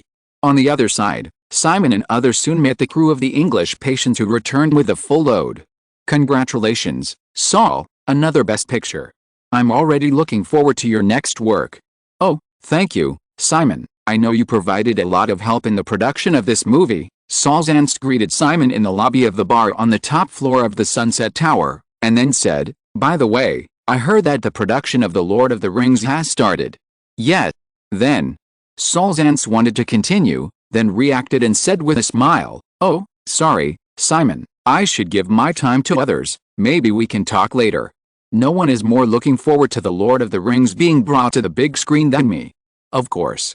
Simon nodded, and waited for Saul's aunt to walk away temporarily, then turned to Anthony Minghella and others who were still holding their little golden men, and congratulated them one by one. Then the crews of Good Will Hunting and Fargo arrived. "Fargo is a great movie, Joel and Ethan, keep it up. I believe you will be recognized by the Oscars sooner or later." "Thank you, Simon." The older Coen brother said this, looking at Zumomo next to Simon, and hesitated a little before saying, "If I'm not mistaken, this is the heroine of Zhang's new film, Talk It Out, right?" Zumomo followed the man silently throughout the whole process, being a diligent vase.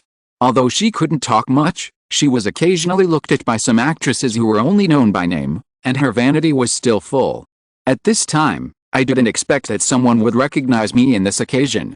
Simon was also a little surprised, but he nodded, yes, and then helped to introduce, "Momo, this is Joel Coen, and Ethan Coen." Zumomo hurriedly stepped forward to greet them and shook hands with the brothers one by one. I wanted to compliment her, but frankly, the girl had never seen the brothers' movies, so she was a little embarrassed. Fortunately, the men around her were not the kind to embarrass a girl. Joel Coen quickly took the initiative to explain, "Ethan and I watched Zhang's new film in Berlin last time. The most memorable thing was the performance of Miss Zhu. Zhang's dramatic treatment of Miss Zhu's height was very interesting." After Joel Coen said this, Simon finally reacted. "If You Are the One" was released in China as a New Year's film this year, and also participated in the Berlin Film Festival in February. However, compared with Zhang Guoxi's other films, If You Are the One was shortlisted for the main competition unit in Berlin, but it was just a gilded soy sauce, not expecting any awards, and in the end it did not win any awards. Unexpectedly, the Coen brothers also went to Berlin and watched this movie. As for Zumomo, because the girl's height was only 1 centimeter shorter than Lao Jiang, it would have been no problem to play with her if she paid a little attention. But in the actual production process, Zhang Guoxi and Lao Jiang finally adopted another solution that deliberately highlighted Zumomo's height, letting the girl wear 12 centimeters high heels throughout the whole process, and added some extra lines to make the tension between men and women more full. The final effect is obviously great. Not only in China, Zumomo became famous all over the country because of the height of If You Are the One, but also professional filmmakers such as the Coen brothers were impressed. Of course, that's all. Zumomo is too tall, especially in the Chinese film circle, and is close to the level of special actors. It is destined to be difficult to have much development, so being a model can go further. In terms of movies, at most, occasionally choose some suitable roles to show your face. After greeting several crews, Simon and the Coen brothers went to a nearby booth and continued to talk about another new film that they started shooting in January and has entered the final stage of shooting, the famous The Big Lebowski. This is the black absurd comedy with the fewest awards and honors of the Coen brothers. The audience is also polarized, but it is regarded as a masterpiece by some die-hard fans, and a special duo culture has been born around the life attitude of the male protagonist. Simon is the kind of person who likes this movie very much, so he decisively continued the cooperation after Fargo. In addition, Simon also made some small interventions in the casting of the film, giving the role of the millionaire's young wife Bonnie to Charlize Theron. South African diamonds have been quietly suppressed by Simon in recent years, and it is time for them to gradually shine. After all, it is also very suitable to be introduced into the Marvel Cinematic Universe. Simon and his friends had just sat down in the booth, and Madonna, who attended the Oscars and served as a guest performer because of the nomination of Evita, came over with her new boyfriend. Simon also knew the new boyfriend, Guy Ritchie, who has just become famous with Lock, Stock and Two Smoking Barrels, has restored history to its place for a while. This is not surprising. Madonna has always liked violent crime movies with a strong cult style. The Queen publicly praised Quentin's Reservoir Dogs and gave Quentin a record because of her evaluation in the film. Unfortunately, Quentin was too ugly, so the two did not hook up together. However, Madonna still participated in Four Rooms, which Quentin and several other directors collaborated on. This time, Lock, Stock and Two Smoking Barrels once again fits the Queen's taste. Guy Ritchie is also handsome and has a British accent that can easily make Americans lose resistance. Therefore, it is natural for Madonna to get the chance to act with him. After the Queen came over, the Coen brothers quickly took the initiative to get up and leave, and then other guests came forward to greet Simon and chat, until Kate Beckinsale and Rachel Weisz came forward.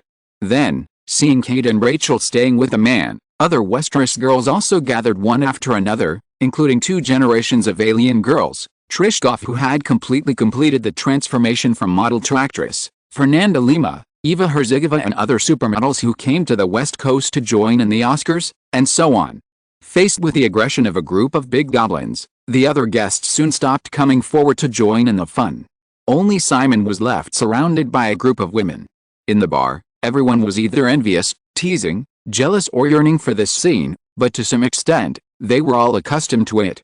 Even if we don't talk about Simon Westeros's terrifying wealth, just the other party's power in Hollywood, it is natural to be surrounded by a large number of beauties.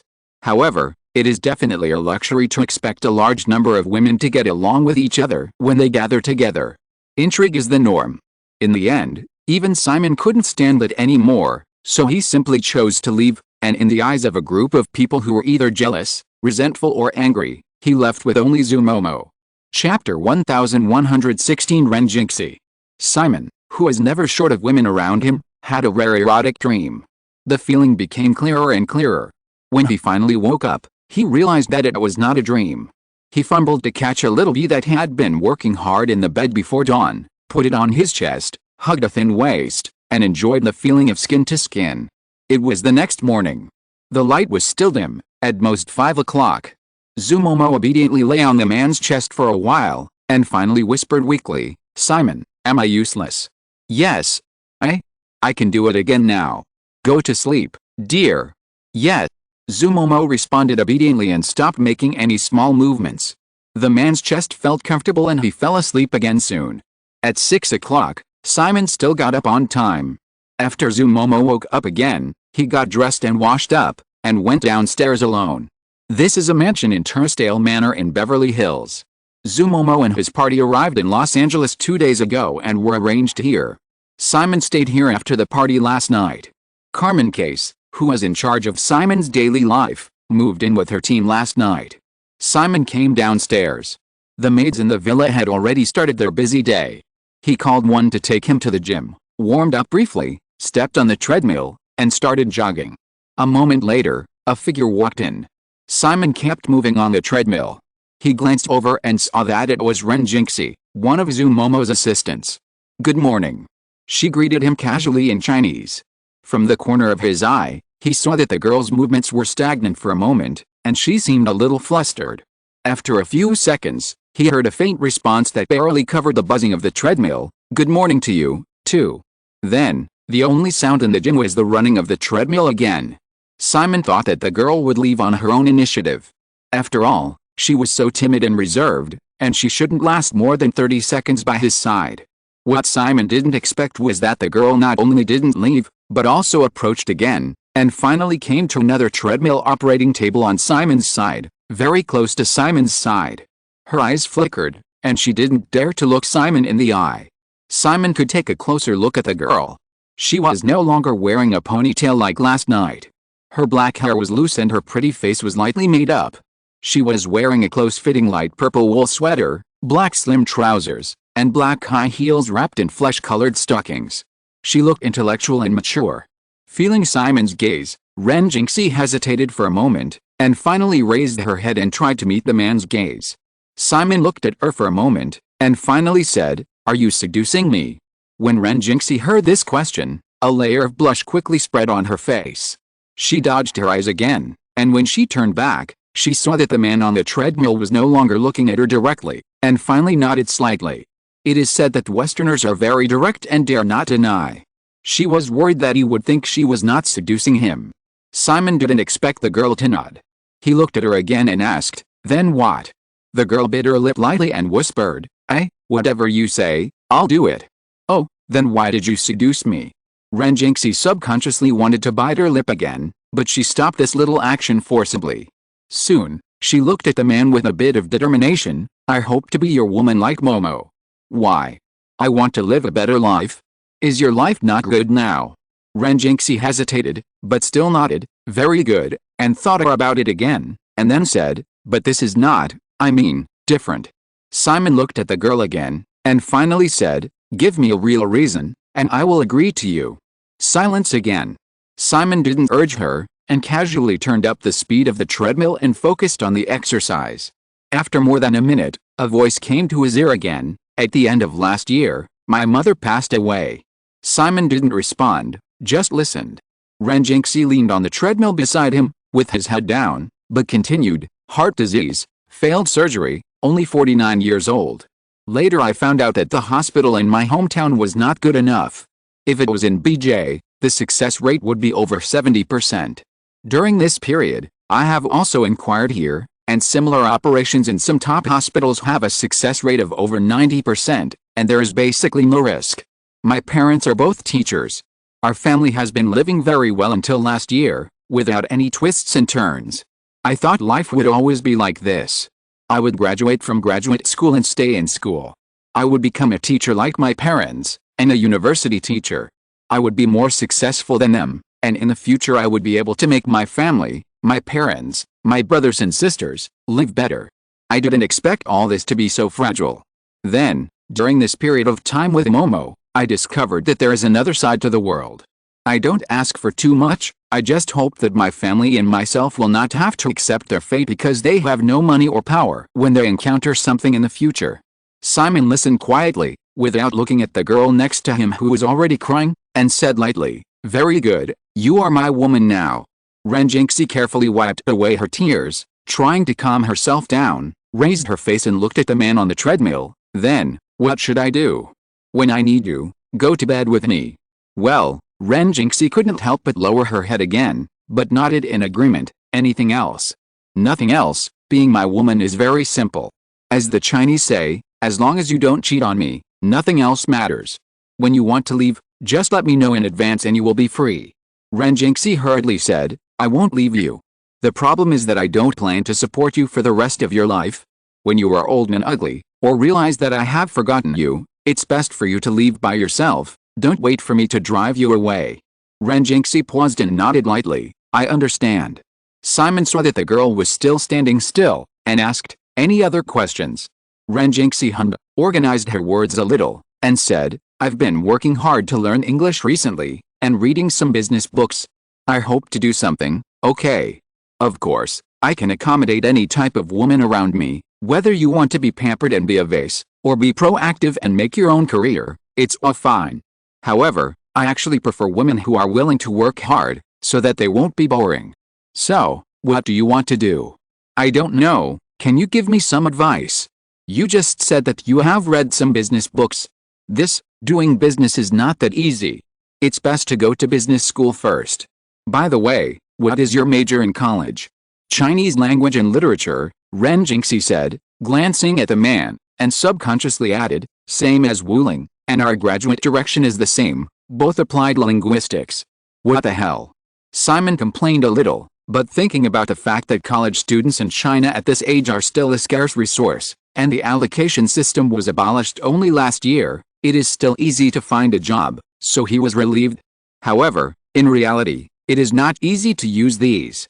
After taking another look at Ren Jingxi, who was obviously feeling guilty, Simon remembered something and asked, "Can you write novels?" "Yes, I have published many articles." Ren Jingxi nodded subconsciously, and she obviously regained some of her spirit. She was actually a talented girl in the department. Since her undergraduate years, she often earned her living expenses by publishing tofu pieces in various newspapers and magazines. This was also the main reason why she and Mo Wuling were able to obtain the qualification to stay in school. Unfortunately, everything changed because of the family accident last year. Simon felt the confidence in Ren Jingxi's tone and roughly understood it. Just as he was about to continue, he thought for a while and said, "In this way, you should not be able to return to China with Momo and the others next time. Accompany me to New York today, and we will talk in detail on the plane." Ren Jingxi agreed, and her mood turned low again. Because of Mo Wuling. Not only did they have a friendship that lasted for many years, this best friend also helped her a lot, including this job at this time, and she also owed him a large sum of money for the operation she performed on her mother last year. Now, she has robbed her niece's man, and this friendship will probably be difficult to continue. Simon noticed the change in her expression and could imagine her thoughts, but he didn't say much. This was the girl's own choice, and everyone needs to bear the consequences of their own choices. After breakfast, Simon was about to leave for the East Coast. He and Zumomo said goodbye outside the villa. Ren Jingxi took Mo Wuling to confess in the villa. In the end, there was an obvious red palm print on his fair face. There was also an angry Mo Wuling, staring at a guy who was still flirting with his niece, and wanted to rush up and hide him. Unfortunately, he was brave enough to be brave, but he didn't dare. Zumomo will also return to China soon. At the end of the small talk, he asked the man when he could go to China to see her. He went there once during the Chinese New Year, but that was purely a private matter. After all, there are still many things to be finalized, so he will go to China after the European trip in April. Zumomo got the answer and was finally satisfied. When the man got in the car, he found that Ren Jingxi also got into the car from the other side. Zumomo, who was still immersed in reluctance, reacted and understood quickly. However, compared to her aunt's fury, Zumomo just leaned her slender body into the car window with resentment, hugged the man and acted coquettishly before letting him go. Mo Wuling watched a guy's luxury car disappear at the gate, and then angrily said to her niece, "Momo, break up with him, otherwise I can only tell my elder sister." "Okay." Zumomo responded casually, opened her arms to feel the warm sunshine in Los Angeles in the morning, and walked lightly into the villa. Mo Wuling didn't know whether this girl's okay meant that she agreed to break up or let her tell her elder sister casually. She felt that the latter was more likely, and she was even more angry. She chased after him and said, "Didn't you see? In just one night, he seduced my good friend. This is too outrageous." Zumomo jumped onto the porch with her toes tapping the front steps of the villa and said, "And Simon was with me all night. How could he seduce Sister Ren? It must be Sister Ren who took the initiative to deliver herself to the door." This was exactly what Ren Jingxi explained to her just now.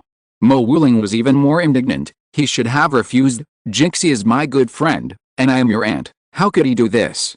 Zumomo had already walked into the villa, and after hearing this, she imitated the Westerner's hand-spreading gesture and said to her aunt, "Because he is a playboy, a super playboy." Mo Wuling was speechless. Could this reason be any stronger? Zumomo stepped forward and held Mo Wuling's hand. "Okay, I don't mind. Why are you angry? How about this, and how about we go back later and continue to play in Los Angeles for a while? I'll treat you, how about it?" Mo Wuling immediately shook off Zumomo's hand. "Don't even think about it. If you don't go back to the Central Academy of Drama to attend classes, you will be expelled."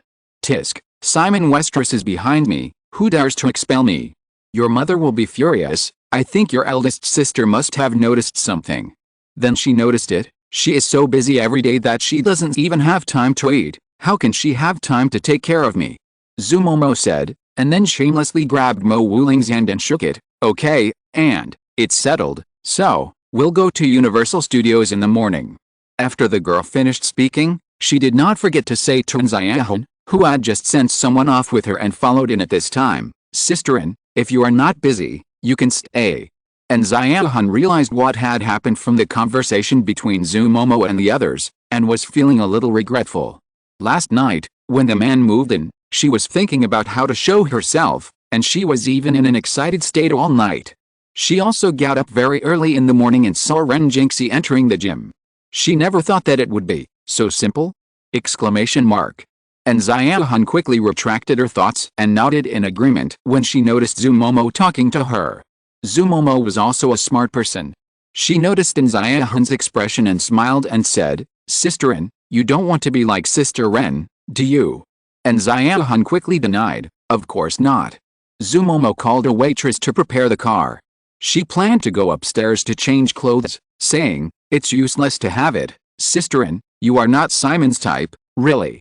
After the girl finished speaking, she stepped onto the stairs and went straight upstairs without waiting for Nziahun to respond. On the other side, Renjinxi was still a little depressed until she boarded Simon's Boeing 767 private jet. Simon didn't rush to talk about business. He asked Carmen to find ice cubes and asked Renjinxi to rest first. He went to the study on the plane to deal with some work matters. Chapter 1117 Princess Huanshu. Today is Tuesday, March 25th. The day after the 69th Academy Awards. However, the media's focus is no longer on the results of the Oscars in previous years, but on the Nasdaq index that collapsed yesterday. When Simon boarded the plane, it was less than 9 o'clock on the West Coast, but it was already noon on the East Coast. The U.S. stock market opened today, but no miracle happened. After yesterday's 7.9% drop throughout the day triggered the first circuit breaker in the history of the Nasdaq fell by more than 5% during the 2.5 hours of trading in the morning, reaching a low of 6,079 points. It fell by nearly 1,000 points in 2 days, with a cumulative drop of more than 14%, which can be regarded as a record drop for the Nasdaq. Except for a few short sellers of technology stocks who have survived until now, the stock market crash has harmed the interests of almost everyone. Therefore, whether it is Wall Street, Silicon Valley, or Washington, they did not sit idly by, but took various measures to stabilize the market as much as possible. This morning, Microsoft, which triggered the stock market crash, announced its first quarter growth forecast for its data center business in advance, hoping to recover some of the decline. After all, if one loses, all lose. Microsoft's press release was also recommended on the front page of the Ignorant portal. Tim Berners-Lee, Jeff Bezos, John Chambers, Steve Case and other big names in the new technology industry also accepted media interviews, promoting the booming development of the internet industry from all angles, emphasizing the changes that this field has brought to all aspects of human society in recent years, and trying to reverse the public opinion attacks on the new technology bubble by traditional paper media that have been suppressed for many years. In Washington, the Federal Reserve also reiterated that there is no plan to raise interest rates in the short term in order to stabilize the confidence of the capital market. However, under the general trend, these efforts are ultimately in vain. Not long after Simon boarded the plane, even the White House called him. Clinton tried to see if he could personally endorse the internet industry, but Simon chose to refuse. Because it was useless. This time, the Nasdaq went higher than its peak in 2000, which meant that the decline during the collapse was destined to be more turbulent. Simon's endorsement would not change the result, but would only cause trouble for himself. After hanging up the phone, Simon thought for a moment and sent a group email to the heads of various companies to appease people and ask them to just do their own work diligently and conscientiously and not to worry too much about the short-term rise and fall of stock prices. After dealing with various matters for more than an hour, Simon asked Girl A to call Renjinxi in. After motioning Renjinxi to come in, he sat down on the sofa opposite the desk. Simon did not deliberately look at the other person. Although his face was no longer swollen, his eyes were red. He lowered his head and continued to read a draft of the Rivne Free Trade Zone Agreement from Ukraine. He asked, "Have you read Kyonyao's works?" Renjinxi saw that the man did not look at him, relaxed a little, nodded and said, I have. How do you feel about it? I like some of the early works, such as Outside the Window. Simon did not comment, and said, the thing is, I have rolled out some media businesses in China. I originally hoped to cooperate with Kyung Yao, but unfortunately I didn't like the several projects submitted there. I just happened to have an idea and was planning to find someone to do it myself. When the man talked about business, Ren Jinxie gradually relaxed more, looked up at Simon behind the desk, and listened carefully. The real situation can be summed up in one sentence: the famous My Fair Princess was also lost by butterflies. Simon searched his memory and roughly remembered that My Fair Princess was an idea that Aunt Kyung Yao came up with when she passed by Gongxiufen during a visit to BJ, and then a ratings miracle was derived. This time, it was obvious that there was no flash of inspiration. Simon was not interested in Kyung Yao's other works. He had been considering finding a gunman to retweak My Fair Princess during this period. He happened to meet Ren Jinxie, so it would be okay to give it a try. After sorting out his thoughts, Simon continued, there is a Gongxiufen in BJ, did you know? Ren Jinxie shook her head. She is from Shandong and went to college in Tianjin. After her mother's incident last year, she spent the new year with her family and officially started her job. Then she went abroad with Zhu Momo to participate in the 4 major fashion weeks. She didn't stay in Beijing for a few days before and after, and her activities were limited to the courtyard around Nanlua Guxiang. Gongxiufen is in the western suburbs of BJ. Because of urban transformation, it can only be said to be a road sign, and it is no longer a tourist attraction. There are several theories about the princess tomb. I will only take one of them, which is that it is the tomb of an adopted daughter of Emperor Qianlong.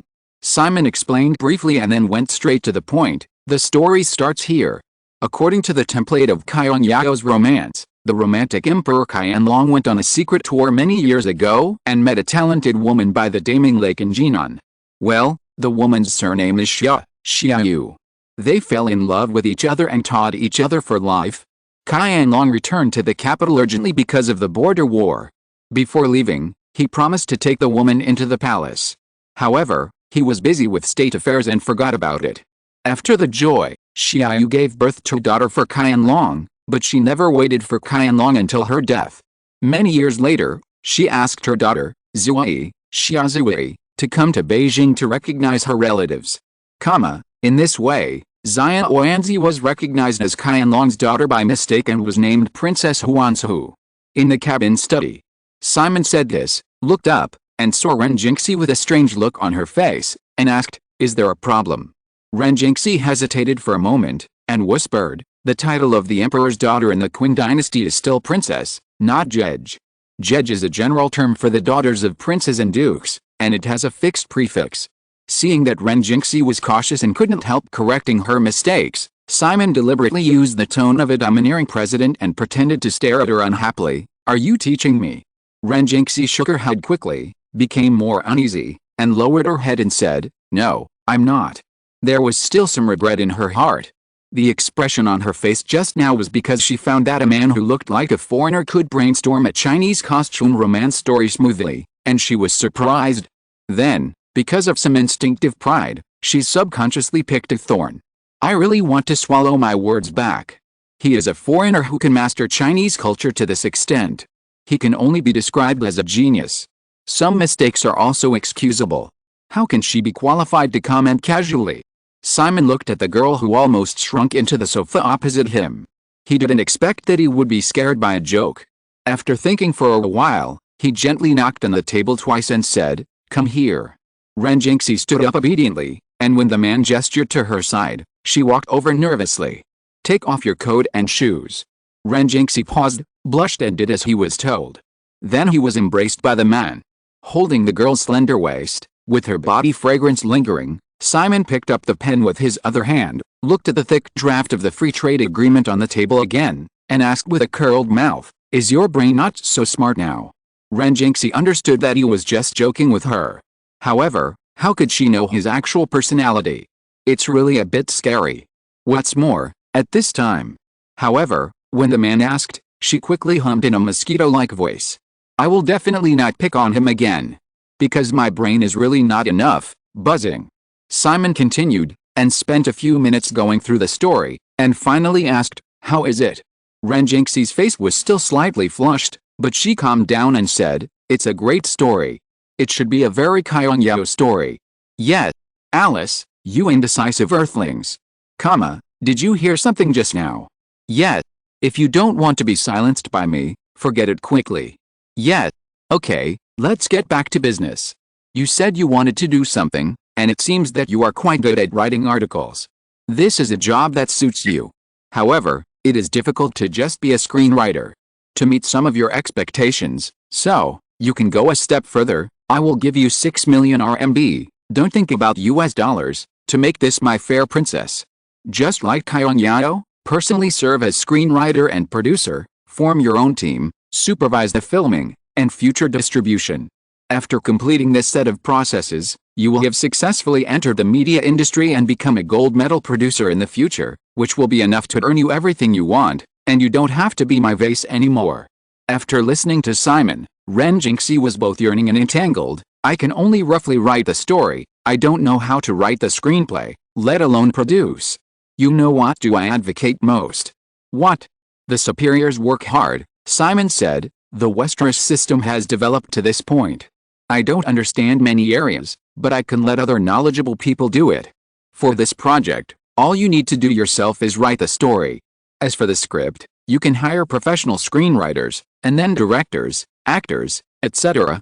If you have 6 million in your hand but don't know how to spend it, then you'd better be a vase beside me." Renjingxi wanted to nod, hesitated for a while, and said, "But it shouldn't be that simple. In the film and television industry, the easiest job is producer, and the hardest job is also producer. It's easy because as long as you have money, anyone can make the film and television programs they want as a producer. The difficulty is that even if a person puts in 12 points of energy, he may not be able to make a good work recognized by the market or awards. As for you, if you want to do it and want to go further, because you lack the foundation, you must learn a lot while doing it. If you want to do it well, you need to spend double or even triple the time and energy than professionals, and you may not get good results either." Renjingxi subconsciously shrank his neck and had some retreat. The main worry was that it would go wrong. 6 million, even if it was in RMB, but even a few months ago, it was a huge sum of money that she might not be able to earn in her lifetime. Moreover, the more important thing was the project itself. This was a story that he, a Hollywood tycoon, had personally conceived. If it went wrong, she wasn't sure if she still had the courage to stay with him. Simon waited for a moment, but got no response. He tilted his head slightly to look at the expression of the woman in his arms. "Are you scared?" Renjingxi nodded honestly. "I don't know anything, I will definitely mess it up. It seems that you don't understand your situation, or your advantages." "Huh? It's not that I'm going to give you a sum of money and nothing else and ask you to go to China to make a TV series. This project must be under the name of Jinshu Media. Since you were with Momo before, you should know this company." "I know. The movie If You Are the One, directed by Zhang Guoxi and starring Zhu Momo, which was also released in China, was produced by this company. So, after you take over, no matter what you need, the team of Jinshu Media can assist you. If you don't understand something, you can also find professionals to guide you. Even if you want to be lazy, you only need to pay the money, and Jinshu Media can help you complete the whole process." "Then, why did you still look for me?" Renjingxi blurted out, and then regretted it. "Isn't this nonsense?" Simon pinched a certain part of the woman's body and said with a smile, "Because you are my woman and you are willing to work, I let you be in charge of this project. Other people may not have such an opportunity in their lifetime. So, think about how lucky you are to meet me, and remember to be grateful every night before going to bed." "Yes. Okay, let's get back to the topic. The platform of Jinshu Media is secondary. The most important point is, as I said just now, you are my woman. Therefore, not only those in Hollywood, but also those in the Chinese film and television circles, must also give me face and provide you with all kinds of help and convenience. This is the most abundant resource you can use, the kind that is as big as the sky. Because as long as they know that you are my woman, even if you are an idiot, many people will help you complete the project just to get in touch with me." Renjingxi was speechless for a moment. Simon wrote some comments on the draft of the written free trade zone agreement, which he had already read. After the girl in his arms digested it for a while, he asked again, "How do you feel now?" Renjingxi made up her mind. "I want to take this job." "Very good. Renjingxi got straight into the state and asked cautiously, well, 6 million, is it really enough? I didn't know much about it beforehand, but now I think that film and television dramas should be very expensive. China Central Television's Outlaws of the Marsh only makes 1 million per episode on average, and it's a national drama. This Princess Pearl has about 20 episodes, and the average is 300,000 per episode. What do you think? Renjingxi looked up and said, I don't understand. Teach me. What I can teach you is that as a producer, cost control is a vital skill. For example, with the same $100 million box office, one movie costs $10 million and another costs $100 million. The former is a huge success, while the latter is a box office failure. How to control costs is a test of the producer's comprehensive qualities. For example, under your coordination, a play that takes 3 days to complete can be shot in 2 days, which saves 1 day's funds. When the crew is running, the daily expenses may be tens of thousands. In total, the funds are very considerable. There are also actors. You need to choose actors of the right level according to how much budget you have. For this My Fair Princess, with a budget of 6 million, you can only choose newcomers as much as possible, or some famous actors who are famous but in a low period and therefore have cheap pay. There are also things such as venue rental, prop production, etc. You need to know the price in advance and roughly know the price in order to get the most affordable price in the negotiation. Otherwise, if you don't know anything, you will definitely be treated as a fat sheep, and then the price will be doubled or tripled, or even dozens of times, and it will be a waste if you don't kill it. Renjingxi widened his eyes slightly. Dozens of times? How is it possible? Why not? Simon gestured to the surroundings. For example, this Boeing 767, if you want to rent one for filming, how much do you think is appropriate? Renjingxi shook his head. Simon said, this is the problem. There are clear quotes for aircraft leasing in Europe and the United States. Let's not talk about this. In short, if it's something else, you don't know the price, and others quote dozens of times, you will probably think it's reasonable. How should I know this? Of course, ask someone who knows, Simon said. This once again involves the importance of personal connections, and you will definitely have all of these by then. The key is how you use them, or even whether you are willing to use them.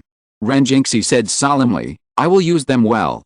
Simon raised his hand and slid his fingertips across the woman's delicate chin. But I have to remind you of one more thing. There is no free lunch in this world. One of the life principles I believe in is that you get as much as you give. The principle is also applicable if you change it a little. If you seek help from others, you must remember their kindness and return the favor at the right time in the future. There is give and take, and there is borrowing and returning, so that it can last long. If you only take advantage, one day you will find that you have no friends. Of course, you can't always suffer losses, because this will make you surrounded by speculators who want to take advantage. Renjingxi felt that there were many twists and turns, but she didn't complain and agreed seriously again. The life in the ivory tower she once had was gone after the family misfortune last year. For the sense of security she had always dreamed of, she completely let go of her pride and reserve, and even seduced a man. If that was the case, there probably weren't many more difficult things in the world. The more she talked, the more she realized how rare it was to have the opportunity to ask a man for advice.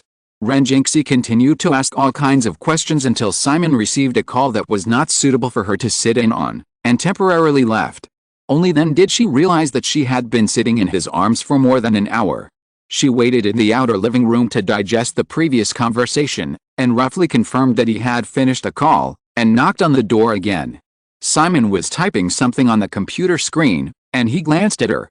Seeing that she was about to come forward, he smiled and drove her away, saying, No, just stop here. You don't pay me for consulting. If you still don't understand something, ask someone else later. Then he stopped. After a slight hesitation, she mustered up the courage to ask, Aren't you going to take a break? Not tired. Renjingxi twisted her fingers in front of her and lowered her head slightly. I mean, there should be a bedroom on the plane. Yes. Then. It had just been agreed that she would arrive in New York, rest for a night, and fly back to China tomorrow. She planned to complete this story in 2 months, and at the same time carry out preliminary preparations by learning by doing. And tonight, he had made it clear that he would not accompany her. Simon looked up at her and shook his head. Forget it this time. There's only more than an hour left to New York. Ren Jinxie's cheeks were a little hot again, and she couldn't help but complain in her heart, more than an hour is not enough. Do you think you are a god? Simon saw the girl twisting her fingers out of the corner of her eye, and said half seriously, I am a person who attaches great importance to the quality of certain things, so, more than an hour is really not enough. Still unwilling, she whispered, in that case, are you really not free tonight? I mean, I can wait, it doesn't matter if it's later. No, really. Suddenly realizing something, she tentatively asked, are you going to accompany other women? Yes. I understand. Having said that, she stood for a while. The man still didn't speak again. She felt more and more that something was wrong with her. She obviously asked a question that she shouldn't have asked. She turned and whispered, shall I prepare some food or drinks for you? Make a fruit plate and send it over. Okay. Hearing his response, she finally relaxed and quickly agreed. She didn't dare to hesitate anymore and turned around and went out obediently. If you are listening to this novel on a channel other than Fanfic World, it means it was downloaded and re-uploaded without effort. We warmly invite you to visit our channel, Fanfic World. There you will find the original version of this story and many other novels of various genres. We look forward to seeing you dive into a world of incredible novels. Chapter 1118 Unstoppable. In the week before Easter, the tragic stock market crash eventually caused the Nasdaq to fall by 24% in 5 days. The Nasdaq index plummeted from the highest point of 7,045 points on March 24 to 5,346 points at the close of Friday, March 28. As a result, the total market value of the Nasdaq plummeted from a peak of $9.3 trillion to $7.1 trillion, equivalent to the combined GDP of the United Kingdom and China in 1996. The wealth of $2.2 trillion evaporated in just 5 days. The capital market was in mourning. The liquidation of Tiger Fund in February gave another dose of adrenaline to all the bullish capital that was still optimistic about the internet industry at that time, thus triggering hundreds of billions of dollars of various purchases and positions in technology stocks in just 1 month, including the use of a large amount of financial leverage. Taking over at the highest position, tragedy is inevitable. For 5 consecutive days, there were no less than 20 suicides of investors around the world caused by the collapse of the Nasdaq, and more former millionaires and multimillionaires returned to the pre-liberation era overnight, just like the Tiger Fund that collapsed a month ago. In this stock market crash, the person who suffered the most losses was undoubtedly a young tycoon whose peak net worth reached $2.3 trillion. Compared with the overall decline of 23% in the Nasdaq in a week, Simon's personal wealth fell by 31% because a series of new technology leaders under his control were the first to be affected. As of the close of Friday, it was only $1.6 trillion. In just 5 days, the loss reached $700 billion, which was equivalent to one person bearing nearly 1/3 of the market value loss of the Nasdaq. It was quite tragic. Of course, this was only tragic on paper.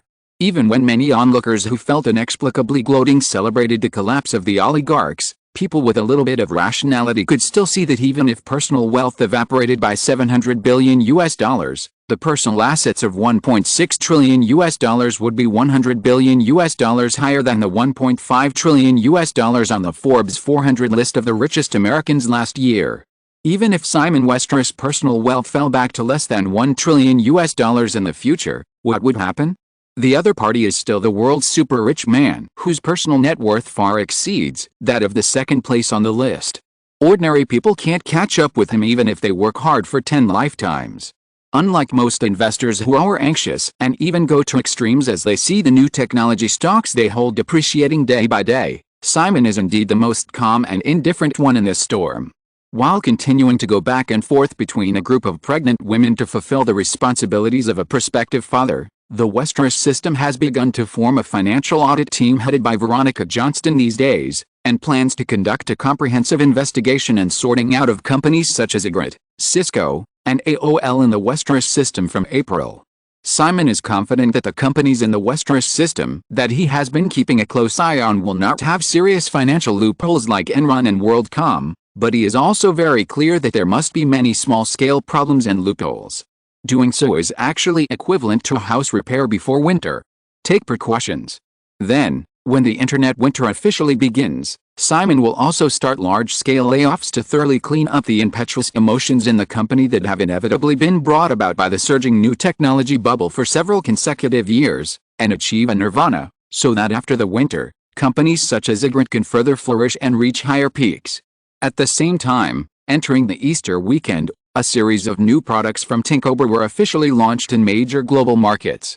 In the previous week's pre-sale, a series of flagship products such as iPlayer, iCom, iRec, and iMac had a total pre-sale volume of more than 12 million on various platforms both online and offline in North America, becoming a very bright positive against the background of the Nasdaq collapse.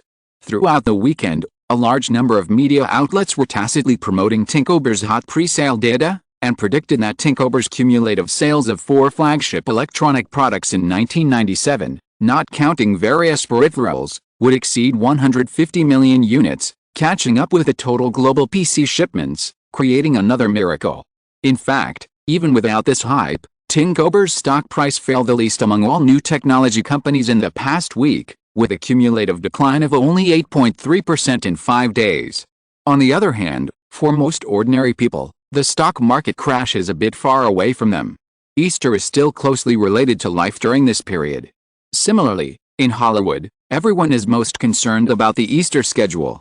Before and after the 69th Academy Awards on March 24, the box office of films such as The English Patient, which won the grand prize, and Good Will Hunting, which has increased its exposure, rebounded. However, these films, which are basically in the final stage, have left the competition for the Easter schedule. Among them, The English Patient has exceeded $70 million in the domestic box office. With the Oscar for Best Picture just won, it is expected to reap about $10 million in the future, and the total domestic box office is around $80 million. At the same time, The English Patient officially started overseas distribution after the Oscars, which was mainly handled by Deaneries Entertainment. This is actually the big deal. Relying on the aura of the Oscar for Best Picture, The English Patient once had an overseas box office of more than $150 million, almost twice as much as in China, and this time it will not be much different. Another movie, Good Will Hunting, has recently had a domestic box office of nearly $160 million. Only the Best Original Screenplay at the Oscars will make this movie withdraw from the theaters soon, and the total domestic box office is expected to be around $165 million. As for the films such as Wonder Woman 2, Jumanji, and Charlie's Angels that were scheduled at the end of last year, with the arrival of Easter, in order to free up screen resources for new films, they have been withdrawn from the schedule one after another during this period. In the Easter schedule that opened on March 21st, a total of 3 new films were released in North American theaters, namely the Jim Carrey comedy Cable Repairman produced by Deaneries Entertainment, Alien 2 released by MGM, and King of Steel derived from the TV series of the same name by Fox. Among them, the most popular Cable Repairman and Alien 2 obviously did not start very well. After all, it cost $35 million in budget and $15 million in publicity and promotion. Even if there are private disagreements, the work that needs to be done must be done. The Deaneries Entertainment publicity and promotion team created a gimmick for the cable guy that Jim Carrey would transform into a work. However, the film's media rating was only a barely passing score of 6.2 points, which obviously also had a public relations component. Alien 2, which movie fans have been looking forward to for a long time, has basically encountered a similar situation. The storyline has gone from the pursuit of aliens in the first part to the confrontation between 2 generations of aliens in the second part. Although the budget has risen to $40 million, the production team has also been more attentive, and Simon has personally advised, compared with a comprehensive score of 4.3 points in the first part, the comprehensive media score of the sequel has only slightly increased to 5.5 points, which is still unsatisfactory. The review of The Hollywood Reporter directly pointed out the key to the fact that this sequel was not recognized by the critics, assembly line popcorn without any connotation, and too much meat. The reality is that it can't stop the audience from watching it. Who can stand 2 naked beauties tearing each other apart on the big screen? Therefore, in the first week of the Easter season from March 21st to March 27th, Amid rumors that MGM had to make multiple revisions to downgrade the film from NC-17 to R because of too many exposed scenes, Alien 2 opened on 2,619 screens and earned $33.14 million in the first 7 days, easily topping the box office. As the first film in Simon's multi-party package project, Alien 2 is a good start. The film's production budget is $40 million, and the publicity and distribution expenses are $15 million, totaling $55 million. With a start of $33.14 million in North America, although it will definitely be difficult to make back the money locally, it is very likely to recover the entire budget through global distribution. The bulk of this project is actually videotapes. Not to mention the hot videotape market of the Alien series in Simon's memory, the first Alien 3 years ago has also proved this point. The first Alien grossed over $60 million at the domestic box office and $110 million worldwide, which is already profitable. However, the subsequent video sales have sold 4.6 million boxes so far, with sales of nearly $140 million, which is higher than the global box office. In addition, the film's TV broadcast revenue is also lucrative. Simon was more worried that the sequel would be coldly received in theaters like Alien 2, so it was delayed. Now, the reconceived Alien 2 has grossed $33.14 million in the first week, which means that Alien 3 can be directly launched. Because the combination of the two trilogies is already a mini-Alien movie universe. In recent years, the concept of movie universe in Hollywood may be a bit rampant, but for Alien, it is the most appropriate description. Let's talk about a box office list. Following Alien 2, The Cable Guy ranked second in the weekly list with a box office of $27.07 million.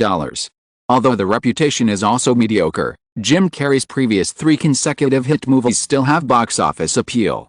Even though many fans expressed their dislike for Jim Carrey's transformation after watching the movie, the box office is still impressive. Only the domestic box office will depend on the subsequent trend. The third place on the list is Bridget Jones's Diary.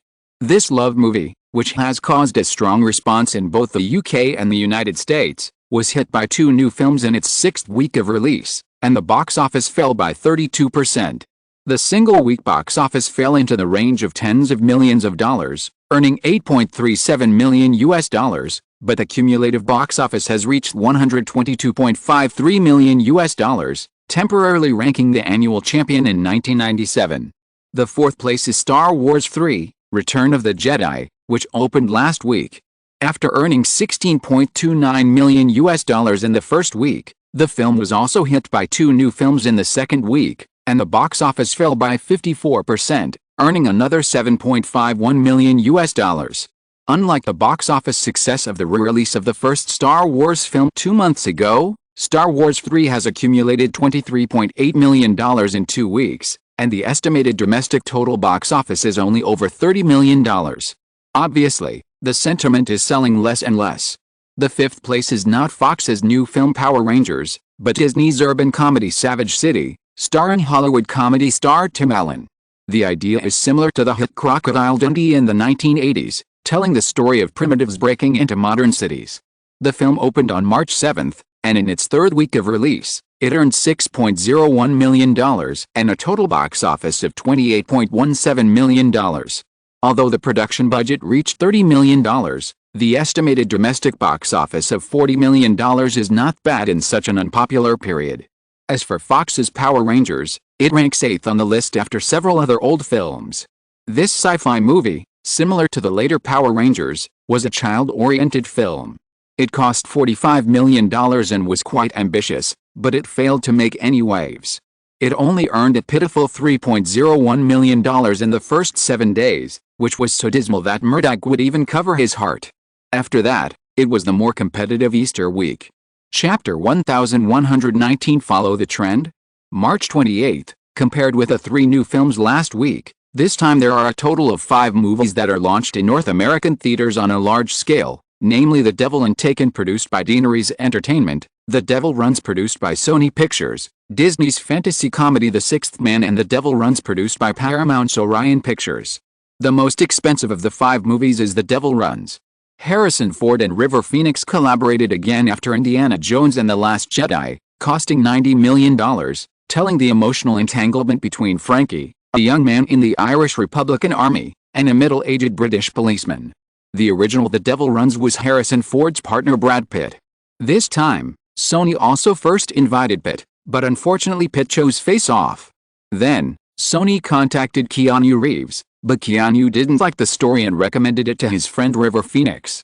River Phoenix did not die young from drug overdose in this life. He also shined with the role of the Joker in The Dark Knight Rises a few years ago, and won the Oscar for Best Supporting Actor. He is also a popular first-line actor. In addition, he had worked with Ford in Indiana Jones 3, which was also a gimmick, and was finally successfully selected by Sony. Unfortunately, the whole project was a disaster.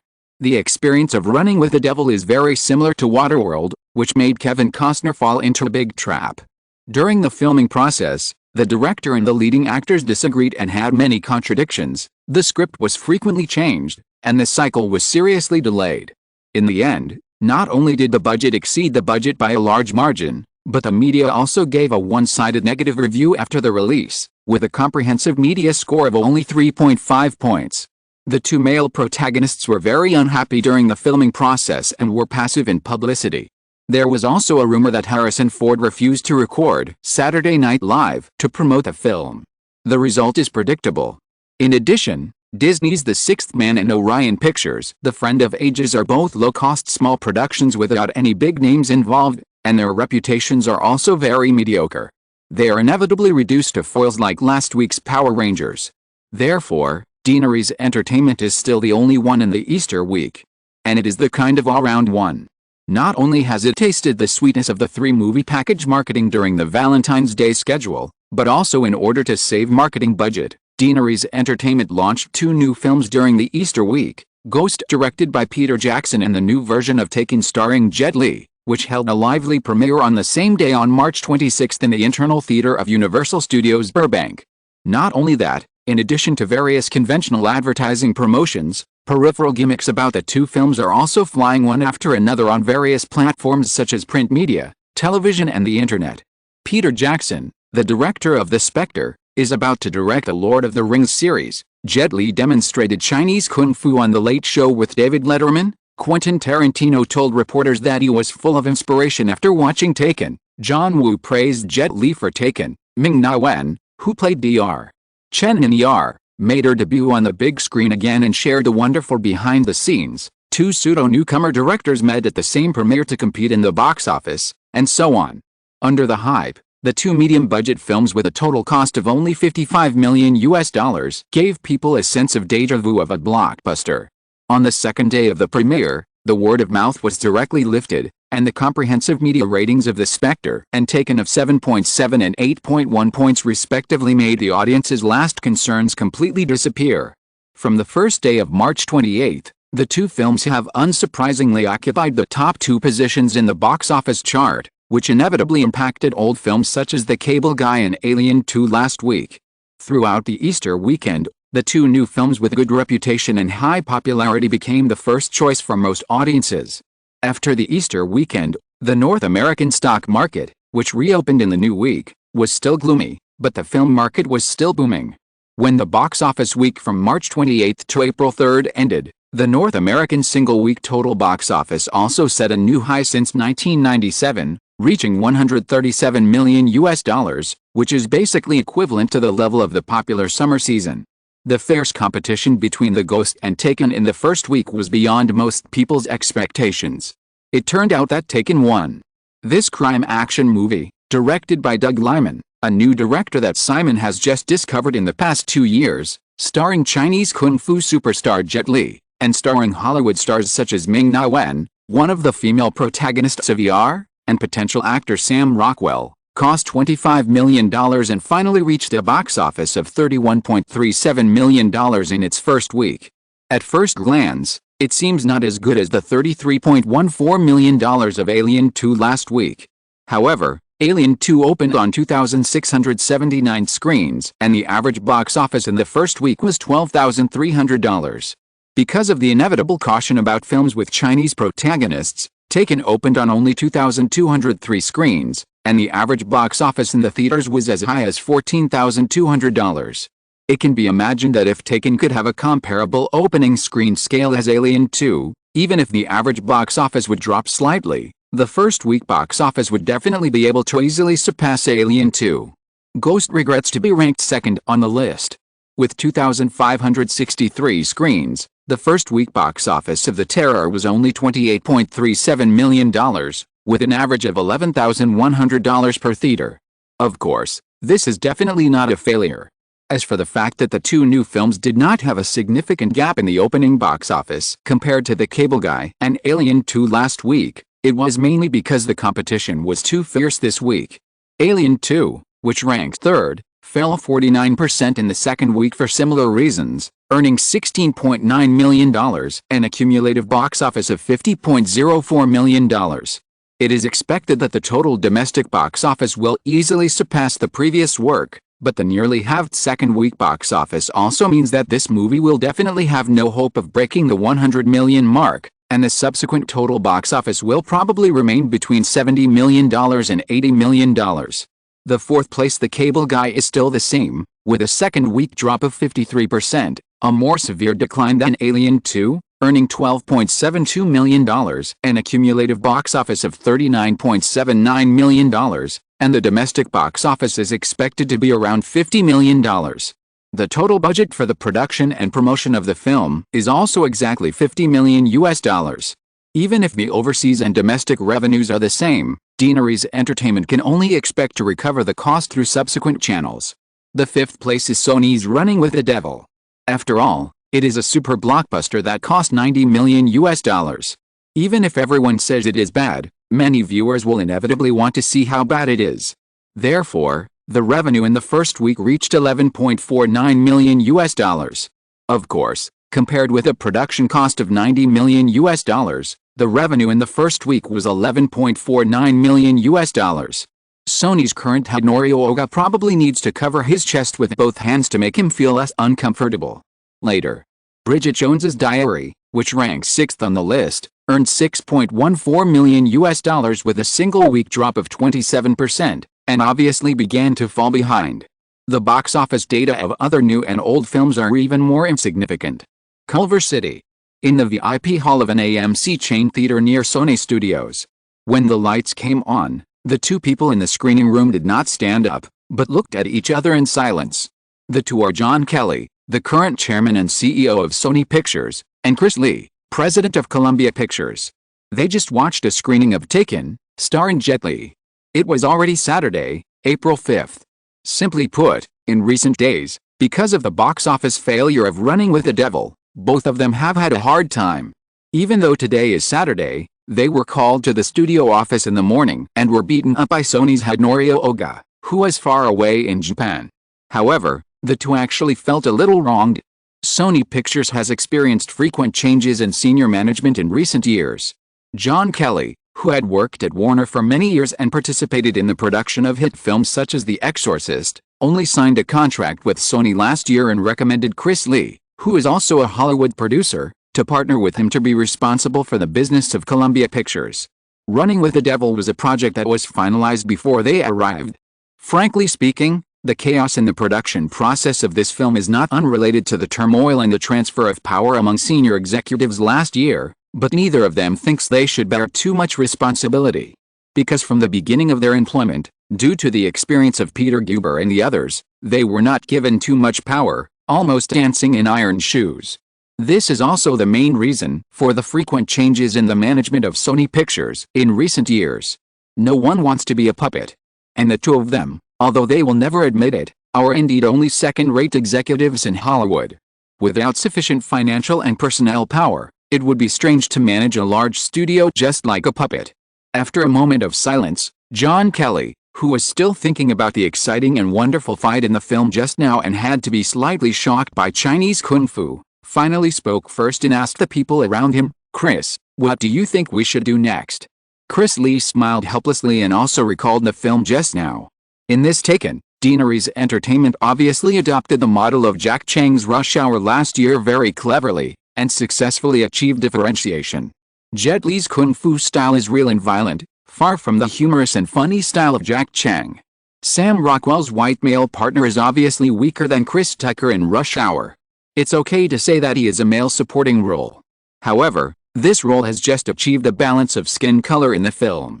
After all, if a movie does not have a familiar skin color as the protagonist, it will inevitably make the audience lack some sense of substitution.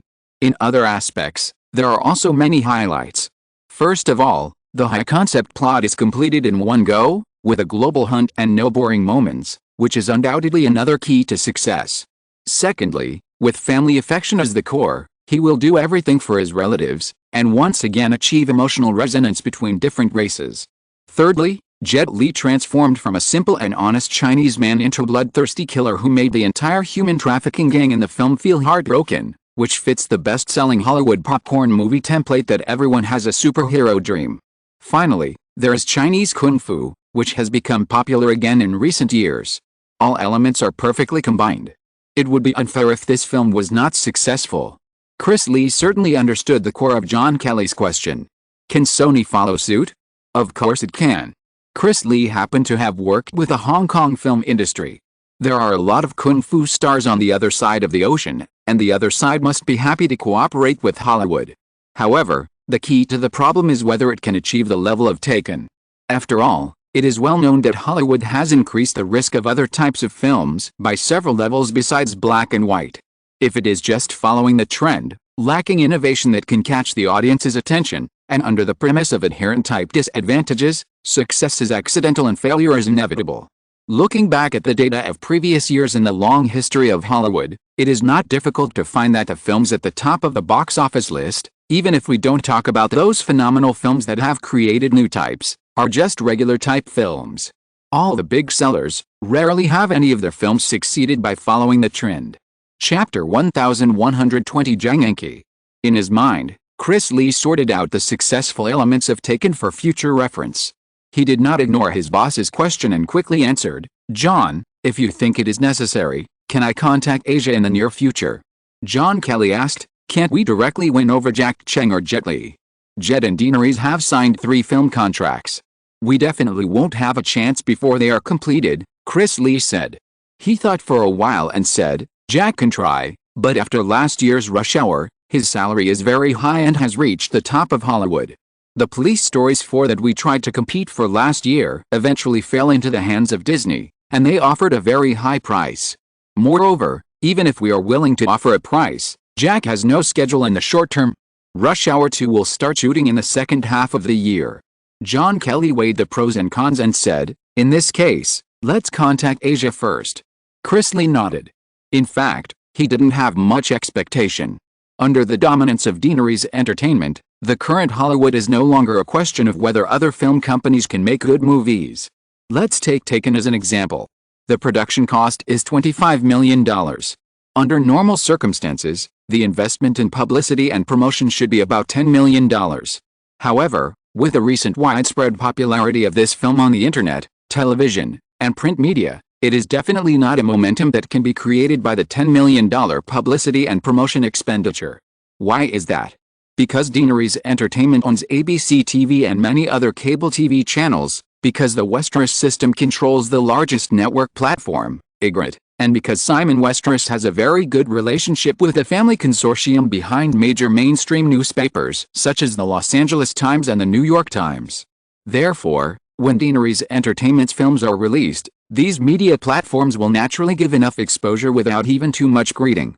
Not only that, due to the continuous box office success of Deaneries Entertainment's films, coupled with Deaneries Entertainment's own pressure operation, major theaters in North America and even overseas will also give Deaneries Entertainment's films better screen resources, better screening time, and even more active marketing of their own channels.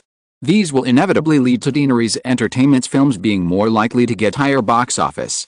Even outside of theaters, Deaneries Entertainment controls the world's largest videotape chain, Blockbuster, and Amazon's online store under Ygritte. In recent years, videotape sales have also shown a geometric growth trend. The same is true for television. All these resources have unknowingly built a potential barrier, making Deaneries Entertainment stronger and other studios weaker. The fate of the weak is likely to be elimination. After expelling Peter Guber and John Peters, Sony has continued to lose money in recent years, and news has been circulating that the Japanese are going to withdraw from Hollywood every other day. As an insider, Chris Lee sees it more clearly. In the past few years, the global economy has been improving, and Sony has been able to barely support it. Now that the new technology bubble has burst, Sony's main business will inevitably be implicated.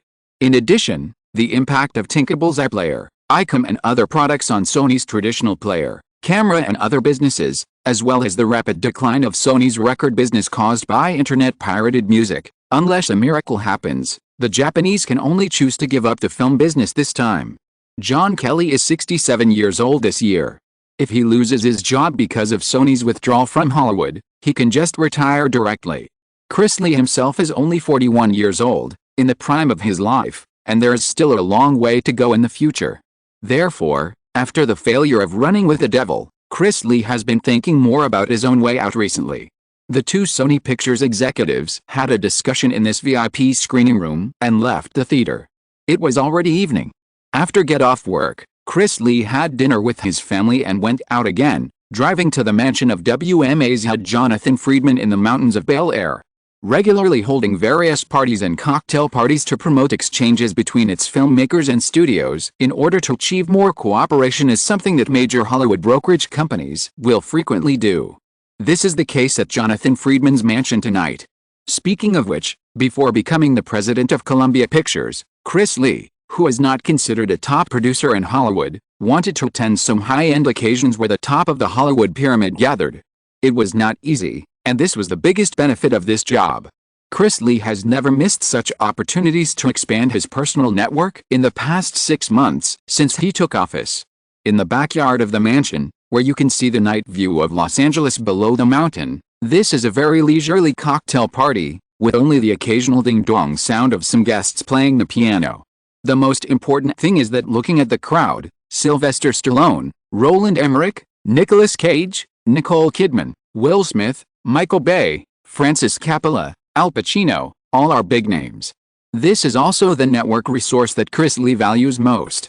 Like an old farmer who diligently waters and fertilizes crops, Chris Lee greeted everyone one by one, until he met Alec Baldwin, one of the 4 Baldwin brothers, who he knew well. After whispering a few words, he learned that Simon Westeros was also here, arriving only a few minutes earlier than him.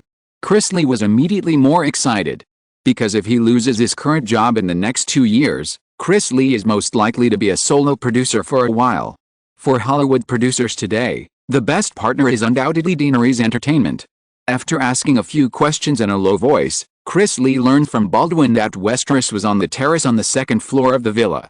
Chris Lee did not go straight there, but continued to communicate with the guests on the scene. He also listened to Al Pacino playing a piece of music at the piano by the swimming pool, and finally came to the stairs to the 2nd floor of the villa. He happened to see John Woo and another Asian man whose name Chris Lee also recognized walking down the stairs. He immediately smiled and greeted the two men. "Hello, Woo, nice to meet you. And you are Joe, right? You work on A Better Tomorrow." Chow, who came to North America to do some post-production dubbing for Crouching Tiger, Hidden Dragon, nodded politely when Chris Lee recognized him and asked, "Hello, who are you?" "I'm Chris Lee, currently the president of Columbia Pictures," Chris Lee said, and took out his business card and gave it to the two men. John Woo, who was a little cold at first, soon smiled when he heard Chris Lee introduce himself, and after taking the business card, he reached out again. Chris Lee shook hands with John Woo and said with a smile, "John, I've seen your Broken Arrow and Mission Impossible 2. Oh, and A Better Tomorrow, which created a box office miracle in Hong Kong. Coincidentally, Chinese Kung Fu has been very popular in Hollywood in the past 2 years.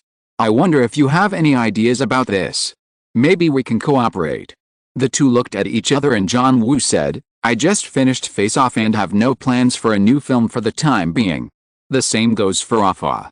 However, as for ideas, Chris, I'm sorry, we don't have any for the time being." "That's not a problem. We can find time to talk and we're sure to come up with some good ideas.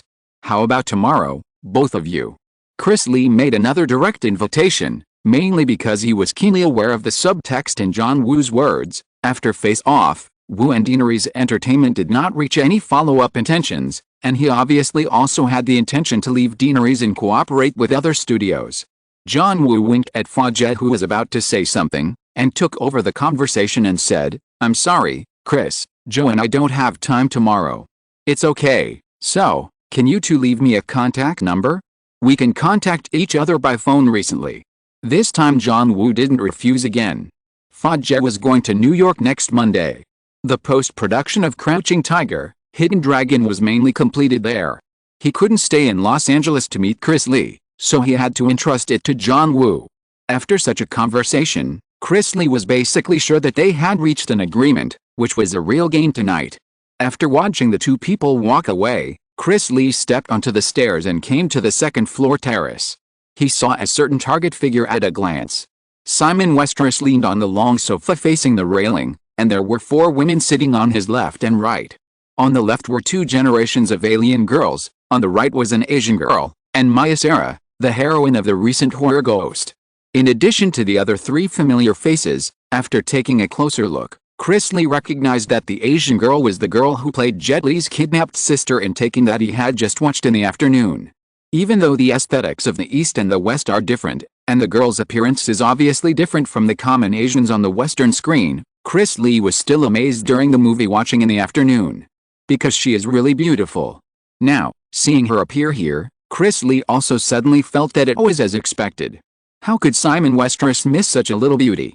Or, maybe it was the little beauty that Simon Westeros personally selected. In addition to Simon Westeros, who was hugged by his left and right, there were also Jonathan Friedman, the owner of the mansion that Chris Lee had not seen just now, sitting on the sofas next to him, as well as several main creators of the 2 films Taken and The Terror, Jet Li, Ben Stiller, Doug Liman and Peter Jackson. Perhaps they got together to celebrate the success of a series of recent films. Among the 4 movies related to Deanery's Entertainment during the Easter period, only Jim Carrey from The Cable Repairman did not appear. Chris Lee, who happened to know some rumors in the circle, did not find it strange. Seeing Chris Lee appear, everyone who was chatting enthusiastically looked over. Jonathan Friedman, who was closest to the stairs and the host, recognized Chris Lee and took the initiative to stand up and shook hands with him with a smile. Without waiting for others to stand up, he directly pulled Lee to sit in an empty seat next to him. Obviously, considering the convenience of socializing, the terrace of more than 100 square meters was arranged in an arc around the oval coffee table near the railing, which was enough to squeeze more than 10 people for a tea party. Jonathan waited for Lee to sit down and help introduce him. Lee, whose butt had just touched the sofa cushion, stood up slightly and nodded to everyone. In fact, he wanted to exchange business cards. After all, whether it was Jet Li, Doug Liman, Peter Jackson and others, they would be popular in Hollywood in the next few years. However, the scene was obviously not suitable at this time, and there was no rush. There would definitely be a chance later. Simon has been paying close attention to the developments in Hollywood. He also knew that Sony Pictures changed its management again last year. However, this was the first time he met the head of Columbia Studios. After Lee greeted him, he casually asked, "How is the post-production effect of Verhoeven's Starship Troopers?" Chris Lee did not expect Simon Westeros to suddenly ask him this. Even though it was a bit inappropriate to pry into the sensitive information of competitors, and Westeros looked casual in his attitude and tone, Lee did not dare to be perfunctory or hesitate to hide anything. He sat up straight and said, "Starship Troopers is in the charge of the Samsung Pictures team, but I have also paid attention to it. In terms of CG effects, it is still good and very shocking." Simon did not comment, and asked again, "Norio Oga should be very angry these days, right?" Chris Lee was a little embarrassed, but still told the truth. "Mr. Oga just had a video call with us this morning. He is indeed not very happy." Simon smiled, stroking the slender waist of the Asian girl next to him, and looked at Chris Lee and said in a soothing tone, "In fact, you just need to do your job well. After all, Hollywood belongs to its natives. The Japanese are outsiders. Outsiders come and go, but we are still the masters of Hollywood." Chris Lee nodded subconsciously. However, soon he realized something. Simon Westeros, this statement obviously means that he hopes that the Japanese can come and go as soon as possible. Or, there is a little intention to win him over. Why win him over? Probably hoping that he can promote the Japanese to come and go as soon as possible. As the main production label under Sony Pictures, it is not easy for Chris Lee to do well, but it is too easy to mess up something. Thinking of this, Chris Lee tentatively looked at the young tycoon opposite him, who was so admired by everyone, but the other party had already turned his eyes away. Instead, Jonathan Friedman next to him also looked like he had realized something and smiled at him. With these thoughts in mind, Chris Lee did not stay here any longer and took the initiative to get up and leave. When Chris Lee left, everyone seemed to immediately forget what had just happened and continued to chat about trivial matters. No one came up to greet him for the time being, and Simon, who had a brief moment of leisure, looked at the Asian girl next to him. He deliberately asked in not very fluent Chinese, "By the way, how do you pronounce your name, Kiki?" Very interesting. Because he was not proficient in English, he smiled and corrected the confused girl, "It's Mr. Westeros. This word means hard-working in Chinese, hard-working." "Oh, I see," the girl said carefully and flatteringly. "In fact, Mr. Westeros, you can also call me Angel. This is my English name. In Chinese, it is Jiangyanqi." Simon smiled. "I think this name sounds better, just like you, beautiful as an angel." "Thank you for your praise, Mr. Westeros. You can also call me Simon, and you don't have to be so formal when talking. It will seem rude." "No, people who are close to us here call each other by their names. Aren't we close now?" The girl whose English name is Jiangyanqi is actually very familiar with dealing with people. She obviously felt the ambiguity in the words of the man next to her, but pretended not to know. She blushed and said at the right time, "Well, okay, Simon." Jet Li, who was chatting with someone nearby and heard this conversation, couldn't help but complain in his heart. He had seen how fluent this big shot's Chinese was, and now, pretending to be awkward to pick up girls, he was even more fluent, which was really admirable. Chapter 1121, One of the Boss Ladies. Chapter 1121 Lady Boss.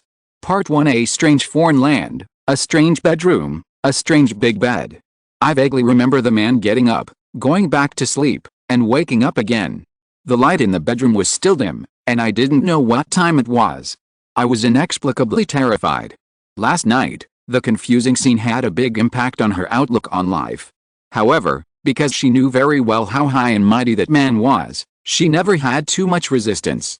She obeyed whatever he wanted. I just didn't know what would happen next. I had lost all sleepiness, and I couldn't stay in bed all the time. I finally sat up. Then I was confused again. Looking around, this was a bedroom that was bigger than her home in China. It was pure white in color.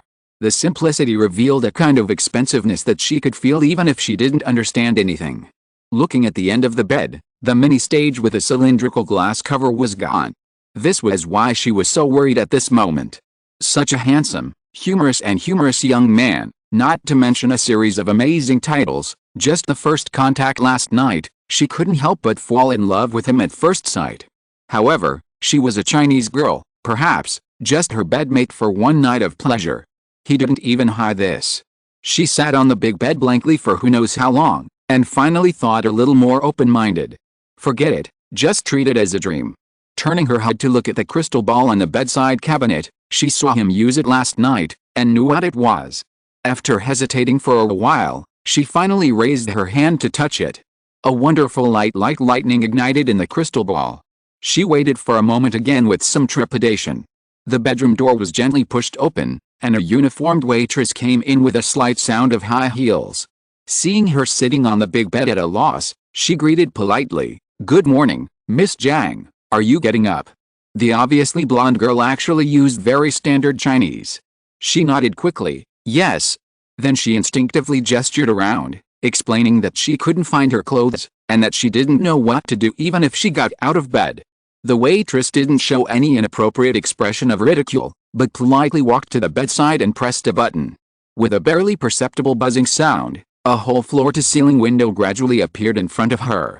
The warm spring sunshine quickly spread in, and the endless blue sky outside the window made her feel much better unconsciously. She even had the idea that it would be great if she could live here forever. The waitress opened the curtains, walked to the cabinet in the corner of the bedroom, took out a white bathrobe, returned to the bed, and considerately helped her put it on.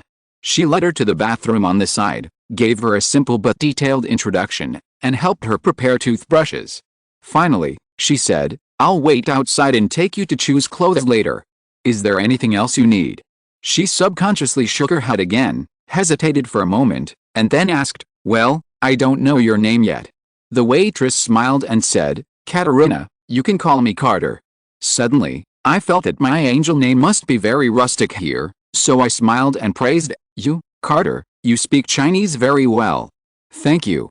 By the way, what time is it now? The waitress named Catalina raised her wrist to check her watch and said, about 10:40. I didn't expect that I slept so long. However, thinking about last night, he, well, spent most of the time bullying her, so it's not surprising that he was tired and rested for a longer time. After a slight hesitation, she asked the question she was most concerned about. Excuse me, Carter, is Mr. Westeros still here? Yes, the boss is off today. Suddenly, she felt some inexplicable hope again. After washing up carefully and taking a bath, she was taken to the cloakroom next door. She was dazzled by all kinds of luxury brands that she had only heard of before. Finally, under the advice of the waitress Catalina, she chose a loose camel-colored wool sweater with black slim trousers and a pair of white flat shoes. It was a very casual and daily style. She also thanked spring, a versatile season for all kinds of clothes. It was already past 11 o'clock when she finished all this. It was almost lunchtime. Although she was so hungry that she was about to rebel, she still endured it and didn't show it. She followed Catalina to the outside of the villa, to the swimming pool in the backyard, and saw a man leaning on a lounge chair by the pool wearing only beach pants and sunglasses again. And a large group of mermaids in and outside the swimming pool. Looking around, in addition to the 3 girls who came back last night, there were obviously a few more girls, all wearing cool swimsuits, playing in the pool, or taking a rest on other lounge chairs by the pool. So she looked a little out of place in the scene with her serious dress, and naturally attracted a lot of attention. She was a little at a loss, but fortunately the man also noticed her appearance, sat up, waved his hand, motioned her to come forward, and said something to the other 7 or 8 girls. Although the mermaids were coquettish, they all stood up or left the water obediently and soon returned to the villa. After the other fairies disappeared, Simon also put on a shirt handed by the waitress, stood up and walked to the round table with a parasol next to him, motioned the girl named Zhang Enki in English to sit next to him, looked at her, and smiled, very beautiful. Zhang Enki looked a little embarrassed, then reacted and said like a Westerner, thank you. Have you had breakfast? No, I just got up just now. Oh, then you must be very hungry. Let's eat here. It's considered lunch. What do you want to eat? Anything. Simon signaled to the waitress next to him, and soon got an exquisite menu. When he was about to hand it to the girl opposite, he realized that the menu is all in English, and she probably couldn't understand it, so he simply asked the waitress to bring some of each. After giving instructions and waiting for the waitress to leave, Simon looked at Zhang Enki and changed to Chinese again, saying, French theme set menu, everyone try it later. She probably understood what he had just said to the waitress and wanted to be polite, but she also felt that foreigners probably didn't need to be polite, so she just smiled at him, and once again felt a sense of favoritism similar to last night. Since he said to eat here, the girls who just left would have to eat by themselves. So he couldn't help but feel a little superior and satisfied. In any case, he, probably, perhaps, still likes himself very much. The whole lunchtime that followed was not only about the dishes being served like water, but also very lively small talk. Most of the time, he was asking and she was talking. Hometown, childhood, the years of learning Peking opera, getting the first role, being admitted to Beijing Film Academy, the excitement when I got the role in Taken last year. Blah blah blah. When the meal, which lasted for more than an hour, was over, she felt that she and him were very familiar with each other. She also found that he was actually quite fluent in Chinese. He was just pretending last night. She was smart not to expose him deliberately and pretended that nothing had happened. So, when the dessert was served, Zhang Enki, who had drunk a lot of red wine and looked more and more beautiful, finally plucked up the courage and tried to ask, Simon, do you think I can stay in the United States? Want to stay in the United States? Of course, who doesn't want to? If you really want to, it's easy. You can live here in the future. Zhang Enki's eyes lit up immediately, but then she realized that there was obviously a but hidden in the man's words. Seeing her react, Simon smiled and said, but this is not the best choice for you. Jang Enki concealed the sadness in her emotions and pretended to listen carefully.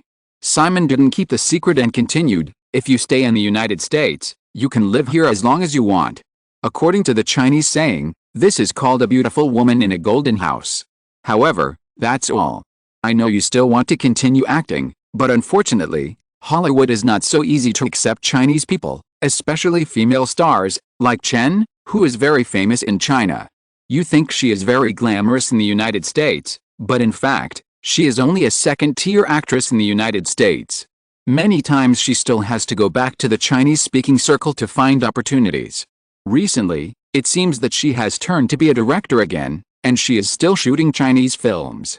After listening to Simon's words, Jang Enki knew that these words were very pertinent, but she still felt disappointed. After a pause, she said, "Then, Simon, can I see you again in the future?" "Of course. Isn't your agency contract signed under Jinshu Media? I am the boss of Jinshu." Jang Enki's eyes widened immediately. She really didn't pay much attention to this matter. She just knew that Jinshu has grown rapidly in China in the past 2 years, and it is said that the background is very powerful. I didn't expect that the boss behind the scenes was sitting in front of her. Then, Jang Enki understood a lot of things. The reason why she got the role in Taken last year was that she was chosen by him from the beginning. Otherwise, the senior executives of Jinshu would not have been polite and caring to her in the past year, but they had no intention of being romantic. After sorting out these things, Jang Enki realized that even if she returned to China again, perhaps she would not be able to get rid of a certain identity for a long time in the future. Simon Westeros's lover. Lover, this is definitely not a decent thing in China. However, if it is prefixed with Simon Westeros, probably everyone who knows it can only envy and hate. Simon Westeros. Not only is he the richest man in the world, but he is also so young, handsome and talented. Jang Enki remembered that a senior sister of hers in the previous class of Beijing Film Academy was so arrogant because she hooked up with a great writer in Beijing. She was like a queen in the circle. But, compared with that writer and Simon Westeros, well, is it comparable? Thinking of this, Jang Enki looked at the man in front of her with bright eyes. "Since that's the case, Simon, if I return to China, can you give me some advice?" As she spoke, a certain thought flashed through her mind again. The boss lady. Think about the other contracted artists under Jinshu Media, that Li Yahoo, too obvious. Perhaps, there is also the world-famous model who starred in Zanguoshi's If You Are the One, but in any case, at least, she is one of the boss ladies. Suggestion, what a coincidence. Simon looked at the most beautiful ancient costume actress in the 1990s again, and said, China happens to be preparing a project, a costume romance drama similar to the style of Kyong Yao. After you go back, you can play the leading role. Jang Enki blinked, with a little disappointment in her tone. TV series. Even though the domestic film industry is in a mess now, the difference in style between TV stars and movie stars is still obvious. Now that she has appeared in a Hollywood blockbuster movie, Jang Enki is not very willing to go back to play in TV series.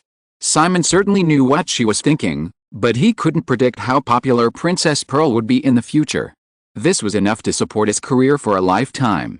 The former Princess Pearl gang later became all powerful, stirring and moving. However, Simon did not reveal that this was his own idea. Before Ren Jinxie left, he specifically told her that Princess Pearl would have nothing to do with him in the future. At this time, he just said, I just think the heroine is very suitable for you. For an actor, whether it is a movie or a TV series, it is very lucky to get a role that suits you. Of course, if you don't want to act, you can choose other opportunities. When the opportunity comes, if the girl in front of him can't take it, Simon won't force it. Then give her the original version, and the success rate can be guaranteed. It's just a pity for Erkang. The male actors must be the original ones.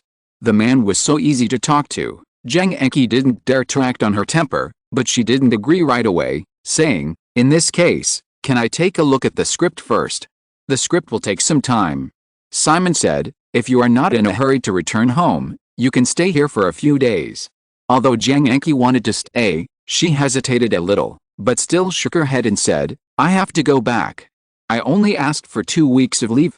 After playing the role in Taken last year, she never thought that she could come to the United States again to participate in the promotion of the film. After all, she was just a supporting role and not a star. Now think about it, It was probably arranged by the young man opposite. However, she is a junior at the Beijing Film Academy this year. Although many of her classmates have begun to leave for a long time to film, as long as she has time, she still has to return to school to complete her courses. Simon nodded, and then thought of something, and said, "By the way, I happen to invest in some real estate projects in BJ. I'll give you a villa. In addition, I'll give you 2 assistants and a car. When someone contacts you, you can choose the brand you want." Zhang Yanqi shook her head subconsciously and said, "Simon, it's too expensive. I can't take it. The house and the car are gifts for you. You don't have to refuse. As for assistants, my women will have them, just like the waitress just now. They can help you do anything. And, frankly speaking, it can be regarded as a small contract between us. One day in the future, if you want to leave me, just tell them, and they will disappear from your side. It can be regarded as the end of our relationship. Do you understand?" This is a very straightforward statement. Zhang Yanqi hesitated a little, but still nodded and agreed, "I know, thank you, Simon." But in his heart, he couldn't help thinking, this is considered one of the legitimate boss ladies. Chapter 1122 Directors. After the weekend, Simon arranged for Veronica to be in charge of the financial audit of a grid on the West Coast, and then he set off from Los Angeles again. It would probably be another round-the-world trip, and the first stop would be New York. Manhattan. The Raybould family was in a mansion on the Upper West Side, and it was the evening of April 9th. A small social cocktail party was being held here, and the guests were basically the top dignitaries in the Big Apple area. "Simon, the situation on NASDAQ seems to be very bad recently. If you have any funding needs, please feel free to speak up." The speaker was a round-faced, gray-haired middle-aged man over 1.9 meters tall, named Thomas Lange, and the CEO of the Bank of New York. Simon smiled and raised his glass to the other party. "Of course, Tom, if you need it, I will definitely not be polite." The reason why the two were so warm was because of the previous incident. After the turmoil in February, the Bank of New York's takeover and merger of Mellon Financial Group went very smoothly. In addition, the collapse of the NASDAQ in March hit the financial market hard, leaving Mellon Financial Group completely without the final resistance. The two sides have basically agreed on the acquisition price $12 billion. This is mainly because after a series of good news, such as the news that Mellon Financial was taken over by the Bank of New York, the stock price of Mellon Financial rebounded again, from the lowest point of $8.6 billion to more than $10 billion. Even so, the Bank of New York has taken a huge advantage. You know, last year, the Bank of New York tried to acquire Mellon Financial. Considering the premium, the budget made at that time was as high as $20 billion. Now, it is equivalent to saving $8 billion for nothing. How can people not be happy? More importantly, with the tacit cooperation between the two parties this time, the Bank of New York has also caught up with the Westeros system. Whether it is shareholders, investors or the board of directors, they all responded enthusiastically to this good news. Because before this, the Bank of New York, with an asset scale of only more than $70 billion, could not even enter the top 10 of the U.S. banks. This time, after acquiring the Mellon Financial Group with an asset scale of more than $40 billion, not only did its asset scale exceed $100 billion, entering the level of international first-class banks, but its asset scale also jumped to the 7th place among U.S. banks. In addition to the many cooperations with the Westeros system in the future, it is not impossible for the Bank of New York to impact the top of the pyramid of the U.S. and even the world banks. After chatting with Thomas Lange for a while, Simon entertained some other guests and came to James Raybould again. It was still about the Bank of New York. After the merger, the new bank will be named Bank of New York Mellon. "Simon, should there be no problem with you?" "Oh, of course not." Simon smiled and shook his head. He didn't expect James to mention such trivial matters.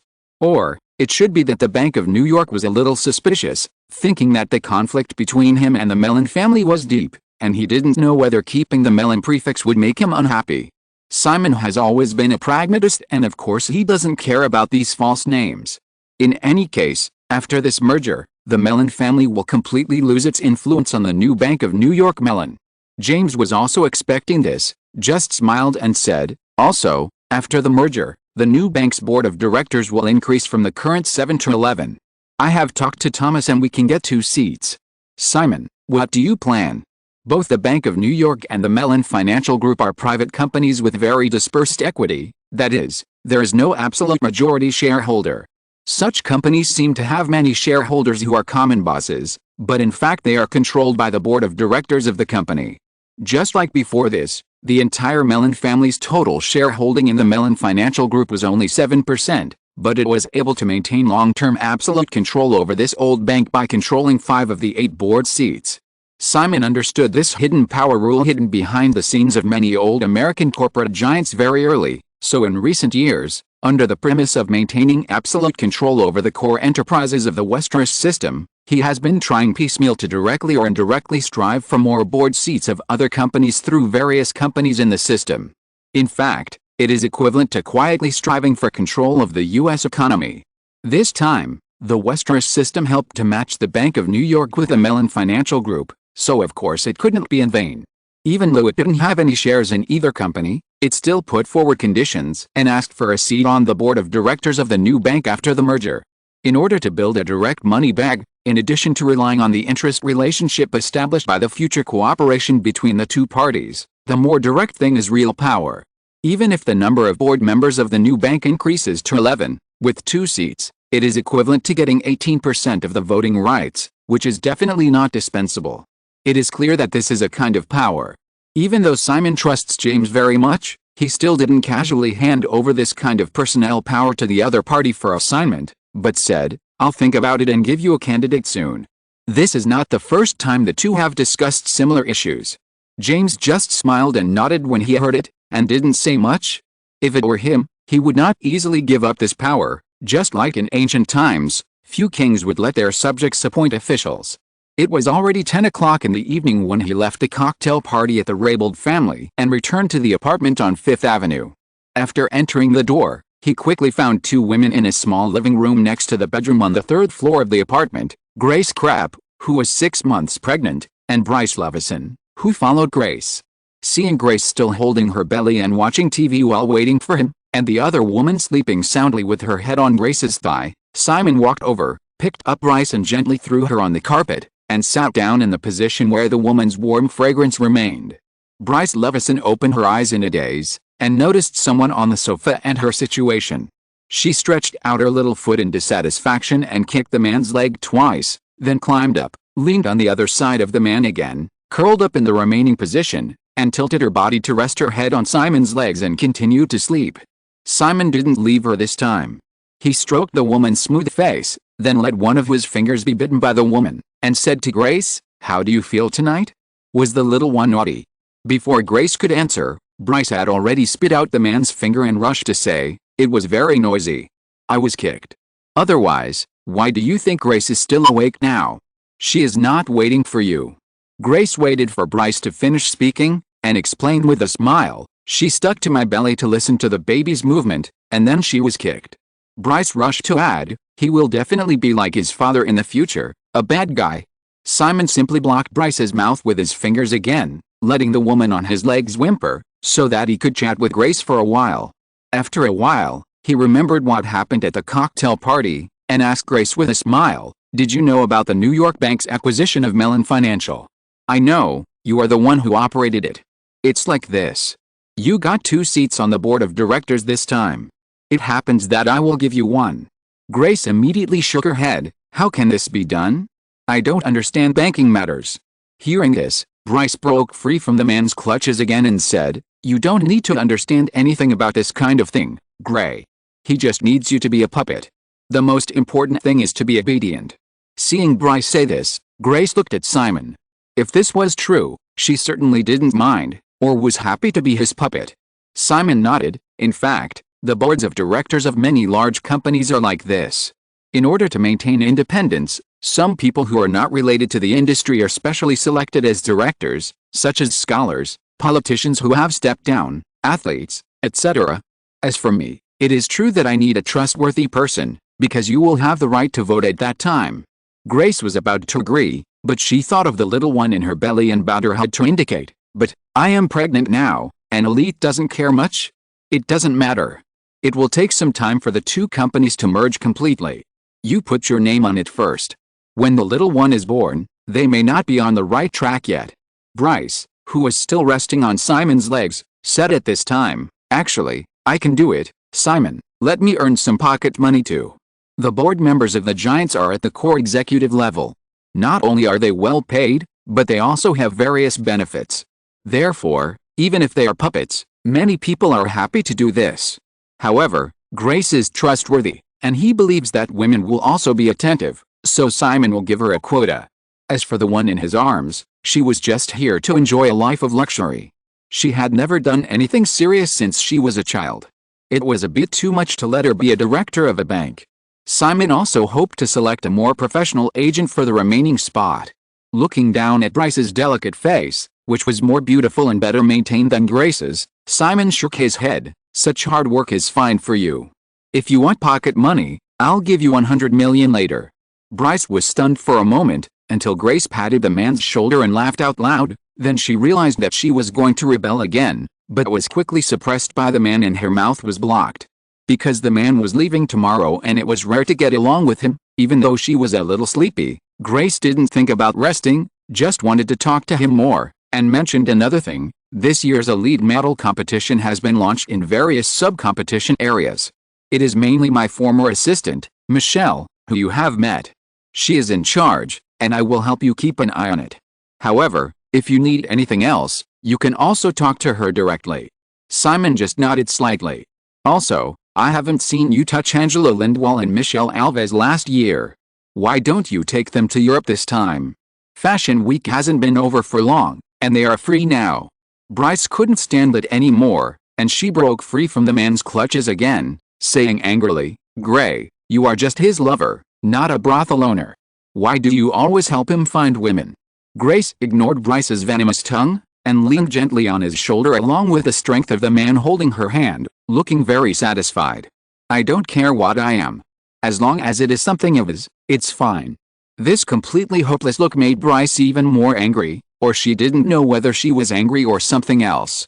Seeing Grace also imitated the man's appearance and reached out to cover her mouth, she couldn't help but open her mouth to bite it, but after the man glanced at her lightly, she didn't dare to use any force at all. "Alice, is it hopeless for me?" The next day was April 10th, Thursday. After breakfast, Simon said goodbye to Grace and boarded the plane to London. He still didn't bring the 2 vases that Grace mentioned last night. There was no shortage of them in Europe, and he didn't have time. After all, there were more business matters. The UK will hold a new Prime Minister election on May 1st. The current Westeros system is getting bigger and bigger, and it is more and more obviously affected by the macro policies of a country. Simon has to spend more time on this. This time he stopped in London specifically to communicate with some political candidates in advance. In fact, the construction of a network of contacts is like this. It is far less complicated and mysterious than some people think. They meet each other at a party and cocktail party. Even if they talk about some trivial things, as long as they express certain tendencies to each other, a line is considered to be built. Of course, if you want to maintain it, you need all kinds of substantive cooperation, and it is best to be mutually beneficial. According to the schedule, after the UK, it is Finland. Since I am in Europe, I must visit Nokia's headquarters. After that, it is Italy. Melisandre's core brands are all from Italy. As this fashion giant continues to grow, the layout of the Westeros system in Italy will naturally continue to extend, and its influence on this country is also rapidly increasing. The last stop in Europe is undoubtedly Ukraine. The schedule is still arranged early. During Simon's arrival in Ukraine, the Riven Free Trade Zone will be officially established, and Kuchma will definitely attend the official ceremony of the signing of the free trade agreement between the Riven Free Trade Zone and the first batch of 17 countries that have been negotiated. Simon, as the mastermind behind the scenes, does not intend to appear in public, and the two must have some contact in private. After the assassination of Sherbin last year, Kuchma gradually discovered that his Prime Minister Lazarenko was not only becoming more and more restless, but also posed a threat to his power. He has decided to take him down.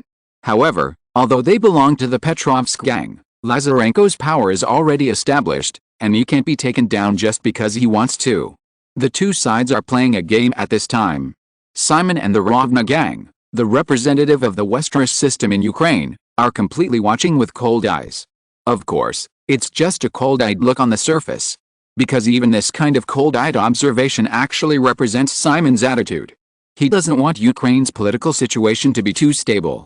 Once Kiev stabilizes, it will inevitably feel that the Rovna gang, which is a group of its own, is becoming more and more eye-catching. Again, the same old saying. People can't be too idle. Too idle will cause trouble. In the cabin of the Boeing 767, Simon was in the study, flipping through a personal resume of Anthony Blair, while casually writing and drawing on the draft paper at hand with a pencil. Two names have been written and crossed out on the draft paper. Spice Girls. Harry Potter.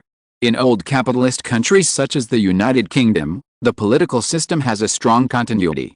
Therefore, even Simon's big butterfly has not been able to affect Anthony Blair, the new British Prime Minister candidate. According to the British polls, Blair will basically be the next Prime Minister. However, the famous Spice Girls in memory, and the Harry Potter fantasy series, which made a female writer who was once down and out and lived on relief richer than the Queen of England, were lost by the butterfly. Neither of them surprised Simon. The Spice Girls should have been born last year, but after the success of American Idol, the British followed suit and introduced the group last year, which also caused a sensation. As a result, the British music circle was attracted by British Idol last year, including the new musicians who rose to fame because of it, and they were also taken over by Deaneries Records, which expanded to the UK at the same time. In the overall downturn of the record industry, industrial resources are quite limited, and British Idol occupies most of them, so it is not surprising that the Spice Girls disappeared. Then there's Harry Potter. The former Harry Potter is similar to My Fair Princess, which Simon had just handed over to Ren Jinxie some time ago. It was probably when J.K. Rowling was riding a train and accidentally saw a little boy with black-framed glasses outside the window, which inspired her and gave her a series of ideas. This time, it is basically unlikely that J.K. Rowling will have the same experience again. Chapter 1123 Little Cotton Jacket. The Spice Girls are easy to create. Deaneries Entertainment has been discovering teenage pop singers over the years. It is easy to copy them. Even if they fail, it does not matter. It is a pity if the Harry Potter series, such a super IP, is lost. In the study room in the front cabin of the Boeing 767, Simon was thinking about these things at the same time. Girl A knocked on the door and handed him a document that had just been sorted out. "Boss, this is from Chris Lee." At the cocktail party at Jonathan's house last Saturday, Simon met Chris Lee, the president of Columbia Pictures under Sony. After a few words, he sent someone to deliver a message the next day, asking Chris Lee to sort out a list of all the film projects that Sony Pictures is incubating for him. It was actually a kind of test. Sony has been in Hollywood for so many years. If it were in the past, foreign capital would have been struggling in Hollywood, which actually fits Simon's plan. Times have changed.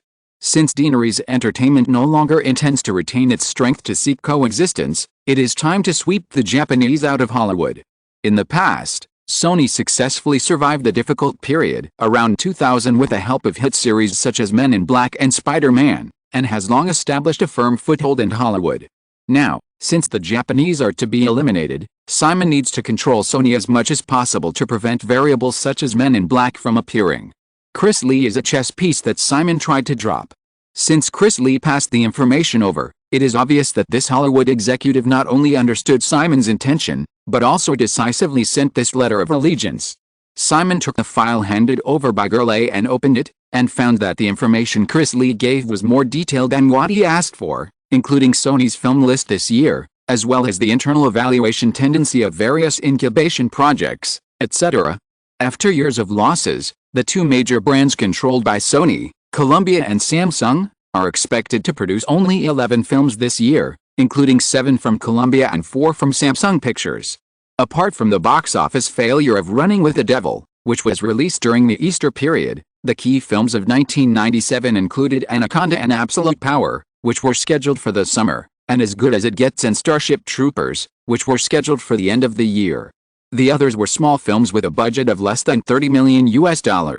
This is very different from the Sony film list in 1997 that Simon remembered. After sorting out the information in his mind, in the past history, 1997 was a year of great recovery for Sony. In the top 10 of the annual box office list, Sony occupied 4 films, namely Men in Black, Air Force One, As Good as It Gets and My Best Friend's Wedding.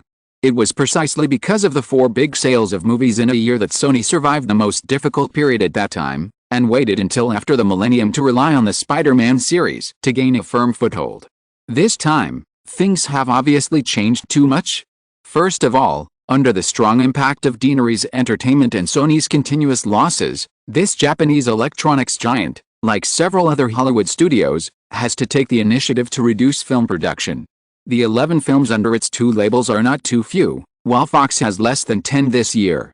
However, compared with a series of big-budget films that were either successful or failed in 1997, such as Men in Black, Air Force One, Running with the Devil, Starship Troopers, and The Fifth Element, this time, there are only 4 blockbusters with a budget of $50 million, including Running with the Devil, Absolute Power, As Good as It Gets and Starship Troopers. A more careful analysis shows that the main films distributed in the summer and the end of the year are also very interesting. Absolute Power is a crime drama directed and acted by Clint Eastwood again. The old cowboy has no longer been hanging on the tree of Warner since Steve Ross died that year. In addition, the box office has always been very guaranteed and is quite popular with major studios. This time, Sony was wooed and spent $50 million to shoot this new film. Anaconda, a typical Hollywood monster adventure film, once starred Jennifer Lopez, and it was a typical bad movie, but the box office was not bad. Coupled with the hot sales in the video market, a series of sequels were produced, some of which were directly released on the video and DVD market like the sequel of Alien. This time, because Jennifer Lopez was busy with her work as a judge on American Idol, the heroine was replaced by Demi Moore. Obviously, it was still the influence of Simon, the Big Butterfly. If it weren't for the rise of Deanery's Entertainment, Bruce Willis and Demi Moore should have been very prosperous in the 1990s. Even though there was no masterpiece after Ghost, Demi Moore still took on big-budget films such as G.I. and Striptease with a large amount of hot money that poured into Hollywood in the 1990s. No matter how badly these projects pitted the investors, Demi Moore's salary of more than $10 million was a big profit. Of course, because of her bad character, by the time of Charlie's Angels 2 in 2003, Demi Moore, who played the villain, only received $2 million in salary. Now, under the dominance of Deanery's Entertainment, other major studios are having a hard time. Hot money is not stupid, and the amount of money flowing into Hollywood has been greatly reduced. Simon has also actively absorbed part of it. The most direct result is that the opportunities for stars to enjoy the bonus of hot money have also been greatly reduced. In addition, the good times of Hollywood's top stars' $20 million salary have not arrived. At present, Simon has successfully stuck the salary ceiling at $15 million. The butterfly effect on a smaller scale is that a couple Bruce Willis and Demi Moore are not as good as they used to be. Without Pulp Fiction, which made Bruce Willis popular again in the late 1990s, the action star who rose to fame with Die Hard has now fallen back to the second line. As for Demi Moore, she still has to take on a film like Anaconda that is visibly difficult to stand out. Compared to Jennifer Lopez, who just crossed over to the entertainment industry not long ago, although Demi Moore's status is higher, the budget of the film is still only $45 million, which is less than the threshold of $50 million for blockbuster films. As for the box office this time, according to the inside information given by Chris Lee, the effect of Anaconda is not good, and the prospects are not too optimistic. Then there is As Good as It Gets at the end of the year. This is a romantic comedy co-produced by James Brooks, a well-known Hollywood filmmaker who has produced hit films such as Mother and Daughter and Flying Over the Future, and the great actor Jack Nicholson. It was also a double harvest of box office awards in the timeline. Not only did Jack Nicholson win the Oscar again, but he also entered the 6th place in the annual box office list. The last Starship Troopers, needless to say, compared with a cost of breaking $100 million, it was another box office failure. In general, Running with the Devil has failed. The 4 subsequent films, Absolute Power, Anaconda, As Good as It Gets and Starship Troopers, are the main hits. Even if As Good as It Gets can be as popular as in the original time and space, it is difficult to reverse the overall decline of Sony Pictures.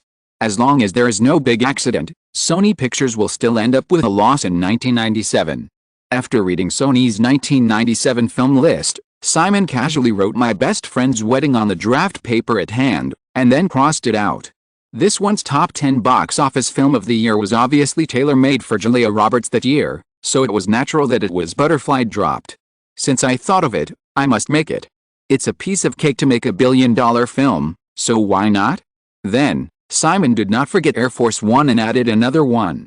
This is also one of the top 10 movies of the year. Even if the budget is a bit high and the cost performance is relatively low, it will be a good choice for MGM or other studios in the future.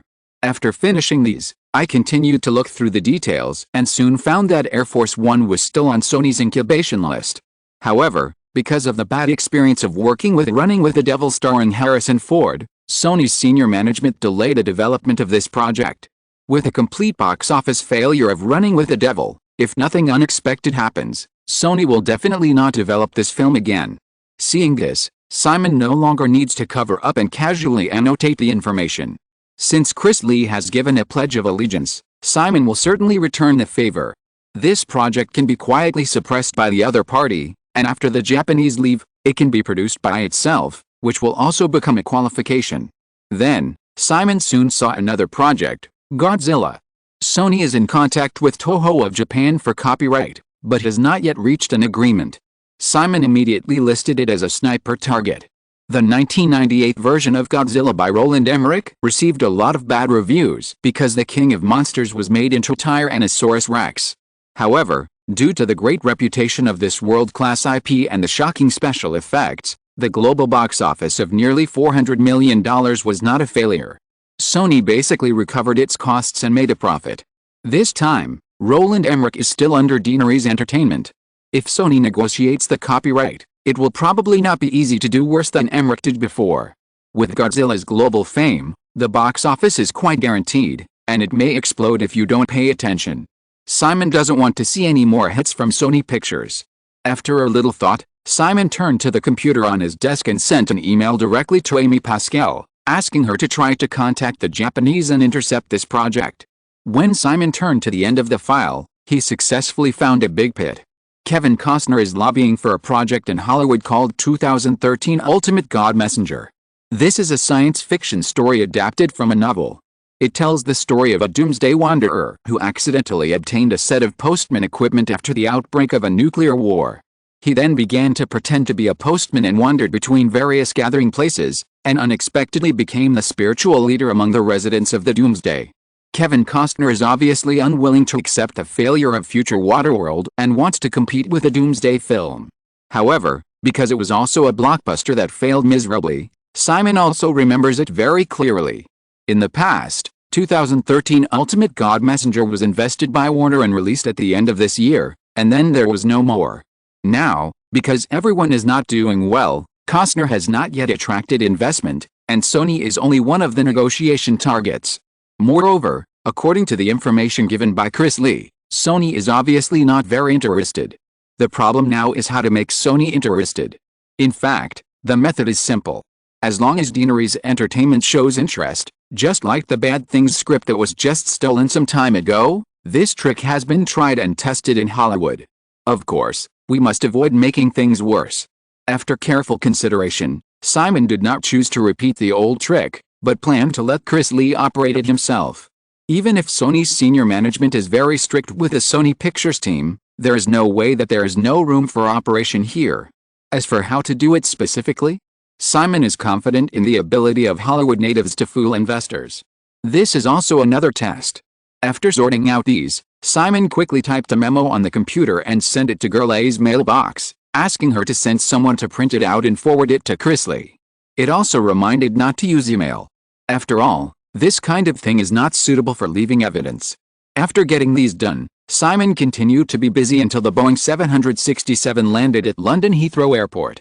It was more than 9 o'clock in the evening on April 10th, local time. It was already late at night when he rushed to the mansion on Kensington Gardens Street in downtown London. Simon had just entered the room when a small figure rushed over first, bent down and opened her arms to catch him. The little girl, who was already over 5 years old, stuck to Simon with her hands and feet like a little koala, shouted "Dad," then put her little head on Simon's shoulder, and was silent in a blink of an eye. She was obviously asleep.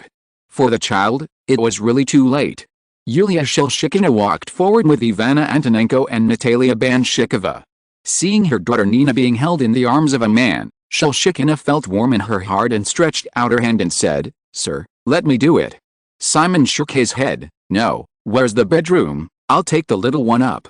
As he said this, Simon couldn't help but think of the 6 women who were pregnant at the same time. It has been confirmed that they are all boys. 6 little boys.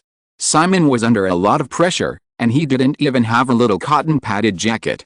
Although he didn't see this one in his arms very often, he also gave Simon a feeling of a little cotton padded jacket. After hearing what Simon said, Shulkina hurriedly led the way. Ivana Antonenko subconsciously wanted to catch up, and she regretted not letting her daughter Vera wait with her. If she could be loved by a man like this, her status beside him would definitely be much higher.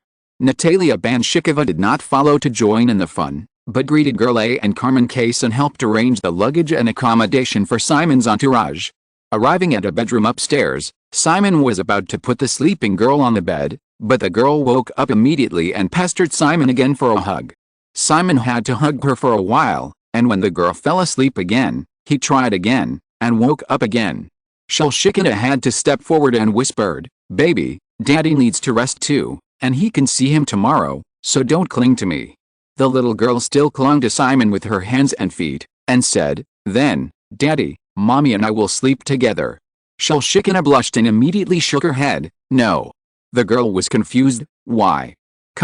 Seeing that Shelshikina was speechless, Simon smiled and said, "Because Nina is already a big girl, of course she can't sleep with Mommy and Daddy." The little girl obviously didn't understand the cause and effect logic. She blinked her beautiful eyes that were almost unable to hold back, and quickly said, "Nina is not big, Nina is only 5 years old." 5 years old is already a big girl, Simon said patiently. "Be good, if you don't listen, Daddy won't come to see you in the future." The girl immediately tightened her arms around Simon, with an aggrieved expression on her face. She looked at her mother, and seeing that Shelshikina also nodded, she turned to Simon again. "Then, Daddy will read a story to Nina, a bedtime story." "Okay, but Nina has to lie on the bed by herself first." Yet, after a lot of persuasion, the girl finally turned over Simon and huddled down in her own bed, trying to keep her eyes open and not wanting to fall asleep. Unfortunately, children are not good at staying up late.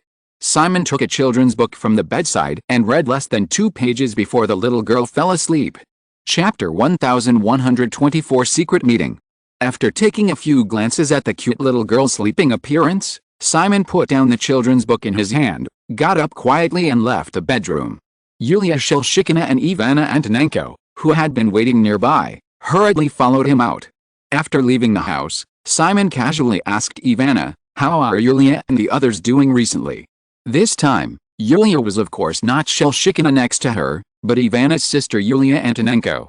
After some things that happened in the past, the girl and 2 other girls were arranged by Simon to study abroad in London. Seeing the man talking to her, Ivana hurriedly moved closer, with a careful and respectful tone. "Very good, sir. Yulia has always missed you." Simon did not comment on Ivana's imitation of Shelshikina's address to him, and smiled and said, "Don't you miss me?" Ivana showed an embarrassed expression, slightly blinked her eyes, but quickly nodded, "I do." Shelshikina waited for the man to greet Ivana, and then whispered, "Sir, do you want to rest, or eat something? Prepare some food, and also prepare hot water at the underground swimming pool. I'll take a bath." The 3 came to the stairs and turned downstairs. Shelshikina agreed and asked again, "What would you like to eat, sir?" "It's up to you." "Well, sir, you take a rest first." Shelshikina led Simon to a living room next to the hall when they came downstairs, and turned to Ivana who was still following her and said, "Eva, go prepare the bath water, I'll go to the kitchen." Ivana heard Shelshikina's instructions, watched the man sit down on the sofa, and hesitated, but finally turned around and went out. Shelshikina fell behind, but she was not in a hurry. She helped the man turn on the TV, and according to the man's habit in her memory, she took a bottle of soda water from the refrigerator in the corner of the room and brought it to Simon. Finally, she called another waitress to wait here, and then went to the kitchen. After more than 10 minutes, Shelshikina appeared again, with Ivana behind her, indicating to the man that the midnight snack and the swimming pool were ready. Simon got up and left the living room. He looked at the 2 women and said, "Let Nada come and accompany me." If she keeps hiding, I will take her back to Ukraine. Okay. Shelshikina agreed softly, but she looked at Ivana. Ivana was finally a little reluctant this time. The two followed the man and stalemated for a while. In the end, Ivana retreated and took the initiative to walk away. With a comfortable private plane and reasonable time arrangement, the jet lag has never been a big problem for Simon. After taking a bath and eating supper, the three women accompanied him to have another after-meal dessert, and then slept until dawn. Early in the morning, in a bedroom on the second floor of the mansion on Kensington Garden Street, Shelshikina, who got up early and was busy with various affairs, finally came to her daughter's bedroom near breakfast. She stayed up too late last night and the little girl was still sleeping soundly. If it was any other time, Shelshikina would let her daughter sleep a little longer, but not today. Feeling her mother calling her softly, the 5-year-old girl opened her eyes, blinked, and finally remembered something.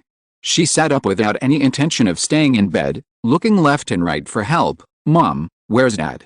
"Dad is downstairs," Shelshikina said, taking the girl's clothes to help her daughter put on, and softly said, "Baby, what will you say first when you see Dad later?" "Good morning." The little girl opened her arms and put on her clothes obediently, and pouted her lips. "Mom, you have said it many times, Nina will not forget it." "Then, what else?" The little girl said, "You can act like a spoiled child in front of Dad, but you must be more sensible. If Dad has something to do, you can't pester him, otherwise Dad will not want Nina." Shelshikina nodded, continued to help her daughter dress, but continued, "What else?" "Nina is a secret. In front of outsiders, you must never mention Dad's name, otherwise Dad will not want Nina." "Mom, you have said this many times. Nina is very smart and has never told outsiders." "Great." This has been done countless times, quietly and patiently, helping her daughter get dressed and wash up, before going downstairs. It was a little after 7 in the morning. At her mother's signal, the girl trotted all the way to the restaurant, only to find that Aunt Ivana had already appeared here with Vera, sitting in front of her father and talking about something. The little girl didn't have any ulterior motives. She said good morning politely and rushed to Simon, who soon held her in his lap. Looking at Vera in Ivana's arms, who also looked like a doll but looked listless and a little pitiful, she said innocently, "Aunt Eva, Vera looks so sleepy." Ivana Antonenko smiled a little unnaturally and replied, "Yes, but Vera will be 4 years old soon. She has to be like Nina and can't sleep in anymore." Hearing this, the little girl nodded in approval and tried to raise her face to look at Simon behind her. "Dad definitely doesn't like children who sleep in. Nina never sleeps in." Simon lowered his head and rested his chin on the girl's head. "Nina is so good." Ivana looked at the intimate interaction between the big and the small next to her, and she wanted to pinch the sleepy little girl in her arms. She had just coaxed her up with great difficulty and held her in front of the man, but she didn't expect that she started crying because she saw a stranger. After much effort, she still didn't dare to talk to the man next to her, like a little mute. Not to mention calling the man that. To be honest, she didn't dare to teach her without someone's permission. Shelshikina looked at her daughter talking to the man with a gentle look, and after a moment, she said, "Okay, baby, it's time to have breakfast. You can't stay in Daddy's arms." The little girl nodded obediently, thinking of her mother's various teachings on weekdays. Although she didn't want to leave her father's arms very much, she didn't want her father to leave her and her mother even more, so she got up and sat on the chair next to her. Shelshikina was very satisfied with her daughter's reaction, and looked at Ivana on the other side of the table. "Eva, let Vera go to sleep for a while." Ivana wanted to say no, but was stared at by Shelshikina's seemingly calm eyes. She just insisted for a moment, compromised again, and stood up with the child in her arms. Finally, she wanted her daughter to say goodbye to the man. After teaching her twice, the girl didn't say a word, and she looked like she was about to cry again, so she had to give up. Simon seemed to be unaware of the little undercurrent between women. When Ivana left with the little girl in her arms, she casually said to Ivana, "You can bring Nina to the United States often in the future." Before her mother answered, the little girl was already excited to throw herself into Simon's arms again. After all, as she grew up, the girl actually knew that Simon had lived in the United States for a long time. It was just because of her mother's indoctrination that she also knew that her father was very busy at work. Moreover, in order not to disturb her father's work, they could not visit him often, and could only wait for him to come over on his own initiative. Because she waited too long, She whispered to Maya Omeo 3 times and almost decided not to love her father anymore. Now, with what her father said, she should be able to go to the United States often in the future, right? After a little reaction, the girl looked at her mother again. Shalshikina nodded slightly and gave a reminder look. Thank your father quickly. Thank you, Dad. Shalshikina watched the girl finally throw herself into Simon's arms again. The man did not refuse, and also said nothing. He got up and walked to the kitchen next door, and soon served breakfast with Carmen Case and Girl A. Today is Friday, April 11th. Simon spent the next 2 days in a full work schedule. Mainly the various industries of the Westeros system here. Deanery's Entertainment UK branch, Egret UK branch, Westeros Company UK branch, and even the various private properties that are increasing in the UK. He also took time to visit the ARM headquarters in Cambridge. This company has been completely acquired by Tinkerbell. The iPad 10, which will be released this fall, uses ARM's latest processor architecture. So on Saturday night, it was finally the most important meeting of this trip to the UK. The location was the Royal Opera House in the west of Kensington Gardens and not far from the Thames. The first stop of the Gulfang Art Troops tour after New York was chosen here. Starting from March, compared with the 9 performances in New York, a total of 12 performances were signed in London, also one every Wednesday and Saturday. Because of the sensation caused during the New York performance, tickets were also hard to get in London. Of course, these so-called hard-to-get tickets are definitely not related to people of certain classes. Murdoch arranged the meeting, and the old man came to London recently.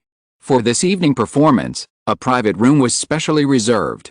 Not counting the guards, there were only 3 people, Simon, Murdoch and Anthony Blair, the leader of the Labour Party and the candidate for Prime Minister. In the past history, Blair was the first Labour Prime Minister after the Conservative Party ruled the UK for 18 years, but privately, this British Prime Minister was actually pushed to power by Murdoch to a large extent, so the two sides were deeply involved. Unfortunately, this relationship came to an abrupt end after the affair between a certain woman and Blair was exposed.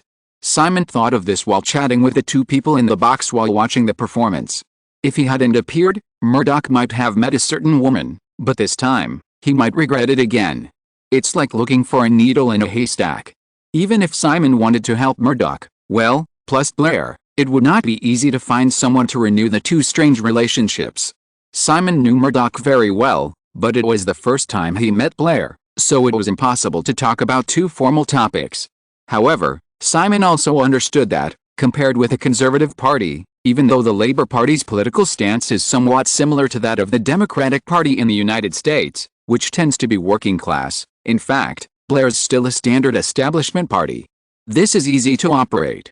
Although Britain's influence on the international political stage is getting weaker and weaker, this time, since the Westeros system is rooted in the United States, Britain is the natural ally of the Westeros system in Europe. It even plays a role of a bridgehead. The Westeros system's operations in the UK in recent years seem to be silent, but it is also blooming in all directions. It has a very extensive layout in entertainment, technology, fashion and other aspects. Therefore, it is necessary to build a good relationship with the authorities. The performance lasted for more than an hour, and everyone's mind was not too focused on the stage. Blair obviously also wanted to build a good relationship with Simon. At the end, he took the initiative to mention a serious matter, implying that he would help Simon deal with the Perkins Engine Company. Carlyle Group's acquisition of Perkins Engine has been completed. However, when Carlyle Group recently revealed that it would close some factories in the UK and turn its production lines to Asia, it immediately attracted attention and backlash from all parties. After all, the closure of factories means the unemployment of a large number of workers, and workers mean votes, and even the union forces involved behind the scenes. In short, it is a mess. The question now is whether the British authorities will intervene seriously. If they do, it will definitely be very troublesome. After all, it involves technology transfer. A ban from Downing Street can make you unable to move forward. If they don't take it seriously and turn a blind eye, the matter can be carried out. The workers can only make a fuss for a while, but they can't turn the tables. Blair's promise is obviously a hint that he will turn a blind eye to this matter after he takes office. Simon is also very grateful for this. Personal connections are gradually deepened in this kind of exchanges. Therefore, this meeting is a happy one. At the end of the performance, Blair was very tactful and took the initiative to say goodbye, leaving Simon and Murdoch some space for private communication. After all, this meeting is also a favor given by Murdoch. Murdoch was not polite. After Blair left, he mentioned the matter of the Mummy 2 again, hoping that this project can be developed as soon as possible, instead of dragging it out like the Mission Impossible series on Paramount. Simon didn't intend to make things difficult, so he agreed casually. After seeing Murdoch off again, Simon did not leave. Instead, he waited until the performance was over and quietly picked up a woman named Liu and headed to another private house on the banks of the Thames. It was not too late. After taking the woman back to her residence, a little girl named Miu Miu did not rest either. She looked quite happy to see Simon. Because of the tour, Ms. Liu had to follow the group all the way. It would have been fine for Miu Miu to stay in Long Island and continue to go to school. There would definitely be no shortage of people to take care of her. However, the girl had told Simon that she wanted to stay with her mother, but she actually didn't want to go to school. Simon agreed, and Ms. Liu did not object. After greeting them and sitting down on the sofa in the living room, Simon waved to the little girl, and Miu Miu sat down naturally and was held in his arms. Ms. Liu could feel that the way a man hugged her daughter was obviously not that of an elder to a younger generation, but more like hugging a cat. However, after gradually getting used to it, she pretended not to know. "So, have you been obedient recently?" "Dad, your question is so childish." "Oh, then say something not childish. Does it feel good to drop out of school?" Miu Miu immediately showed an embarrassed expression when she heard Simon say this. After all, not going to school is something that everyone would like. However, the child must also know that this is definitely wrong. Ms. Liu personally prepared coffee and brought it over. After listening to what Simon and her daughter said, she interrupted and said, "I want to send Miu Miu back to the United States. I arranged a tutor for her. She doesn't study hard at all and just plays all day long." The little girl in her arms heard this and immediately acted reluctantly, hugged Simon's neck and acted coquettishly. "Dad, I don't want it." Simon held the slender little body in his arms and smiled and said, "If you don't want it, don't want it. Isn't there an old saying in China that women without talent are virtuous? Miu Miu can just learn to play the piano and dance in the future." The girl nodded quickly. Seeing the man say this casually, Ms. Liu lowered her head and whispered to her daughter intimately. It was obvious that she had made the final decision. After a pause, she did not refute anything. Everything she had now was given by him, and she did not want to give up her luxurious life at this time anyway. Naturally, she knew that she had no choice in front of him. End of this chapter. Thank you so much for reading until the end. Don't forget to give it a like. Looking for more exclusive content and immediate access? Subscribe to our Patreon. Remember, every like, subscription or donation encourages us to continue. Thank you all. See you in the next video.